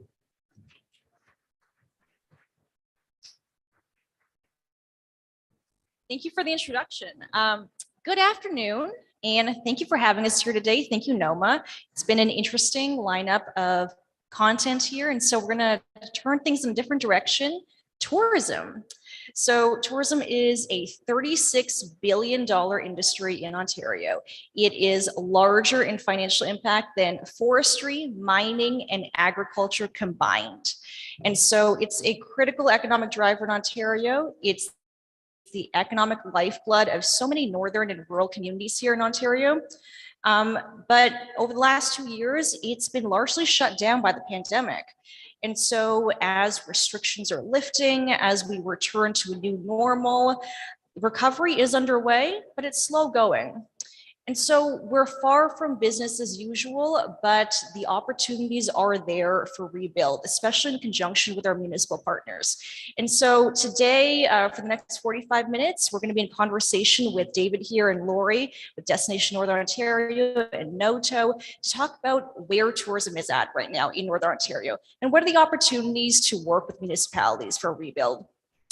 And so we already had a lovely introduction, but we have Laurie joining here virtually. We've got David next to me and myself, Director of Policy and Government Affairs. And so in addition to moderating, I'll be providing a provincial perspective. I'm not an expert on the northern aspect. I'm part of TIO, the Tourism Industry Association of Ontario. And so we're the lobby organization representing our province's tourism industry. And so providing that provincial perspective where it makes sense.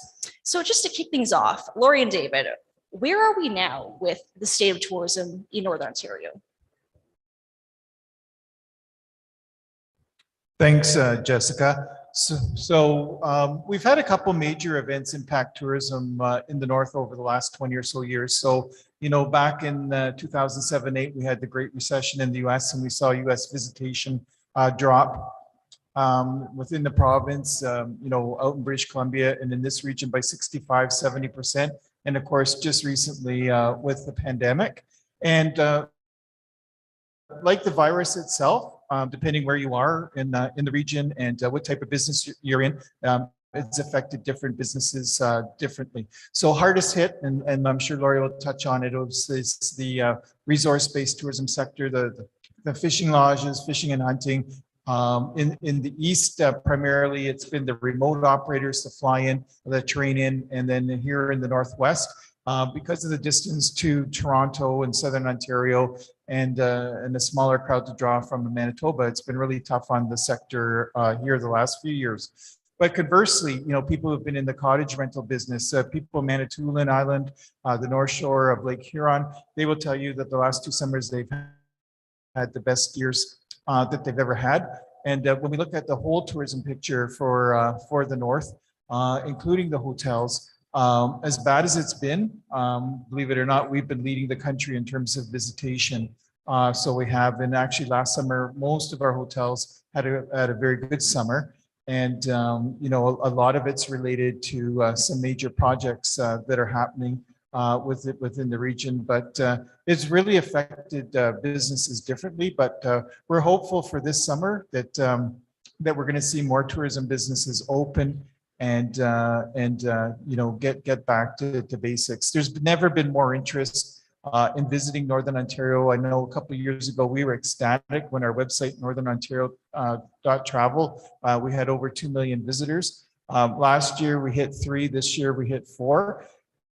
And so a tremendous interest, 85% of those visitors are from within the province. So again, we're expecting to see a huge return of domestic visitors across the north. And, again, just because of the travel distances, primarily in the east. And then, with the lessening of restrictions at the border, we will start to see the Americans coming back this summer as well. Thanks, David. Lori, same question. Great. Can everyone hear me? Can everybody hear me? Yes? Okay, good. I couldn't, there's a little bit of a delay. Thank you very much for allowing me to join you virtually today. Building on what David has just ended on, that US market, I think most of us really know that the US market is very, very critically important to the tourism industry in Northern Ontario. And with the loss of that for a few years, it's been very, very challenging for a lot of folks. The travel distances from, the larger centers, other cities within Canada even, it's been very challenging for people to try and build that domestic market at a time when they couldn't access their US market. So, when we saw August 9th come along last year, we saw that some of our guests could come back from fully vaccinated folks. There was a huge sigh of relief and everybody was so excited. But with that comes the costs of opening for a small part of the season. They had some challenges finding staff quickly to get up and running. They learned at that time, from August until, just the beginning of this season into March, we kind of learned how many of our traditional guests, how many of our bookings that we have been carrying over for 2 years are unvaccinated folks.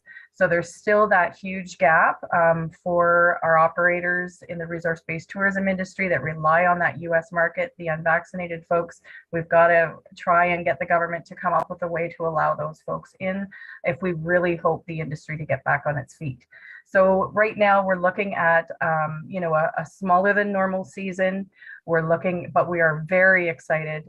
Operators are extremely excited to start making revenues again. They have, with COVID, to get through COVID, they had to take on extra debt. Now they need to pay that debt back.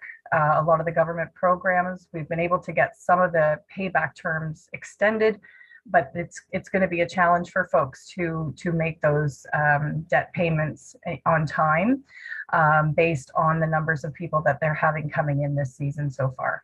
So that's just some of the challenges. Other challenges are things like costs. Everything has gone up, like it has for all of us. Insurance costs have gone through the roof, as many of you know, and that's been a big challenge. There's even less companies that are offering to insure the tourism industry now that COVID is passing through. So that's been one of our key concerns for industry. So, we still have challenges ahead. But I think that, day by day, booking by booking, week by week, I think operators are going to be able to get back on their feet because, as David mentioned, we have what people want. People want to get into the outdoors. Thanks, Lori. And so, you mentioned that commercial insurance piece in terms of, the challenges of where we're at right now. So that you've mentioned previously that there are some new players in the market in Northern Ontario in terms of commercial insurance. Could you speak more to that? Sure. We've just learned over the last couple of months that there's companies that have been offering insurance programs to resorts, lodges, outfitters in the US that are now coming into the Canadian market. And I think, what we're hearing from the rest of the companies that have been providing resort programs here is that that's a good thing. That can bringing that competitiveness back.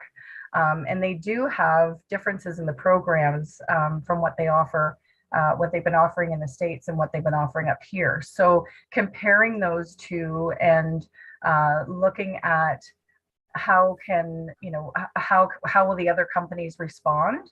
I think that's going to be, I'm hoping that that will prove positive for our industry coming forward. Absolutely. So the commercial insurance challenges, it's something that we've seen across the tourism industry, across sectors. We've seen over the course of the pandemic that, tourism businesses on average, 30% increases in insurance premiums, reduced coverage, reduced liability. We've seen some operators come to us with quotes of 400% increases, which is, insane, especially when there's no revenue coming in. And so we've spoken with the Insurance Bureau of Canada, we've spoken with provincial partners, federal partners, working with our national counterpart, the Tourism Industry Association of Canada. We keep coming to the same narrative, which is that it's a hard market right now. It's a problem that might have to resolve itself. And it's a serious issue affecting financial solvency right now. And so this new development in the north right now with the new players, it's exciting because I think it might indicate that the market is heading that way in more reasonable insurance premiums. And hopefully there is going to be some relief for tourism businesses on that.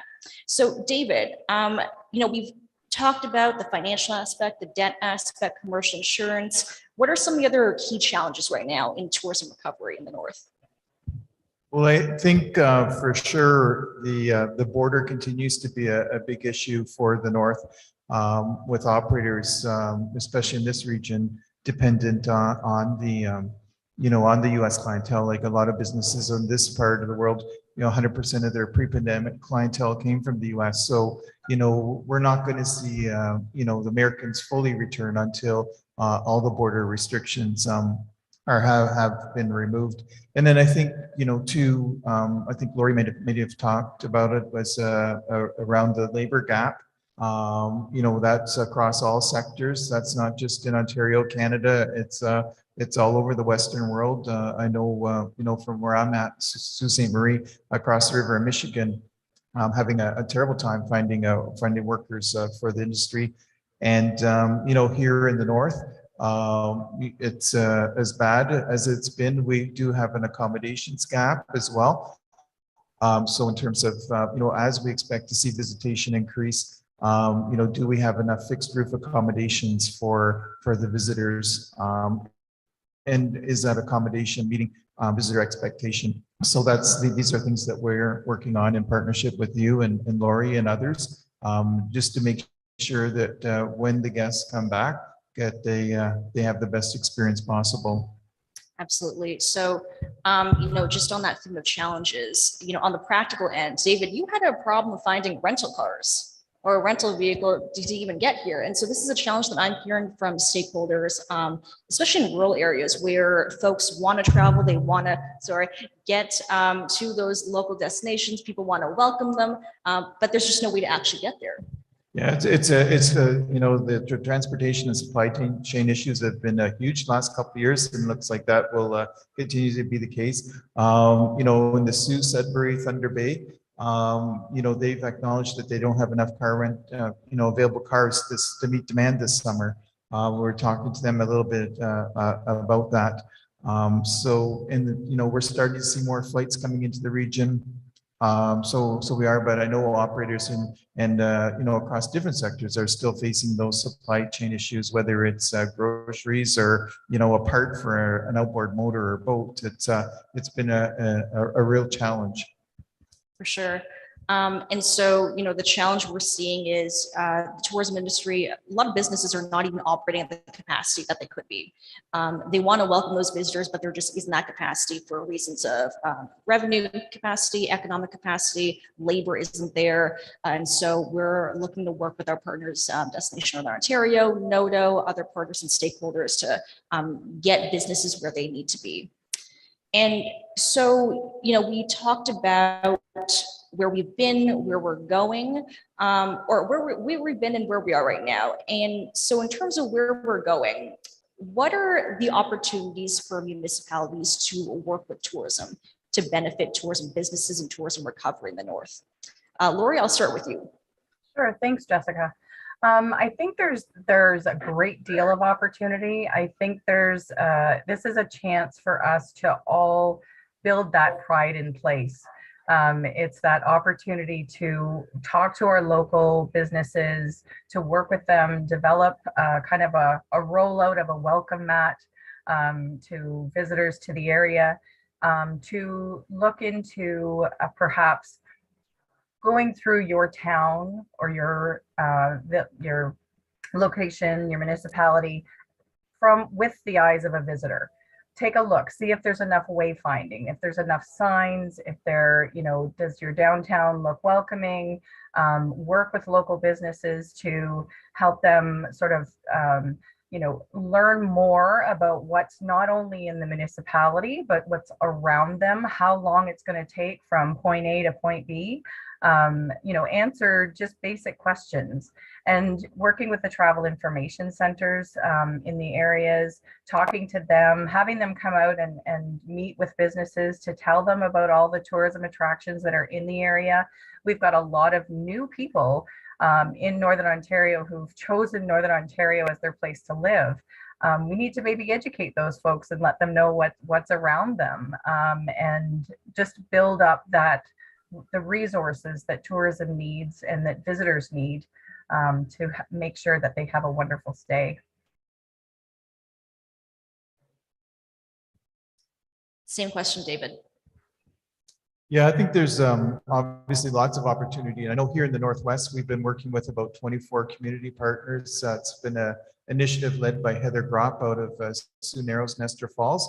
And that's developing a new touring route between Winnipeg and Thunder Bay on both highways. And we're really excited about that. And, the signs are going in the ground hopefully before July 1st so that we can really launch this as a new tourism loop in this area.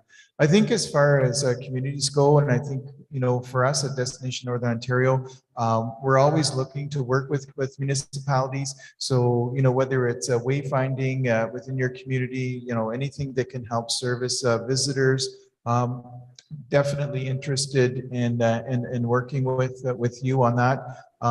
If you've got a project coming up and that needs some help with some strategic planning or feasibility study to kind of get you to the stage of making that application to FedNor and OHFC, we'd be glad to partner with you on that as well. But certainly, here as we want to grow the tourism, it's working with you in terms of some of those economic development and investment attraction opportunities. You talked about pride of place, how making our communities, better places for people to visit. So David, what about marketing? I know a lot of tourism businesses are, still looking for that support in marketing, getting visitors back to local destinations. Is there an opportunity for municipalities to partner with Destination Northern Ontario, RTOs to get that marketing support? Yes, 100%. So a good portion of our funding through the province is for partnership and partnered initiatives, and certainly marketing would fit within that. So, if there's something within a municipality or, we would like to see a group of municipalities working together, definitely more than interested to help support that where we can. And we can come to the table with 50-cent dollars to match anything that the municipality is putting in. So one of the other tools that I think could help with tourism recovery, tourism promotion down the line is the municipal accommodation tax.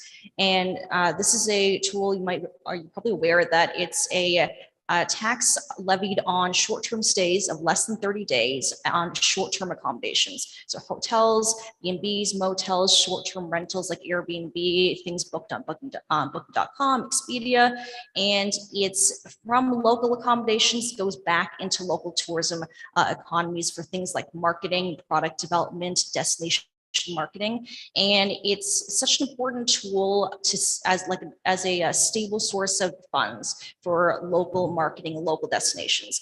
And with businesses recovering and struggling to survive right now in a post-COVID world, it's that much more important. But there are challenges with the municipal accommodation tax. It's not perfect. We've, just hosted a roundtable with the Ministry of Municipal Affairs, where we had stakeholders talk about the challenges of the municipal accommodation tax, especially in smaller rural communities. So things like getting short-term rentals like Airbnbs to collect and remit the municipal accommodation tax. Things like HST application, how to go about even implementing the municipal accommodation tax. But it's something that could have serious game-changing benefits to local communities. David, do you want to talk about the limits of the municipal accommodation tax for northern municipalities? Yeah, so we're seeing more and more communities institute a municipal accommodation tax in the north, and what it does is it's actually the visitor who's contributing to that and is helping to fund tourism development in different communities across the north. Certainly, the larger centers have had a form of a municipal accommodation tax going back, 10 years or more, to the days of DMF. And the community that I come from, Sault Ste. Marie, was able to, to build a new arena downtown and some other significant projects because they had access to that funding. So it's a good way to leverage investments that municipalities are making. One of the unique things about Northern Ontario, when we look at the South, is we have about 30–40% of our tourism activities actually take place outside a municipal boundary on Crown lands. So in some ways, it's created a bit of a world of have and have nots. So it has, and again, with the visitor contributing those funds, we're leaving about $10 or $12 million on the table every year in the north. Yep, absolutely. Lori, I know you mentioned the idea of a rural accommodation tax. Do you want to speak to that? Yeah, basically it just builds on what David just said. It's based on, there's an entire network out there of tourism businesses that don't fall within a municipality boundary. So, I mean, they have a huge amount of guests that come through. And so all of those dollars that go into the MAT tax may not actually impact them at all, may not benefit them at all. So looking at something that collects, a tax from those that are outside of the municipalities may help to develop a pocket of funds and resources that can be used to market those businesses that are outside the municipality. Thanks, Lori. David, how can organizations like TAIO and NOTO continue to support tourism recovery? Well, I think you guys have done a fantastic job through the pandemic of working with government and making them aware. As a government-funded organization, we're not in the advocacy game ourselves, but when asked, we do provide advice. But I think moving forward, I think here in Ontario, definitely help to advocate for some of those recovery programs, and even for some of the programs that are in place now to get those extended until that border is fully open with no restriction. Here in the north, we're going to continue to have issues, with profitability and sustainability, and just keeping government aware of what is happening on the ground is huge. Lori, same question. Great, thanks, Jessica. I think that obviously advocacy has been so important through this whole pandemic, and the relationships that we've built with other organizations like TAIO, like TIAC, like the Canadian Federation of Outfitter Associations has been so important. And, we've built this network and community of advocates on behalf of the tourism industry. So I think we definitely need to continue our advocacy work. For Northern Ontario resource-based tourism, we were able to get the Crown resource fees waived for the last now 3 years. That's been a critical and vital piece for a lot of our resource-based tourism industry. Other things that we can do is continue to work with groups like Destination Northern Ontario and OTAC and TIO to bring forward programs that fill gaps where government, is lacking. So right now we have the Tourism Skills Net North program. That was huge, and it will be even bigger this year, much more needed by folks. And that is providing, looking for job seekers, matching them up with employers, training those job seekers for tourism specific job postings, as well as providing a subsidy, a wage subsidy for the operators. Right now, that wage subsidy that was in place from the federal government is going to set to expire by the end of May, before season even really gets kicked off. So those kinds of programs are going to be really important. I think, just continuing to work together to build and fill gaps and go back to government and make sure that they know where the industry is at, to continue to get their support. I think that's going to be critical. Absolutely. So for us at TIO, in terms of the provincial perspective, we are not experts in the nitty gritty subject matter. So things like northern tourism issues, it's why we have, folks like Lori and David to bring to the table. We leverage our provincial representation to elevate these issues, to bring the experts to the table, to address the local tourism challenges and, the needs. And so it's absolutely, working with these partners to address things like tourism recovery, ensure that we have that future labor pipeline in place to ensure the sustainability of the tourism industry in Ontario, to ensure that, continues being that economic driver. It's about, environmentally sustainable tourism as well. And on the immediate end, it's about, ensuring that we remove those barriers to travel that are still affecting northern and northwestern Ontario operators, bear outfitters, fishing outposts that can't access their main clientele. And so these are things that we're continuing to work on with the provincial election coming up. And so David and Lori, any final comments? Yeah, I was just sitting here thinking. So I grew up in the tourism industry. My family's been in the flying, fishing, and hunting business since the mid 1950s in the White River area, and we've all been through challenges personally in our businesses and communities the last couple of years. But the future is really bright despite some of these systemic obstacles that we will overcome. And just to point out, how much interest there is in the north, and renewed interest, from Southern Ontario and other regions of Canada. But Great Lakes cruising is a new area. 2019 to 2023, the available berths on the Great Lakes are going to double, and they're probably going to double again. By 2027. Down at Sea Trade in Miami, another cruise line just announced that they're coming to the Great Lakes in 2023. And I know there's several on the, they're looking at 2024. We've been working, with the RV market out of Toronto. And while it doesn't help, our fixed roof accommodators, so certainly, both the cruise passengers and the RVers take advantage of the tours and attractions and the restaurants, et cetera, that all tourists need and benefit from, as so that make our communities better places for us to live.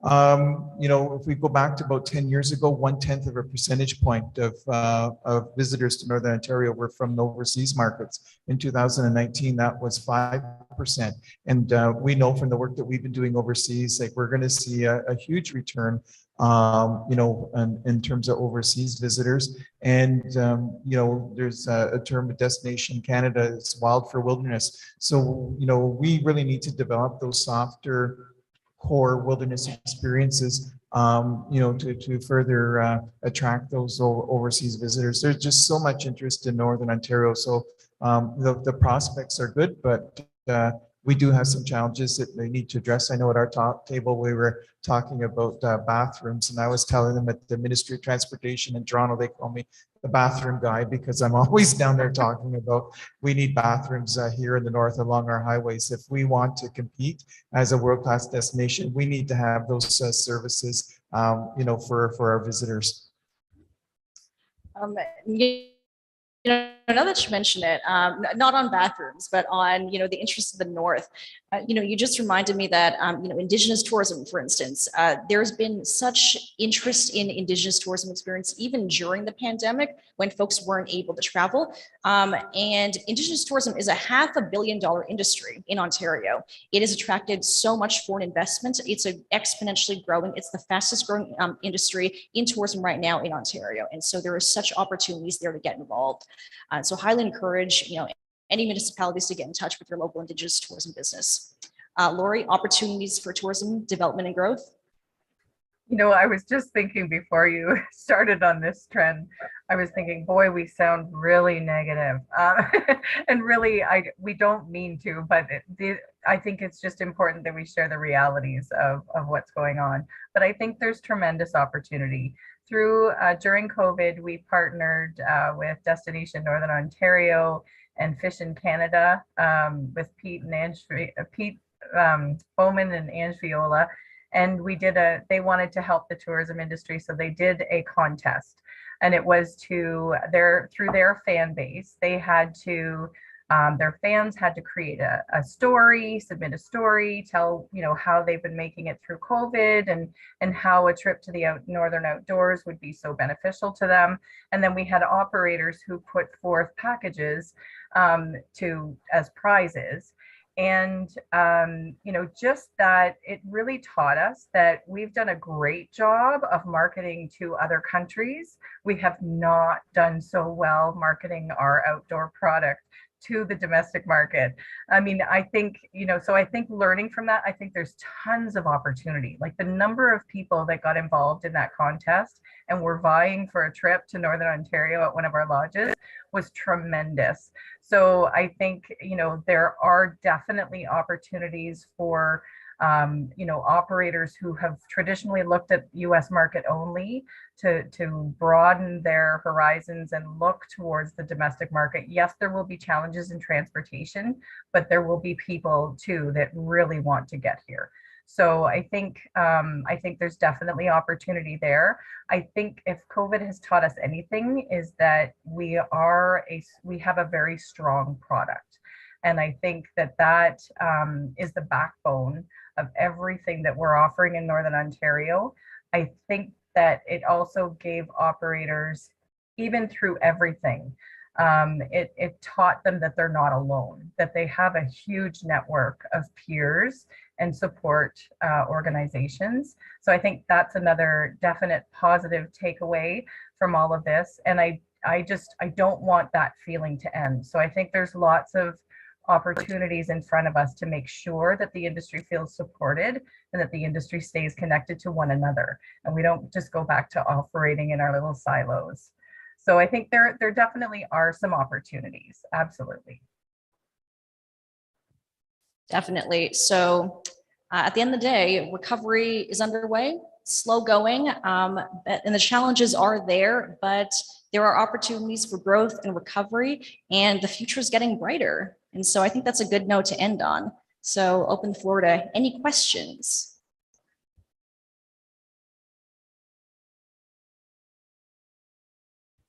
Comments? Maybe I'll just mention a couple of things that we're doing for this summer. So one, we've really put an emphasis on developing touring routes. So we've got 8 routes here in the north that we've been working on. If anybody from a municipality, if you know an operator, we're actually doing a best practices mission to Nova Scotia in June to the to the Cabot Trail, and have an opportunity to meet with municipal, provincial officials and operators on the East Coast in terms of one of Canada's foremost touring routes. And that's free. All you have to do is get yourself to Halifax.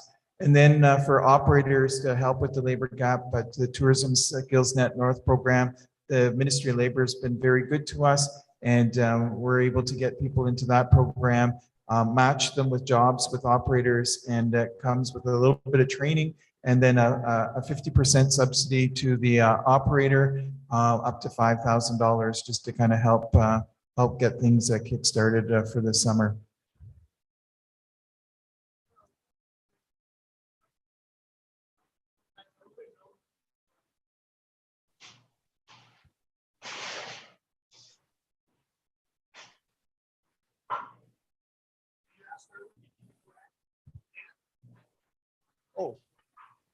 If you can go ahead with your question. Oh, very good. It's Erwin Butikoffer from Needing Municipality, and thanks for the opportunity.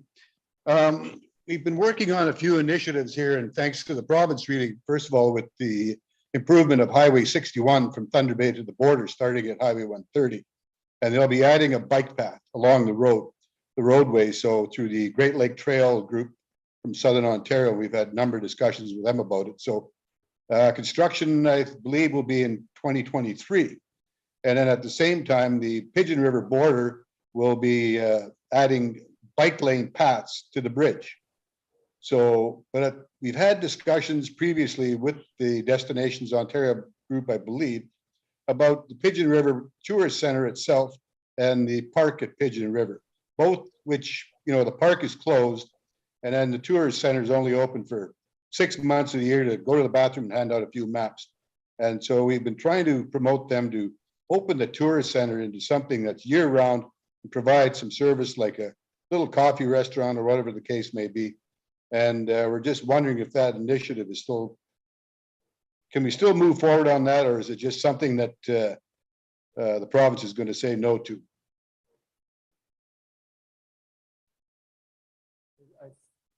I think I got the most of that. Sorry, the sound's not the best here. Oh, So you were asking about the Pigeon River Visitor Center and, the potential for keeping it open year long in a triple P partnership, perhaps. And I know we brought it up with Lisa at Destination Ontario. And I think, after this election, there might be an opportunity to have a broader discussion with the government on that. I know the current minister is very interested, but everything's just on hold now for the most part as we're going to the election period. So nobody's going to make a decision on anything until after the election. You could also throw a bug in there here about reopening the park itself, which in its day was quite a going concern. And then I think COVID has proven to us in Needing Municipality that we're a go-to place. We've had Nature Conservancy build a fantastic trail along Lake Superior, plus another inland one over a wetland. And, we have a resort area here. You mentioned the accommodation tax. I'm not so sure where that would go if I brought that forward to the people that have these properties here. I'm sure it would go over like a lead balloon, but there's a discussion I'd like to have with you about that and, see if it's a feasible idea to bring forward to these people, whatnot, and build on what we feel is a great tourism opportunity in Needing. So thanks very much for that. Yeah, and I apologize. I didn't didn't catch most of what you said, but I'll get you my email address and feel free to give me a shout. Okay, will do.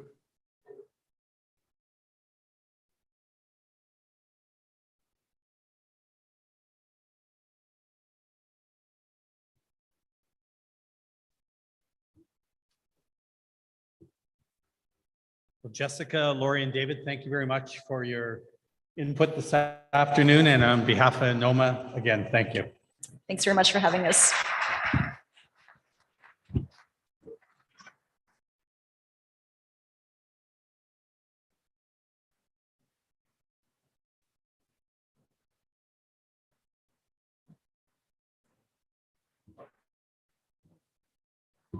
Folks, hold on. I got one more question for you.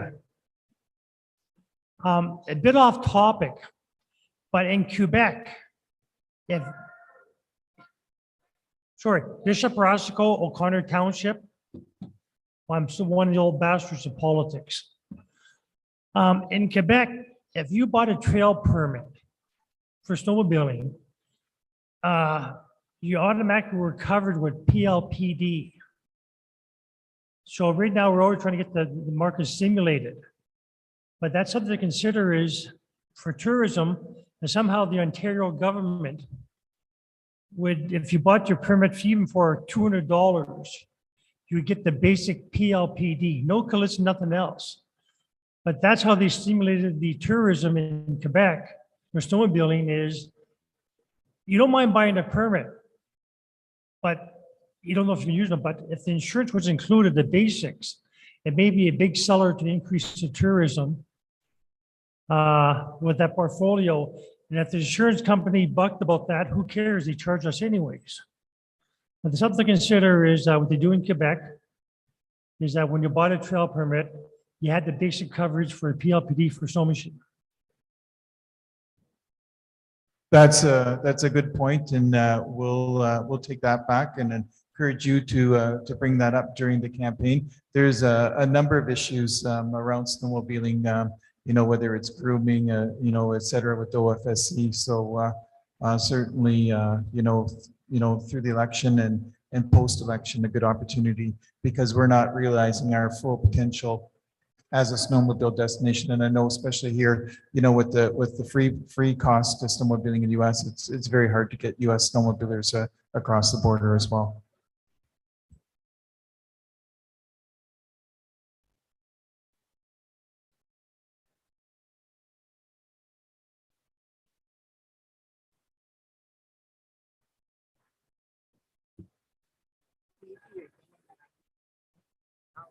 Okay. Hello, good afternoon, everyone. I'm Mayor Fred Mota from the municipality of Red Lake and the Vice President of NOMA. So I'm here for the best part. I think it's called the prizes.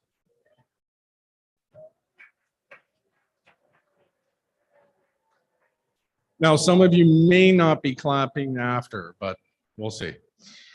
So I'd like to take this opportunity to thank our generous sponsors who helped make this event possible. We greatly appreciate all of your contributions. So if we can save the applause till last. Our diamond sponsors, Nuclear Waste Management Ontario, Hydro One, the Rural Ontario Municipal Association. Our platinum sponsors, Enbridge, Intact Public Entities, TBT Engineering Limited.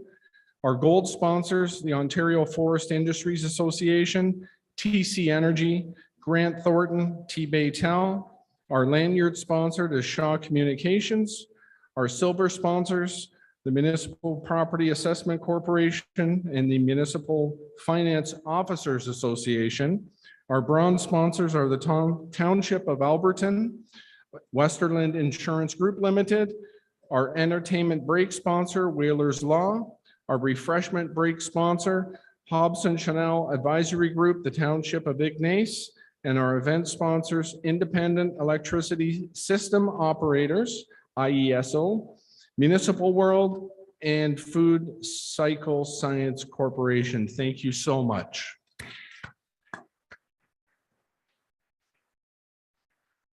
Also, we would like to thank all who contributed to our amazing swag bags, and also thank you so much to our exhibitors. We truly appreciate everything you've done for us here. Thank you. So we have some exhibitor booth prizes donated by Hydro One and Canoe Procurement. And no nuclear waste. So we'll start with our Hydro One. These were randomly drawn. Where's the names? What's in the card? Sorry. Okay, so a Canadian Tire gift card, Wendy Brunetta.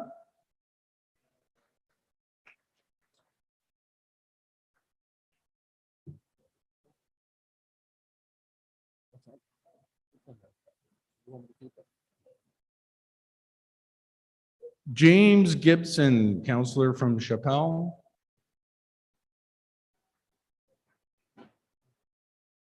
Here. Oh.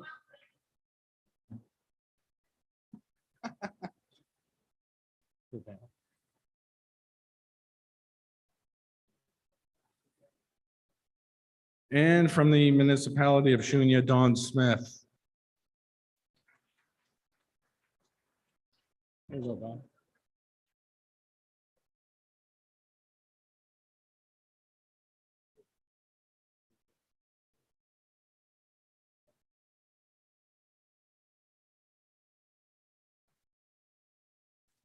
And the basket, Linda Rashcott.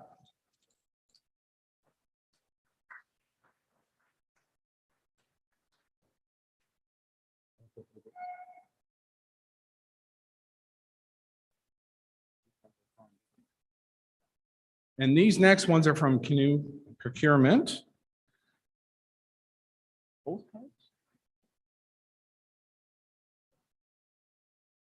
From Kenora.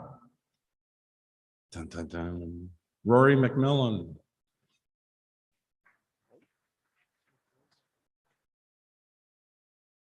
They're Esso gas cards. I don't know how much you're going to get off that, but. And from the Municipal Finance Officers Association of Ontario. Again? From the municipality of Shunya, Don Smith, again.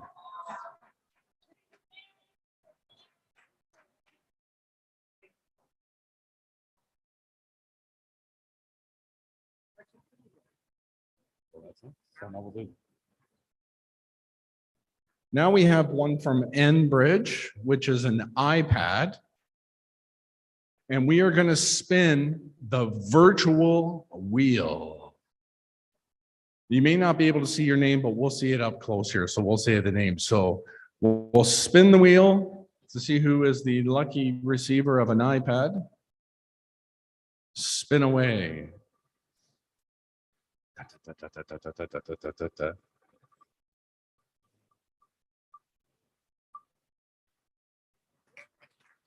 Jim Vesna.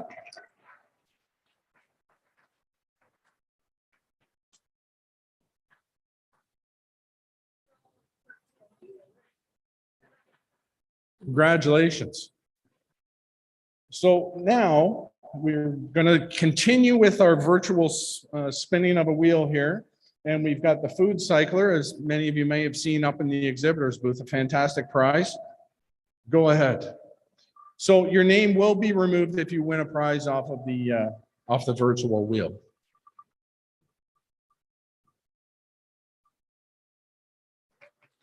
Penny Lucas, but I don't know if Penny's here.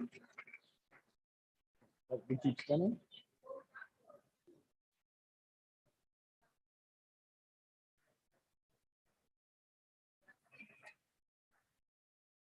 You have to be, I'm told you have to be in attendance for this one.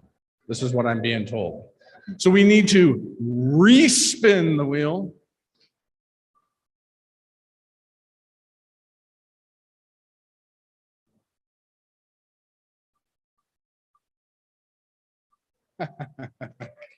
Janet Hager from Red Lake.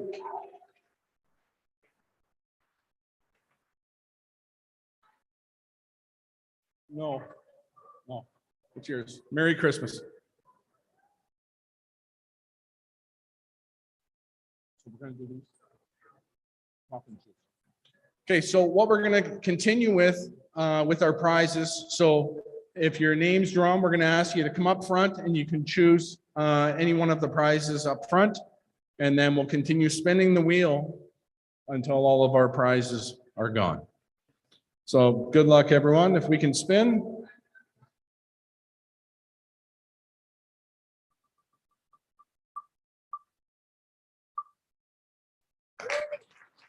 Linda,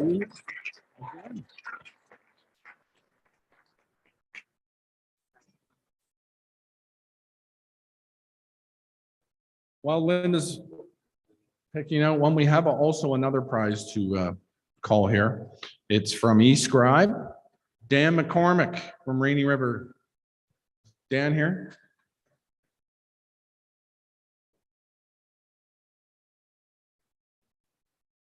Okay. Okay, we'll continue with the wheel. Go ahead, please. We need somebody's face in the middle of the wheel.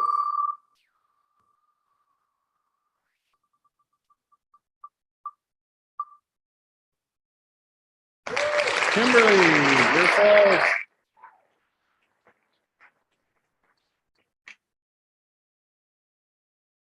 Okay, spin away.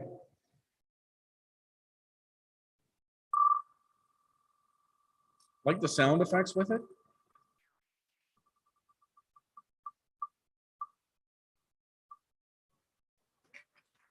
John McEachran.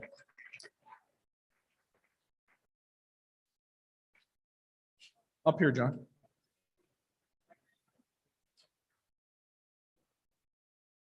Okay.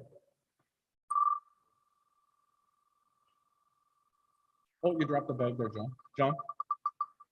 John. John. John. Greg Walder. Greg. Where he is. Okay.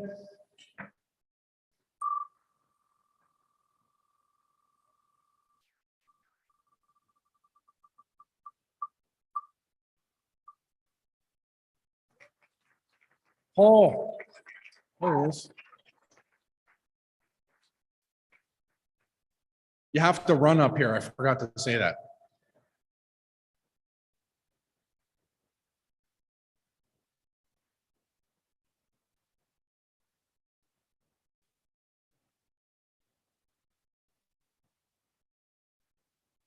Okay.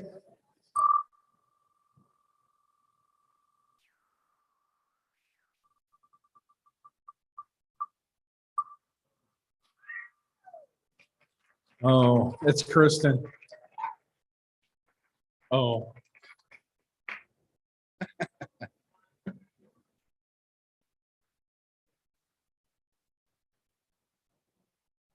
I don't think there's anything from the LCBO there, Kristen. No.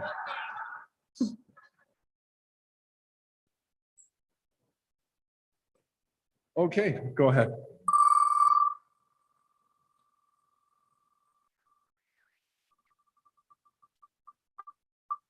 Not again. Oh, okay, went by. Oh, it's me.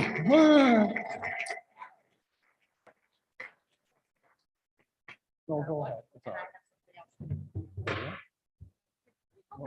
Okay, hold on. And while he's giving him a prize, I just, for the food cycler for upstairs in the exhibitor booths, they've actually decided to give away 2. So we have winners, but one unfortunately is not in person. So out of the winners, we'll decide who will take this one and have the other one shipped. But our 2 winners today are Roger Sigouin and Cody Fraser.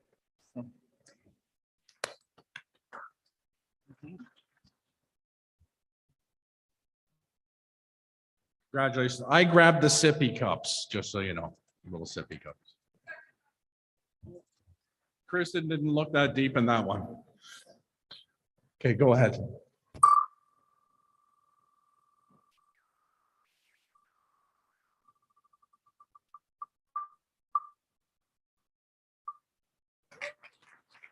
Jamie was not here. Spin again.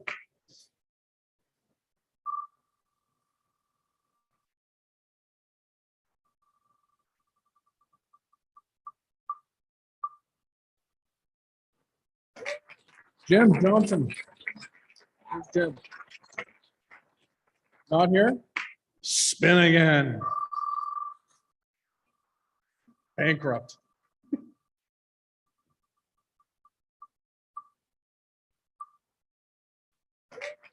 Dale from Red Lake.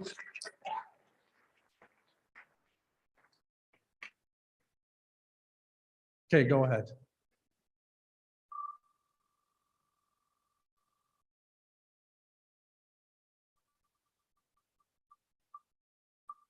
Oh, not this guy. Bill Morrow, who's that? Is he here? Nope, spin again. Get him out.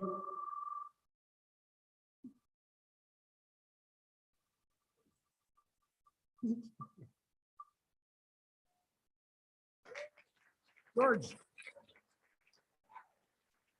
There he is.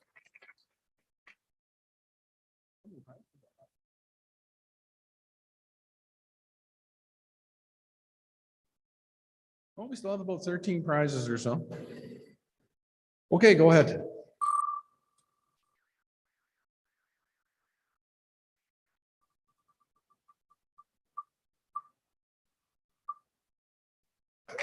Jason Young. Where's Jason? There he is.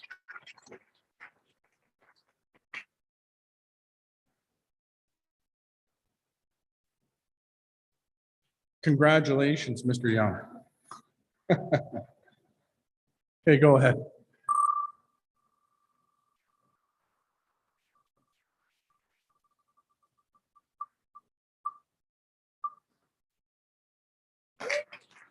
Go ahead, listen. Hey, Brent, what it is?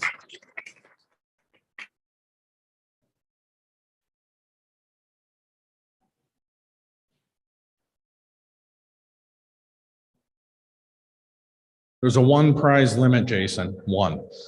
So. Okay, go ahead.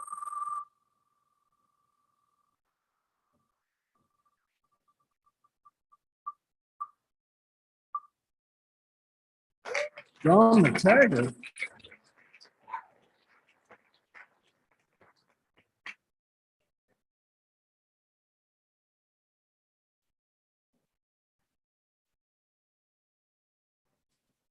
Okay.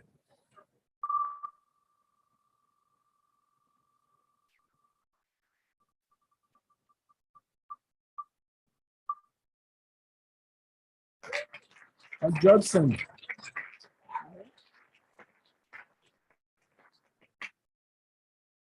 I don't see him. No. Okay, spin again, please.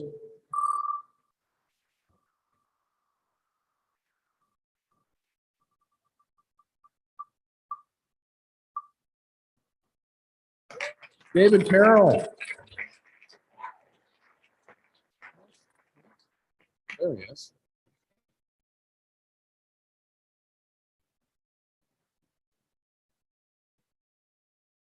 Poor America Hoot never gets his name called.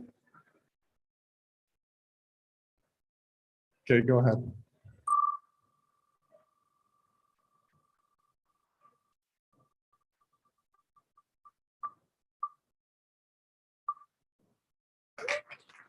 Mary. Mary here? No? Spin again.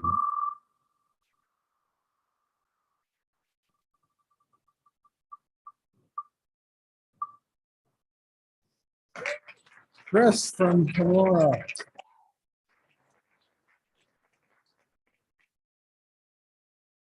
You must feel lucky these days, Chris.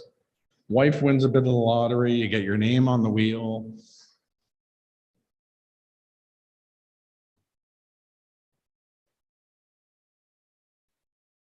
Okay, go ahead.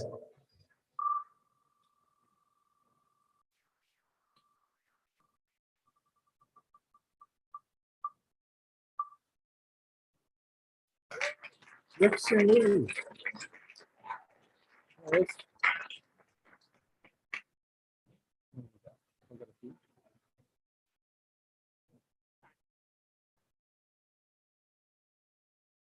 Okay.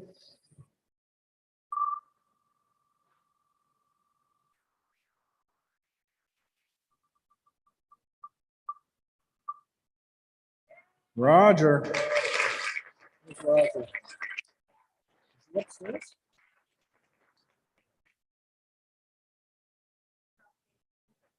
Well, he's here. Roger.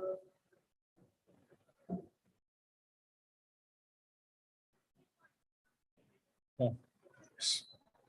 Are we spinning again?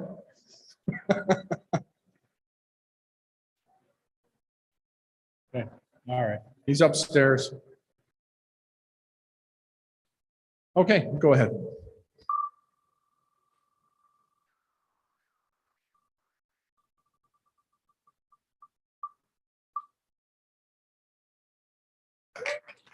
Dennis Peterson.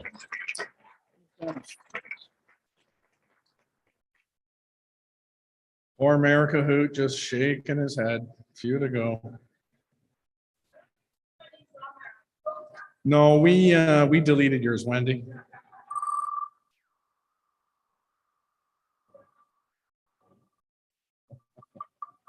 No. Jody Davis. I think your prize is sunblock. I'm not sure. Instant Tanner. Okay,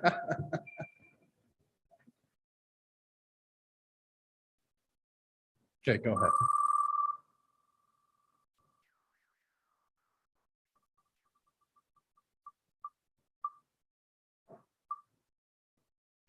June Hall. She says no. Spin again. She's trying to give America Hoot a chance here.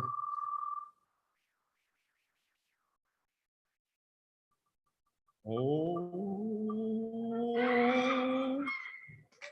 Just up. Rob Eady, Ear Falls. It was close.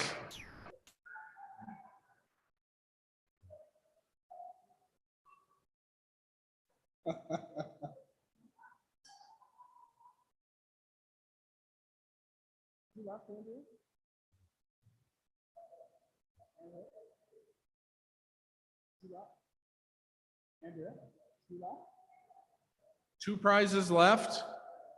Okay.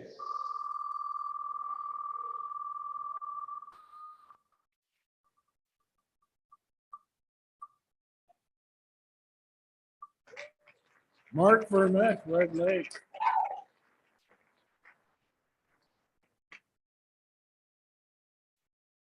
And this will be the last prize.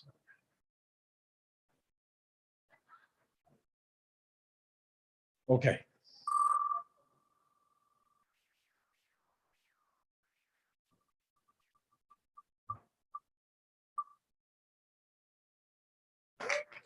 Daniel McGrath.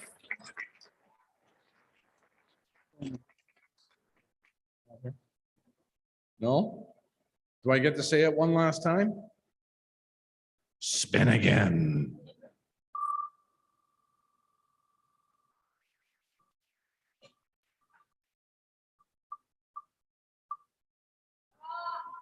Florence, congratulations. So again, thank you again to all of our sponsors, all the prizes. Congratulations to all the winners. And again, thank you. We're just going to take a quick 5-minute break before we begin. So just quick. So if you have to go to the bathroom or something, just make it quick.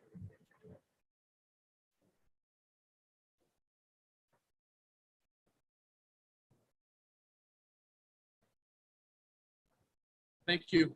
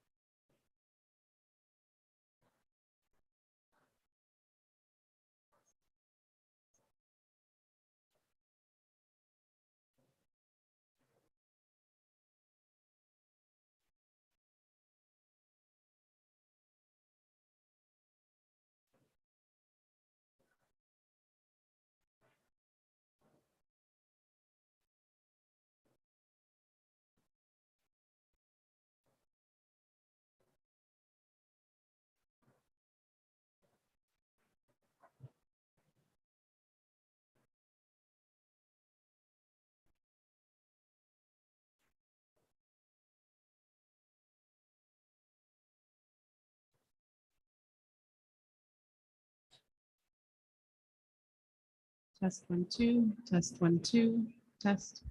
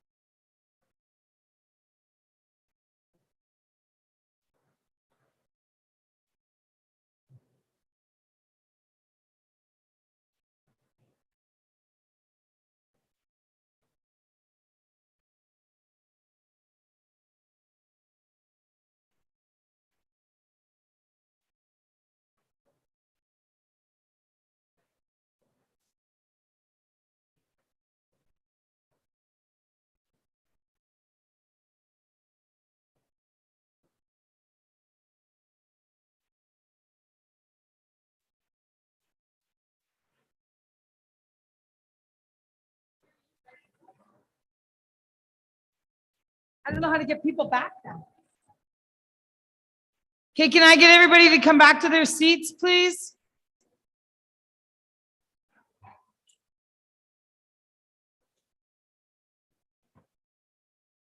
Canfield's causing a ruckus back there.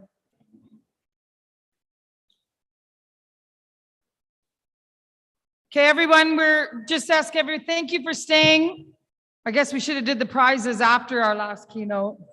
Lesson learned, eh? Carrie, apologize.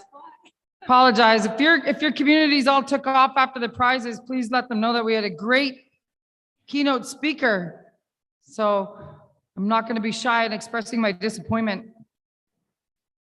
Carrie and I have known each other for a very long time. She's being modest and doesn't want me to read all that she's done in her accomplishments. But Carrie has worked in social services for 28 years as a facilitator. Carrie shapes and guides the processes of working together effectively. Carrie's focus is on the outcome of the meeting or planning session, with how the people in the meeting participate and interact, and with the process. We all have a lot to learn from Carrie, and while achieving the goals and the outcomes that everyone wants is important, as an authentic and energetic facilitator, Carrie also works to make sure that the process is sound and that everyone is engaged and that the experience is the best that it can be for all participants. Please welcome Carrie Chipetta. Hello. Thanks, Wendy. So I'll tell you a couple things about me before we get started. One, I am a walker, and so I'll be walking this space. And two, I'm really clumsy and fall over my own feet, have fallen upstairs, have fallen downstairs, have fallen over nothing. So I'm not even going to try and attempt that stage because I will fall off of it. So I'm going to walk this space here for the next 45 minutes. I am Carrie, and I am from Thunder Bay. So I just drove up today. And I'm so very excited to be here to talk to you about playing nice in the sandbox. I'll tell you a little bit about myself, and then I'll jump right into the information I wish to share with you. So I am a social worker by trade. And about 16 years ago, I lost my job quite suddenly because government funding was cut unexpectedly. And so I went from one day having an awesome job that I loved to the next day not having a job. And so I sat down and I wrote a list of all the things I love to do in my life. And then I promptly looked at the list and thought, I can so start a business doing all of that really wicked awesome stuff. And so that's what I did.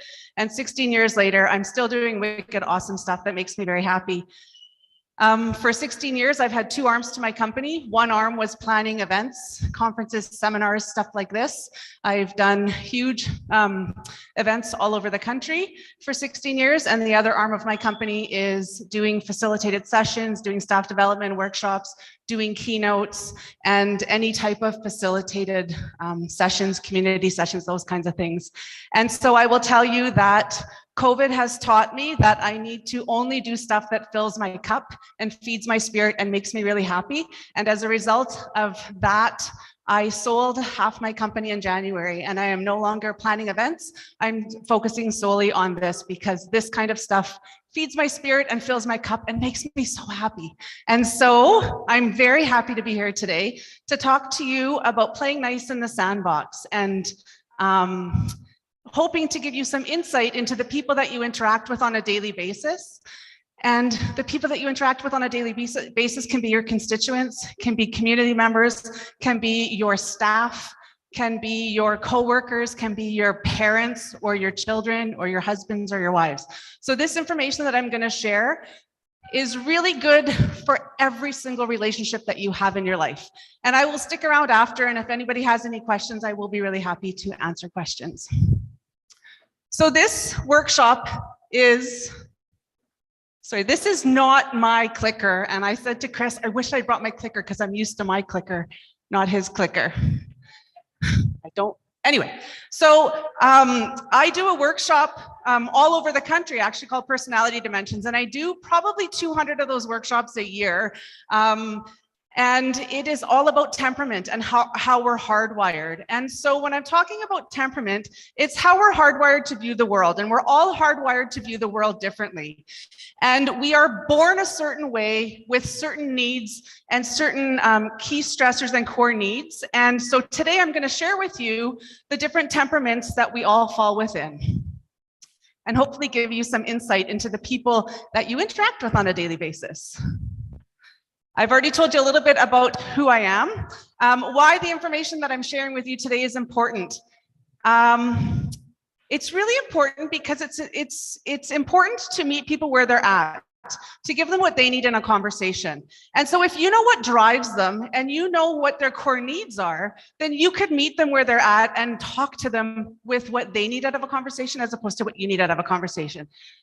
So I will tell you, since I took this training about 12 years ago, I try and see people and figure out what temperament they are almost within the first couple minutes of a conversation. So there are cues that people give us that, or give me, give all of us, if you know how to read the cues, that give me insight into what drives them and what temperament they might be. And so if I know I'm speaking with somebody that's probably a certain temperament, I will change the way I converse with them. So the 4 temperaments that I'm going to talk about today are organized gold, resourceful orange, inquiring green, and authentic blue.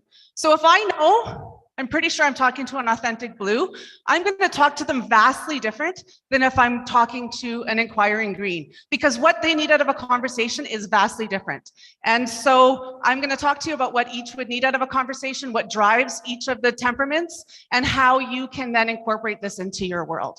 And this works, I will tell you, I have a husband of 27 years, I have a 24-year-old son, and I have a 21-year-old son, and they both have girlfriends. And I will tell you, they've all done assessments in my house. And Personality Dimensions is a Sunday night dinner conversation around the table when the girls come over for a big family dinner. And they think that I'm some sort of mentalist because I can describe what their arguments might look like. Because I know I have an inquiring green son, and he's got an authentic blue girlfriend. And so I can absolutely tell you without a doubt what their arguments look like, because one argues one way and one argues the other way based on what temperament they are. So it's good information. Hoping you will get something out of it, hoping you will think about the people in your life, whether it's your family members, whether it's your office staff, whether it's your constituents or coworkers, anybody that you interact with, and try and see them a little bit differently and change the way you interact with them to better meet them where they're at.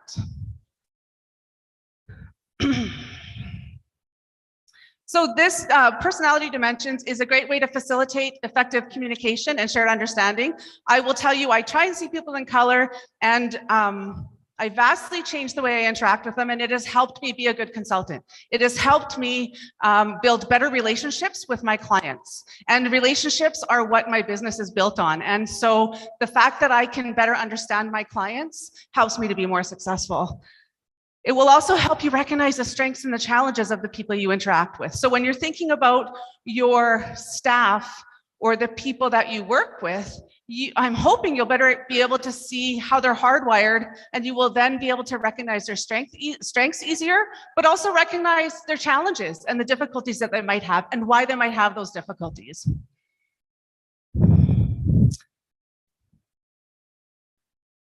All right, so I'm going to start with Inquiring Green. So Inquiring Green, their core need is knowledge or competence. They like to know why. They need to know the answers to things. They are fact-driven. They are data-driven. They like policy. They like research. Those are how many people see themselves just in that? Because I think there's probably a few Inquiring Greens. I know there's a few Inquiring Greens in the room. So when you're speaking, so that's their core needs is facts and data and knowledge and competence. Key stressor is not knowing the answers to things and being wrong or appearing incompetent. So a green will not answer a question unless they know the answer to be true, because if they guess on the answer and they're wrong, they will appear incompetent, and that stresses a green out more than it stresses any other color out. And greens might be saying, doesn't everybody get stressed out when they're wrong? I'm telling you, not the same way a green does. Greens really hate being wrong.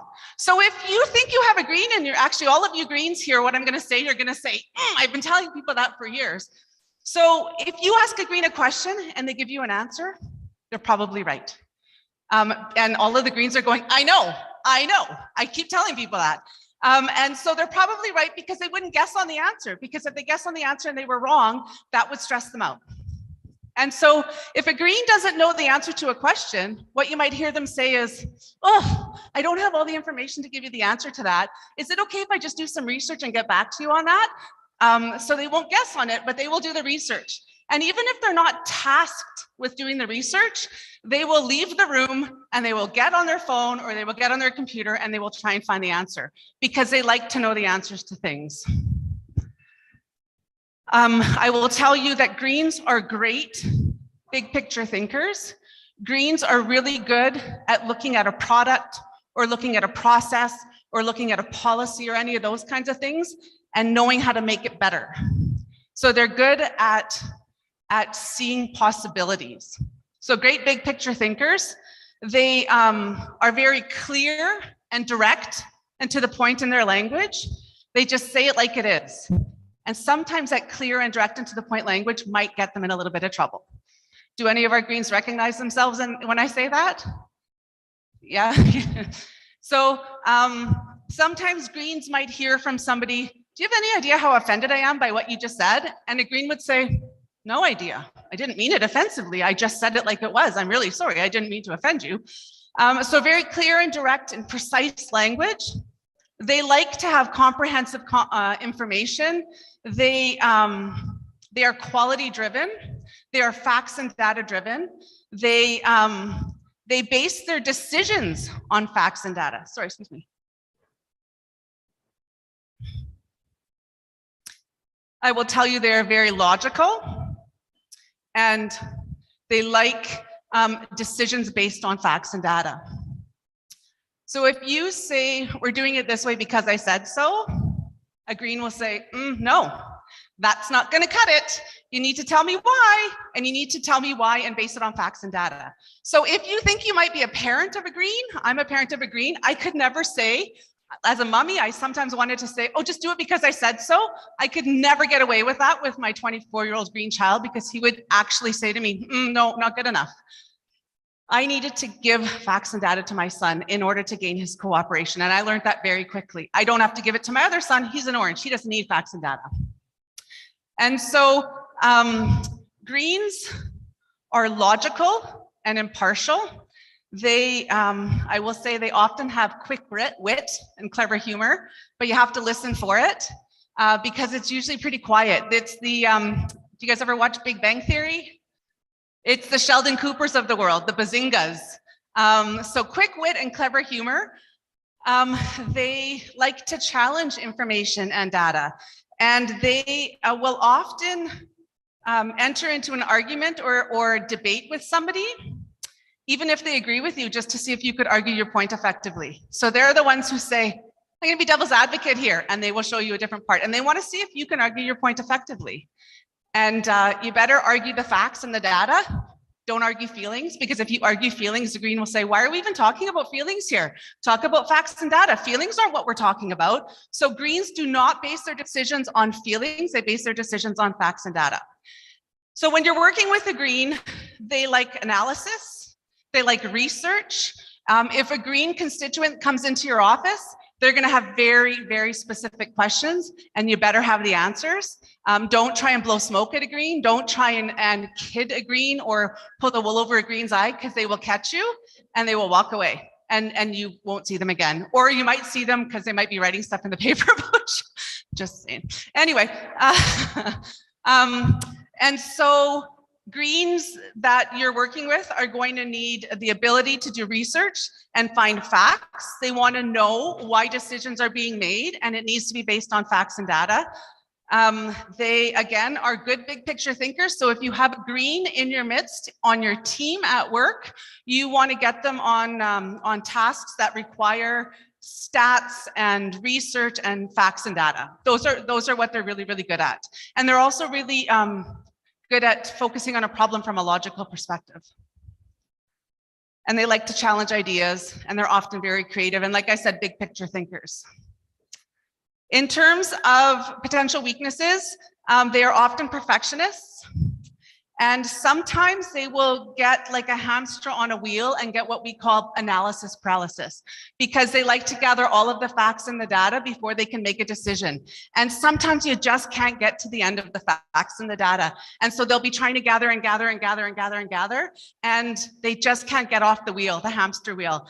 And so when I use the term analysis paralysis, it's usually just greens that understand that term, because other colors might not get that, but greens, I think, would probably get it. When you are working with a green, if you want to gather their or gain their cooperation, validate their feelings and thoughts. And it's not validate them. It's important to note it's not validating them as a person. It's validating their ideas and their thoughts and the contributions that they've made to the work. So it's not saying you did a good job. It's saying, I love that idea. Can you tell us more about that? So it's not a personal thing. Talk about the work that they've done and how that's important. Taking their ideas and running with it is a way of validating a green. Also, if you want to reward a green and they're on your staff and you have the ability to do this, giving them opportunity to gather more facts and data. So going to professional development or learning a new skill or learning something new, that's a reward for a green. And I did this workshop with a team pre-COVID, and there was 23 people on the team, and there was one green, and the green happened to be the manager of all 23 people. And she came up to me after and she goes, oh my gosh, I just realized why my team hates it when I'm rewarding them. And I said, well, how are you rewarding them? She goes, I send them on like awesome trips to conferences and seminars so they could learn stuff, and they hate it. I said, of course, because that's not what drives them. Facts and data and knowledge seeking doesn't drive other colors. It drives green. You need to find something else that your staff want to be rewarded with, but it's not that. And so we'll talk about what all the colors want to be rewarded with in a few minutes. Complementing their creativity and ingenuity, recognizing their accuracy, giving them opportunity to gather more information. All of those things are really great ways of rewarding them. So what I'm going to do is go through all four colors, and then I'm going to bring it into what does this all mean and what can you do with this information, just so you know. The next color I'm going to talk about is resourceful orange. And the resourceful oranges are the jugglers of the world. They're the ones who like to have lots of balls in the air. And they'll be working on this, and somebody might say to them, hey, can you come over here and help me on this? And they're like, yeah, absolutely. What do you need? And then somebody will say, hey, can you help me? Yeah, absolutely. And oh, I want to work on this today. So they like to have all the balls in the air. Is that you? Are you orange? Yeah, or green? Yeah, I think you're high orange too. Yeah, so if any of you know Mr. Physic yeah, you're orange. No. So Mr. Physic, our tech wizard over here, is the brightest orange I think you'll ever meet. He can juggle 1,000 tasks and not drop the balls. And so oranges, their core need is freedom. Space and freedom to do what they need to do, to be who they need to be, to make their own decisions, to do their job the way they need to do their job. And a key stressor for oranges is rigid boundaries. or waiting. So oranges don't like to wait for the coffee to percolate in the morning. They don't like to wait for their baggage at the carousel when they're on a vacation. They just want to start their vacation right away. They just generally don't like waiting.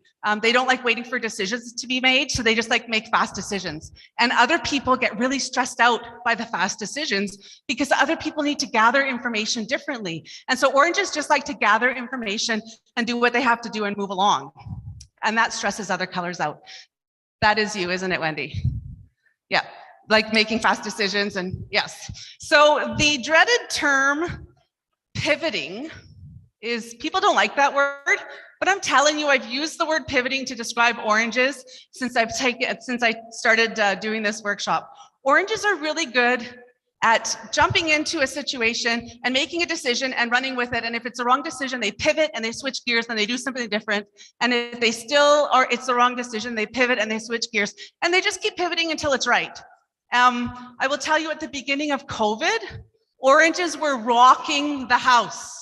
Every single orange I know was saying, what do we need to do differently? How are we going to meet the needs of the people in our community? Let's make it happen. Think outside the box, do it differently. Come on, people. And they were the ones that were rallying the people in the communities together so that the job could be done, so that people can still get their food and kids could still get what they needed. And they were the ones that were figuring out how to do things differently. And they were encouraging others to do what they had to do in order to get the job done. So while other people were struggling immensely at the beginning of COVID, oranges were rising to the challenge because oranges are really, really good in emergency situations. And when life is in chaos, oranges rise to the top often. So they have lots of energy, lots of drive, lots of determination. It is extremely important to give orange freedom.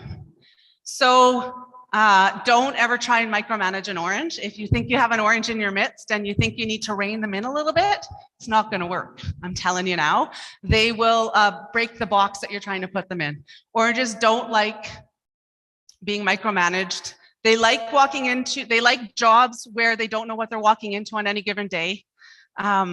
They might choose, a lot of oranges I know are the ones that work like street outreach, or they work in an emergency room, or they work in jobs where you just don't know what you're walking into on any given day. And I will tell you, sorry, I'm like super dry here. It is really dry in here.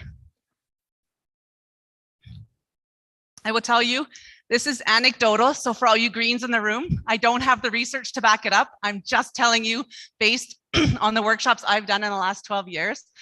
And I have assessed many whole workplaces where I've done high-level managers, CEOs, executive directors, assistant deputy ministers. I've assessed thousands of people. And I will tell you, a huge majority of those high-level managers are orange. They assess as orange. And it makes sense to me when I think about it, because oranges, when you're in a high level position like that, you don't know what you're walking into on any given day. And you got to keep all the balls in the air. And then you got to hand it off to the people on your team to do the job. And oranges are really good at handing it off and saying, just go and do it. And leaving their staff to do what they need to do. So oranges will never micromanage you. So anyway, that's just one anecdotal, not research-based on my part. In terms of priorities for the team, just like greens, oranges are great big picture thinkers. Oranges like to think outside the box. They like to do things differently. If you say to an orange, we're doing it this way because this is the way we've always done it, that's like, oh, don't say that to an orange. It won't end well. And Wendy, when I just said that to you, what did you were like, yes. So we're doing it this way because this is the way it's always been done is not something to say to an orange. Oranges like to think outside the box. They like big picture thinking. They like idea generating. They like action. They like doing. So just sort of sitting behind a desk Monday to Friday, doing their reports or doing that kind of stuff without a whole lot of action, that doesn't feel very good to an orange. And they probably wouldn't be drawn to that kind of job. They'd be drawn to other jobs where there's more action and variety. I, on the other hand, I'm not an orange, and I would totally be drawn to the job where I get to sit behind a desk and do the same thing every single day because that makes me happy. Anyway, we'll get to that color next. Flexible, adaptable, resilient, those are all words that describe oranges. If you ask an orange to drop what you're doing and come over here and work on this, an orange is like, absolutely, what do you need? I'm here, what do you need? They will not even hesitate. They will drop what they're doing and they will come over and help you. Not every color is like that. And I will tell you, this is my lowest color. And I've done the assessment probably 10 times. And this is my lowest color every single time. It will always be my lowest color. It doesn't feel good to live in this world, in this orange world. I've tried it and it makes my left eye twitch. It doesn't feel good ever. But as a result of it being so low for me, I surround myself with oranges because they bring so much to the table that I don't have. Mr. Fisick over here is my work husband. I value every single thing he brings to the table because it's not what I bring to the table. And it's not the same strengths that I have. So I pull on all of the strengths that he has because he's really good at the things I'm not good at. So using people for their strengths is a really good thing to do. So I find oranges and I surround myself with oranges so that I can learn from them and grow from them. And in fact, I was doing a facilitated session pre-COVID, and I had this beautiful facilitation plan. It was a 2-day facilitation plan, and I had like literally to the minute. I knew exactly what I was going to say every single minute. And my facilitation plan was based on the fact that everybody coming into the room would have a certain level of knowledge, because that's what my client told me. And it became very apparent in the first 3 minutes of the session I was doing that nobody had the base level of knowledge that I was told they would have. And so I said, okay, let's take a coffee break. I just got to figure a couple stuff out. I pulled my client to the back of the room and I said, okay, this isn't going to work because none of them have the knowledge that I was told they have. So what are we going to do to make these 2 days really effective and useful for them? So I totally revamped the facilitation plan on the side. I channeled my inner orange and I did it for 2 days. And I will tell you, I faked it till I made it. It was so hard for me to do it because that's not the way I work. But at the end of the session, one of the chiefs from one of the First Nation communities up near Nipigon came up to me and shook my hand and said, "Thank you for being so flexible and adaptable." And I went, "You think I'm flexible and adaptable? I'm not. I am not flexible and adaptable. Oranges are flexible and adaptable." But I was channeling my inner orange because that's what oranges do. If somebody says you got to do it this way, they say, "Okay, we'll make it happen. We'll do it that way." So facing troubling situations and problems immediately and fairly, that's what oranges are really good at.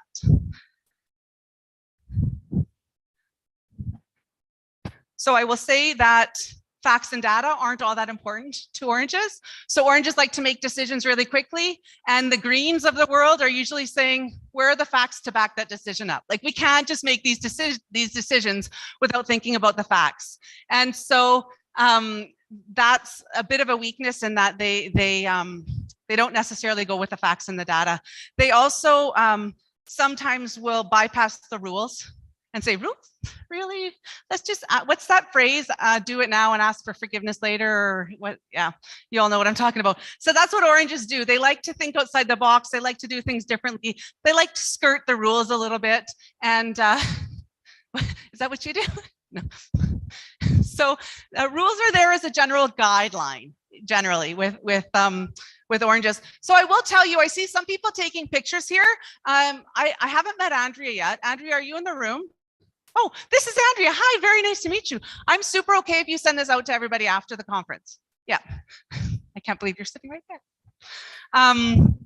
So in terms of giving them tasks, giving them challenging tasks, being clear with the directions is important. Giving them leadership or hands-on tasks, not busy work. So Wendy, you said that you always thought it was your ADHD. I am going to tell you that I know ADHD is a real thing. I really do. I get it. And I've seen kids who absolutely need to be on medication. And when they're not on medication, they're a very different child. So I'm not discounting that ADHD is real. I know it is very real.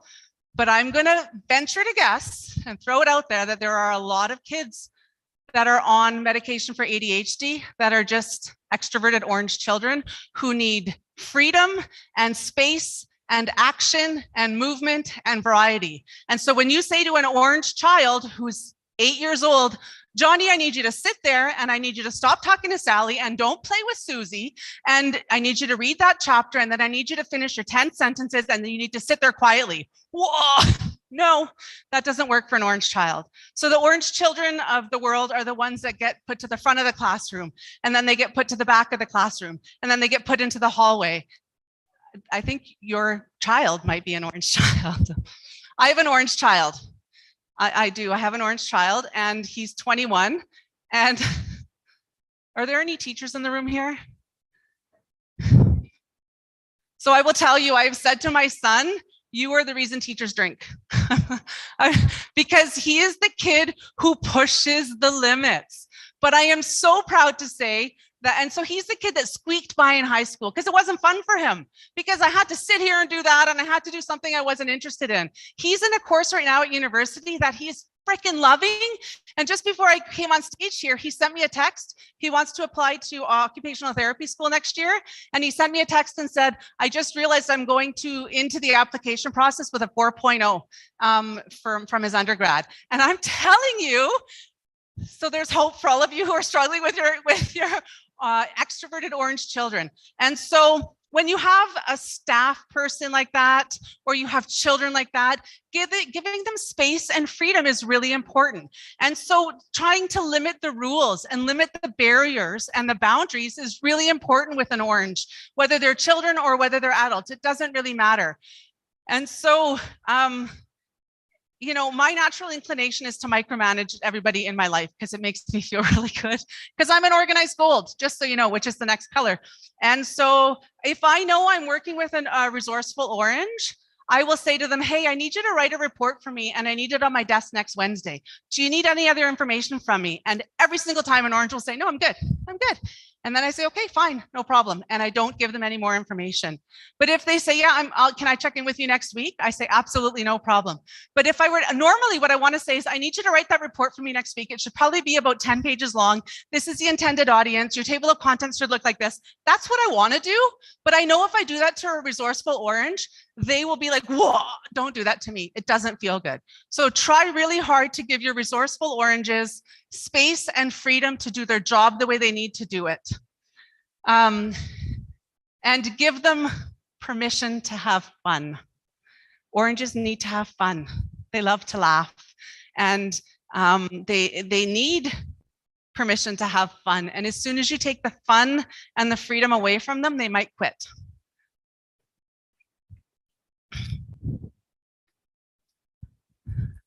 Our next color is organized golds. And I used to think that if everybody in the world was just like me, the world would be a way better place to live in. This is me, just so you know. I'm like the brightest gold you'll ever meet in your life. And I will tell you that I dial my gold back so as not to overwhelm people with my need to be organized, and my need to be on time, and my need to just know what's happening in every aspect of my life. So if we look at the colors, oranges and golds are polar opposite in what drives them and their core needs and the things that stress them out. So what drives a gold and their core need is being a part of something. They like belonging. And it's important for them to be a part of stuff. And another core need is being organized. Golds need to be organized. They feel good and they feel in esteem when their world is organized. So I will tell you, at the beginning of COVID, when it was everybody go work from home and your kids are going to be home, and no, we don't have policies for this, and golds were vibrating. Every single gold I know, including me, I'm not going to lie, was vibrating. I actually shut my doors. It was March 26th. And I went from working 70 hours a week with a full-time assistant to losing every single contract I had. And in my gold brain, I was like, okay, well, I can't do in-person events anymore, so I guess I don't have a job. Closed it up, learned how to make bread, learned how to make ravioli, all those things that people did when it was COVID. But then a beautiful, resourceful orange entrepreneur called me and said, Carrie, what are you doing? I haven't seen you around in a while. And I'm like, yeah, it's COVID. She's like, but I haven't seen you online. You need to do something. You need to figure out how to go virtual. And my gold brain didn't feel good. I don't like learning those new skills. I like what I like. I like knowing what I'm doing, when I'm doing it, and how long it's going to take to do it. Don't make me learn that other stuff. And so this beautiful orange entrepreneur stressed me out. And I actually said to her, you need to back off a little bit, man. Like, okay, I'll look at it, but just Like, don't force me to do this right away. And I will tell you, I spent the whole weekend doing every single Zoom tutorial I could find on how to host a Zoom workshop. And then on the Monday, I put my shingle out again, and it's been insane ever since doing virtual stuff. And I'm going to say, I way prefer this. I way prefer feeling all of your energy than over the Zoom, but it is, you do what you got to do when life happens. Anyway, when you're working with oranges, no, we've already talked about oranges, golds. You need to know that they like to know what they're doing, when they're doing it, how long it's going to take to do it. You need to know that they're going to have lists and that they live by their lists. And they take physical pleasure crossing stuff off their list. Like, it just feels good to cross something off a list. And there are lots of golds who have done stuff that hasn't been on their list, and they write it on their list just for the sheer pleasure of crossing it off the list. It just feels good. And if any of you are going, really, there's people like that in the world? Yes, there are. There's lots of people like that in the world. And so golds are really good at planning, organizing, anything task-oriented. They are very dependable and responsible. If they say they're going to do something, they're going to do it. And they're likely going to do it a little bit more than what's expected. Because if they do it a little bit more than what's expected, you will probably praise them for the work that they've done, and then they will want to do more. And if you say to them, I really liked how you did that last report, I'm wondering if you could help me with this one again, a gold would be like, yeah, absolutely, what do you need? Because you've praised them and you recognize what they bring to the table. So they're really good at planning and organizing. They they like tasks. They don't like busy work. They are the ones that will, well, just on a personal note, do we think there's any golds in the room here? I can't be the only one. Yeah. So golds are the ones that when they write their grocery list, they write it in the order that they're walking through the grocery store, because why wouldn't you? And they also, and if they forgot something, they will rewrite their list because you can't have it messy. And they will put their groceries on the belt in the order that they want it bagged.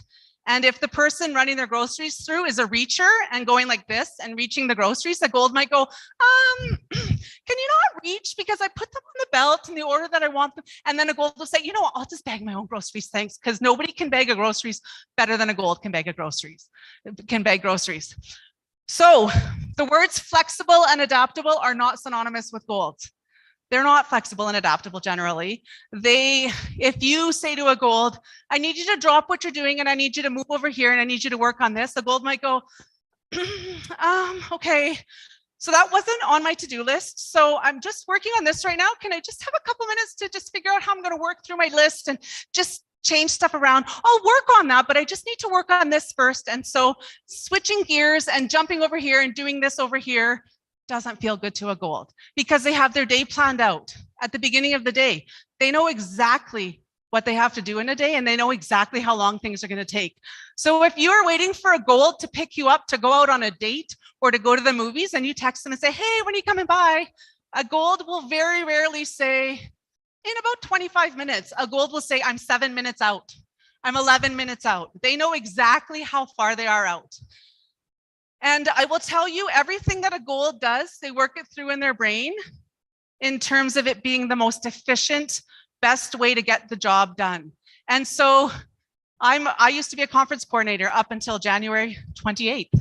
And so Chris knows I would give him lists of every single thing I need. Chris, did you ever have any questions about any event you ever did for me? Never once. And did anything ever go wrong at my events? No. If it did, it wasn't my fault. It would have been your fault. So I will tell you, I pride myself on thinking of every single thing that could go wrong and having contingency plans for every single thing that could go wrong. And every other color is going, oh my God, that must be exhausting. It is. It is. I'm the person who used to stay up late at night thinking of all the things that could happen and planning contingency plans for every single thing. And that's how a gold's brain works. So I will tell you that because I've sold half my business, I no longer need a gigantic office in my basement because I no longer have staff that are working for me. It's just me in my office and it feels really, really good. And it's exactly what I want to do with my life. But as a result, my 21-year-old said, well, you don't really need that big office in the basement. So can I move into your office in the basement and you take my bedroom? And I'm like, Sure, no problem. And my orange, he's orange, the one who makes teachers drink. This is the 21-year-old. And so he's like ready to go. He's like, I'm taking my bed apart. I'm moving everything. And I'm like, okay, just a minute. I need to think about this. I just need to process. I'm like, okay, so this week we can do this, and then next week we'll do that. And he's like, what are you talking about? It will take me one day to do it. Just let me do it. And I'm like, okay. And so I now have an office upstairs, and he's in my office downstairs, and I've been vibrating all week about it because everything isn't exactly as it should be and perfectly organized, and it drives me nuts. But I see the need to lean into that freedom bit every once in a while. Golds have plans for everything. They like things to be planned out. They don't like surprises. A lot of golds are drawn to jobs where they get to keep people on task. So they're the ones who show up at a meeting, and they're the ones who have an agenda, and they're the ones who will check stuff off an agenda as you're going through the meeting. And if you go off agenda, a gold will say, yeah, sorry, you know what? We're off the agenda right now, and the meeting's supposed to end at 5. And are we going to get back on the agenda? Because I have something I need to be at 5:05, and so I'm going to have to leave at 5. Because golds know what they're doing every minute of every day until they go to sleep. Although the term planned spontaneity is a term that I've coined, and only golds will understand what planned spontaneity is. And planned spontaneity is there's a time and a place to play, and it's after everything is done on the to-do list. So golds might actually, not might, golds do, I have, I'm guilty of this. They write play or free time or relax on their to-do list. Because if it's not on their to-do list, they might forget to do it. I've done it. Yeah, it's actually an exciting life. It's my exciting life. So they like directions. So when you are working with the gold, if you take nothing else with you today and you're about golds, know that they need details and clear direction. So where oranges don't need the details and oranges need the freedom to do their job the way they want to do their job, golds, tell them exactly what you need, tell them all the details, and they will probably come into your office and say, I have a couple more questions. I just need some clarification, and they will want to sit down and they want to ask you more questions. And the next day they'll say, okay, so this is where I'm at with that. Can you just look at this? And instead of getting frustrated by that, know that in order for them to do their job well, they need the details. And so just be okay with it. It's what they need in order to do their job well. I will tell you, when I do this workshop with teams, I purposely give vague instructions when I ask teams to go into groups and do tasks. I purposely give vague instructions because I don't want to stunt the creativity of all of the other colors. But I always go to the gold table and I say, do you need any more information? And the golds always say, oh my God, sit down. We have questions for you. I'm like, yeah, I know, no problem. Because golds need the details way more than anybody else needs the details.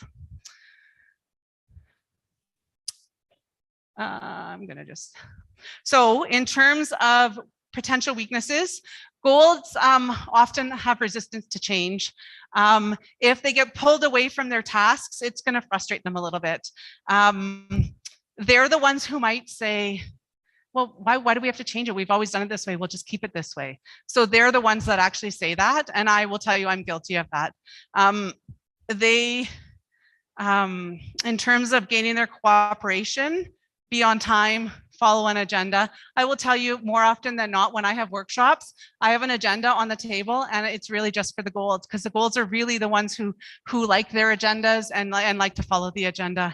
And I will tell you, I never put times on my agenda other than the start time and the end time, because if I put times on it, like, you know, for 15 minutes, we're going to talk about this, and for 25 minutes, we're going to talk about that.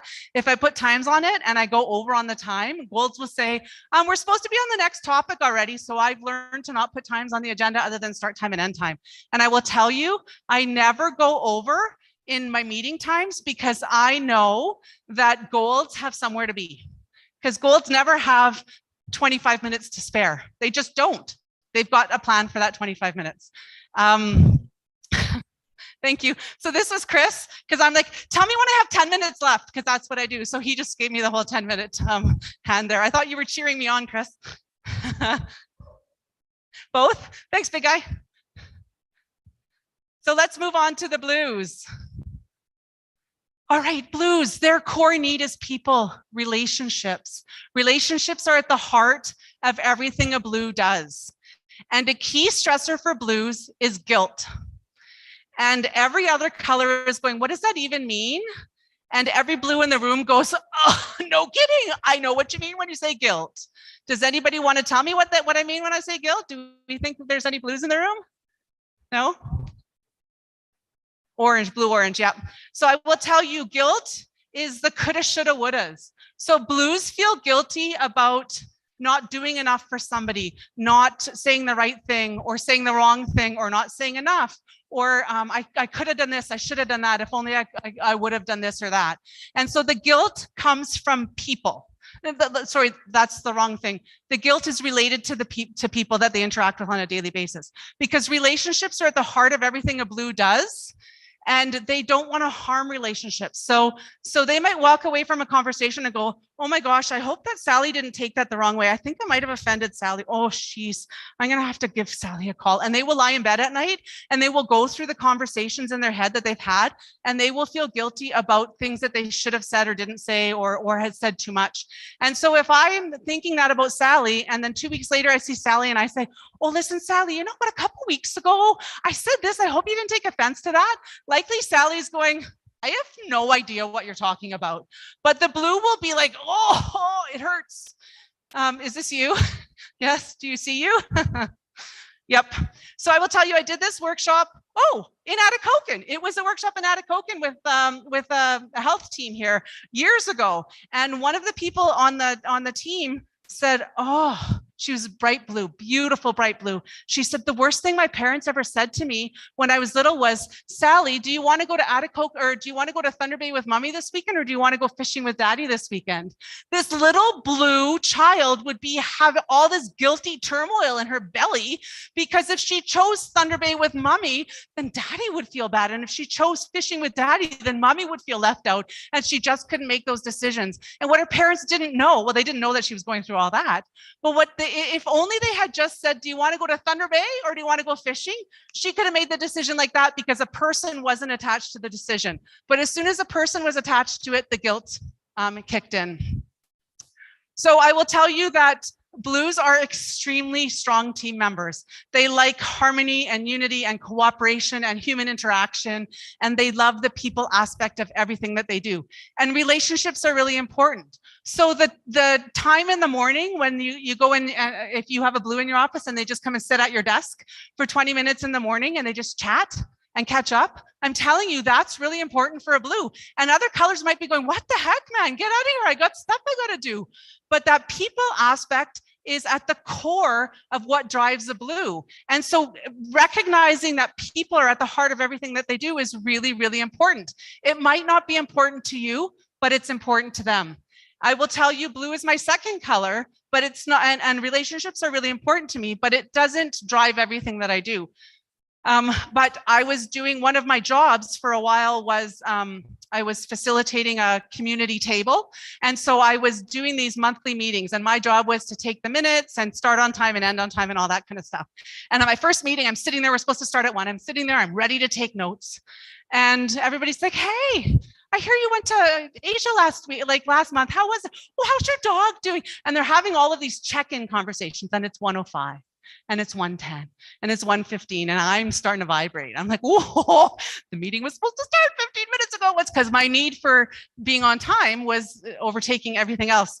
And so I left that meeting and I was so frustrated, and I don't often get that way. And I had to process, why am I so frustrated? And I thought about it on the way home, and I'm thinking, I went around the table and I tried to figure out what color everyone was. And almost every single person around the table was a blue. And so that check-in of 15 minutes of figuring out how everybody's doing and having those personal conversations is super important to every single one of them. So as soon as I realized that, I changed the way I went into future meetings. And I knew for the first 15 minutes it was going to be a check-in. So in my head, I knew that the meeting was starting at 1:15. And it was fine after I figured that out. But relationships are super important for blues. I will say that blues are really good and take great pride in helping to lift others up to reach their full potential. That drives them, seeing others reach their full potential and be the best person that they could be in the world. They love being on teams. They love being in groups. When I'm doing this workshop with teams and there's only one, and I'm putting people into color groups and there's only one blue, I panic every time because blues need people in their life. So blues struggled during COVID. They struggled with the lack of human interaction because Zoom is different. It's not the same. You can still have those conversations, but those personal interactions, the hugs, how many blues in the rooms were like, I need hugs. Yeah, absolutely.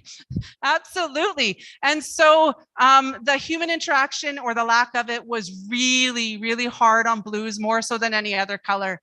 So blues are really good at mediating conflicts. They don't like conflict and they try and avoid it at all costs. And as a result, they're really good at heading it off at the pass, at getting to it before it blows up. Blues are often very charismatic and persuasive. They're the ones who they can figure out who they're talking to and they might change the way they talk with you because they know what you need in a conversation. So this kind of stuff, like these kinds of workshops, blues are like, yeah, I'm in because they love to learn about other people and how they can best meet the needs of the people that they interact with on a daily basis, because relationships drive blues. In terms of priorities for the team, close personal relationships, avoiding interpersonal conflict. They like harmonious work environments. If there's toxicity in the environment, they have a really, really hard time with that, more so than any other color.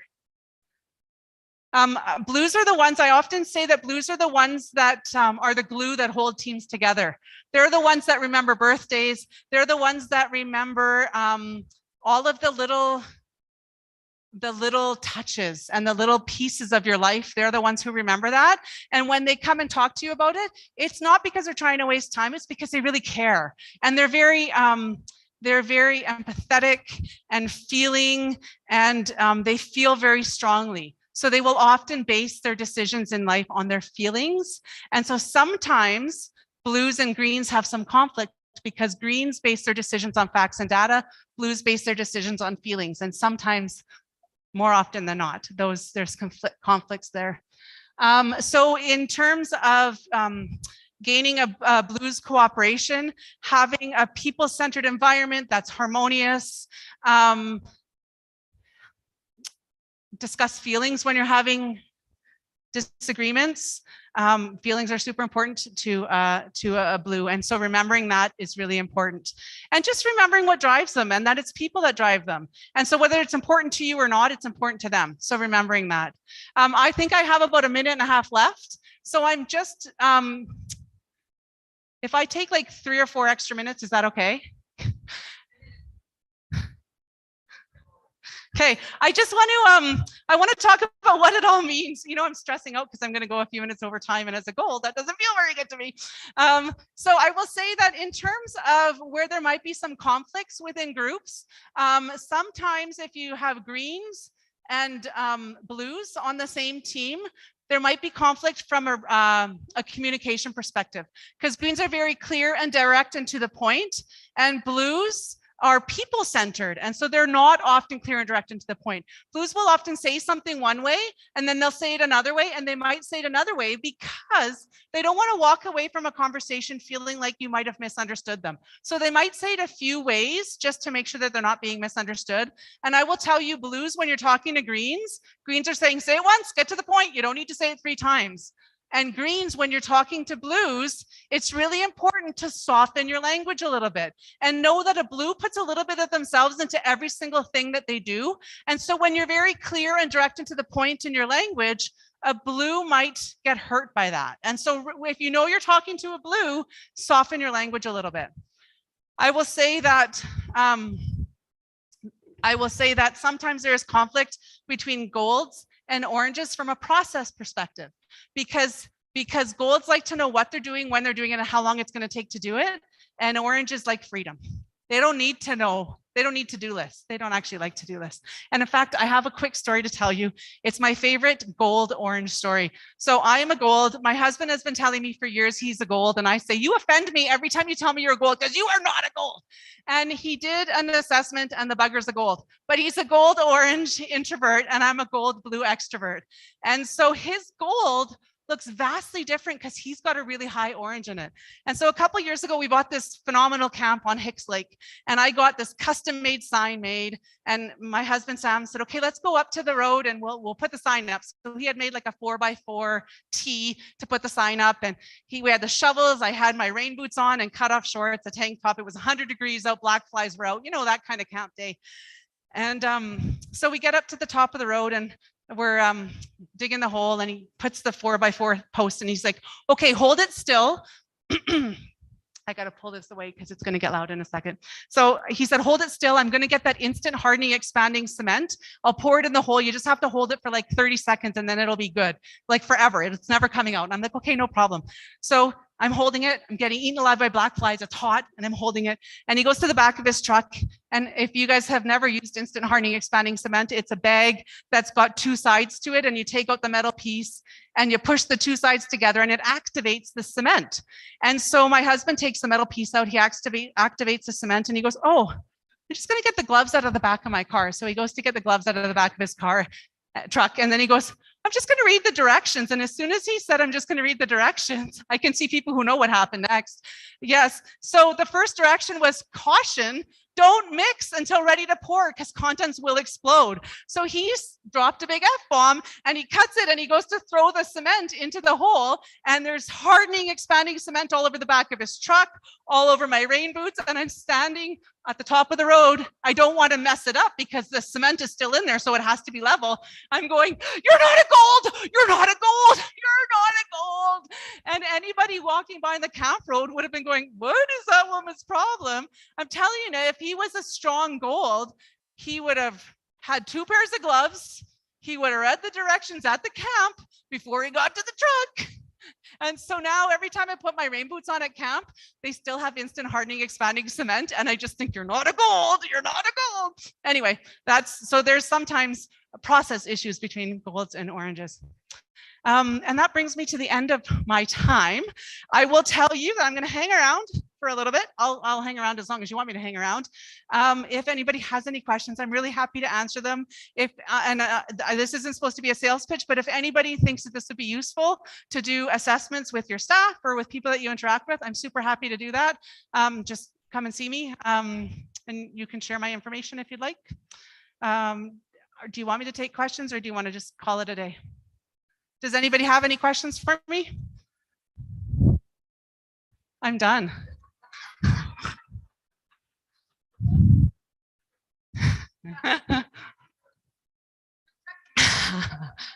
I'm done. I'm done. You're hilarious.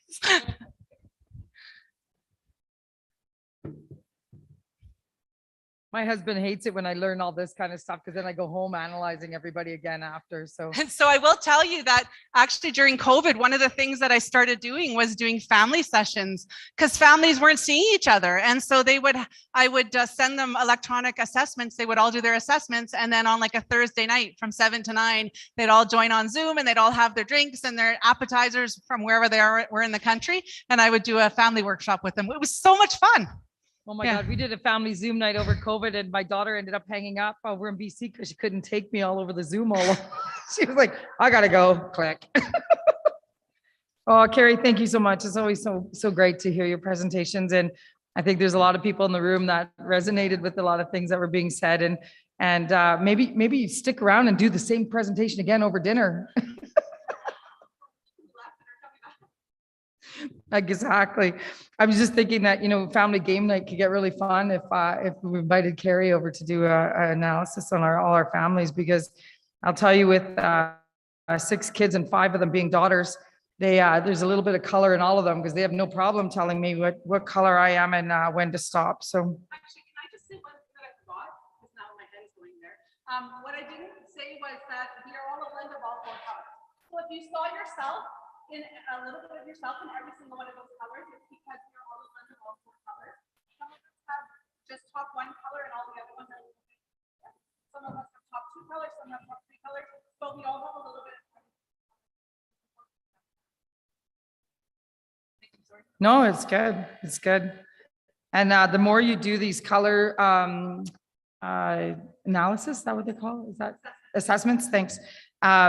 You sit around a council table and it's very easy, especially with election year coming up. If you end up with new councilors on your council, it works really good to start figuring out what color everybody is, because the quicker you figure that out, the quicker you can get to work and get things done. It's really true. Yeah. So thanks again, Carrie. So now we're going to take a break for a bit. Some people might want to go and freshen up for dinner. Dinner is going to be served at 6, and then we have entertainment by Entirely Mac. We have 2 shuttles that are donated by West End Motors for this evening. Ken Perry and Jim Cumming, who will be driving guests back and forth from the different hotels. I believe the bar opens at 5:30 right here. If you aren't taking a break and taking off for a bit, coming back. But you do have to leave the tables, I'm told, because they're going to fix them all up really pretty for the gala dinner. All right. Don't forget to come back and eat.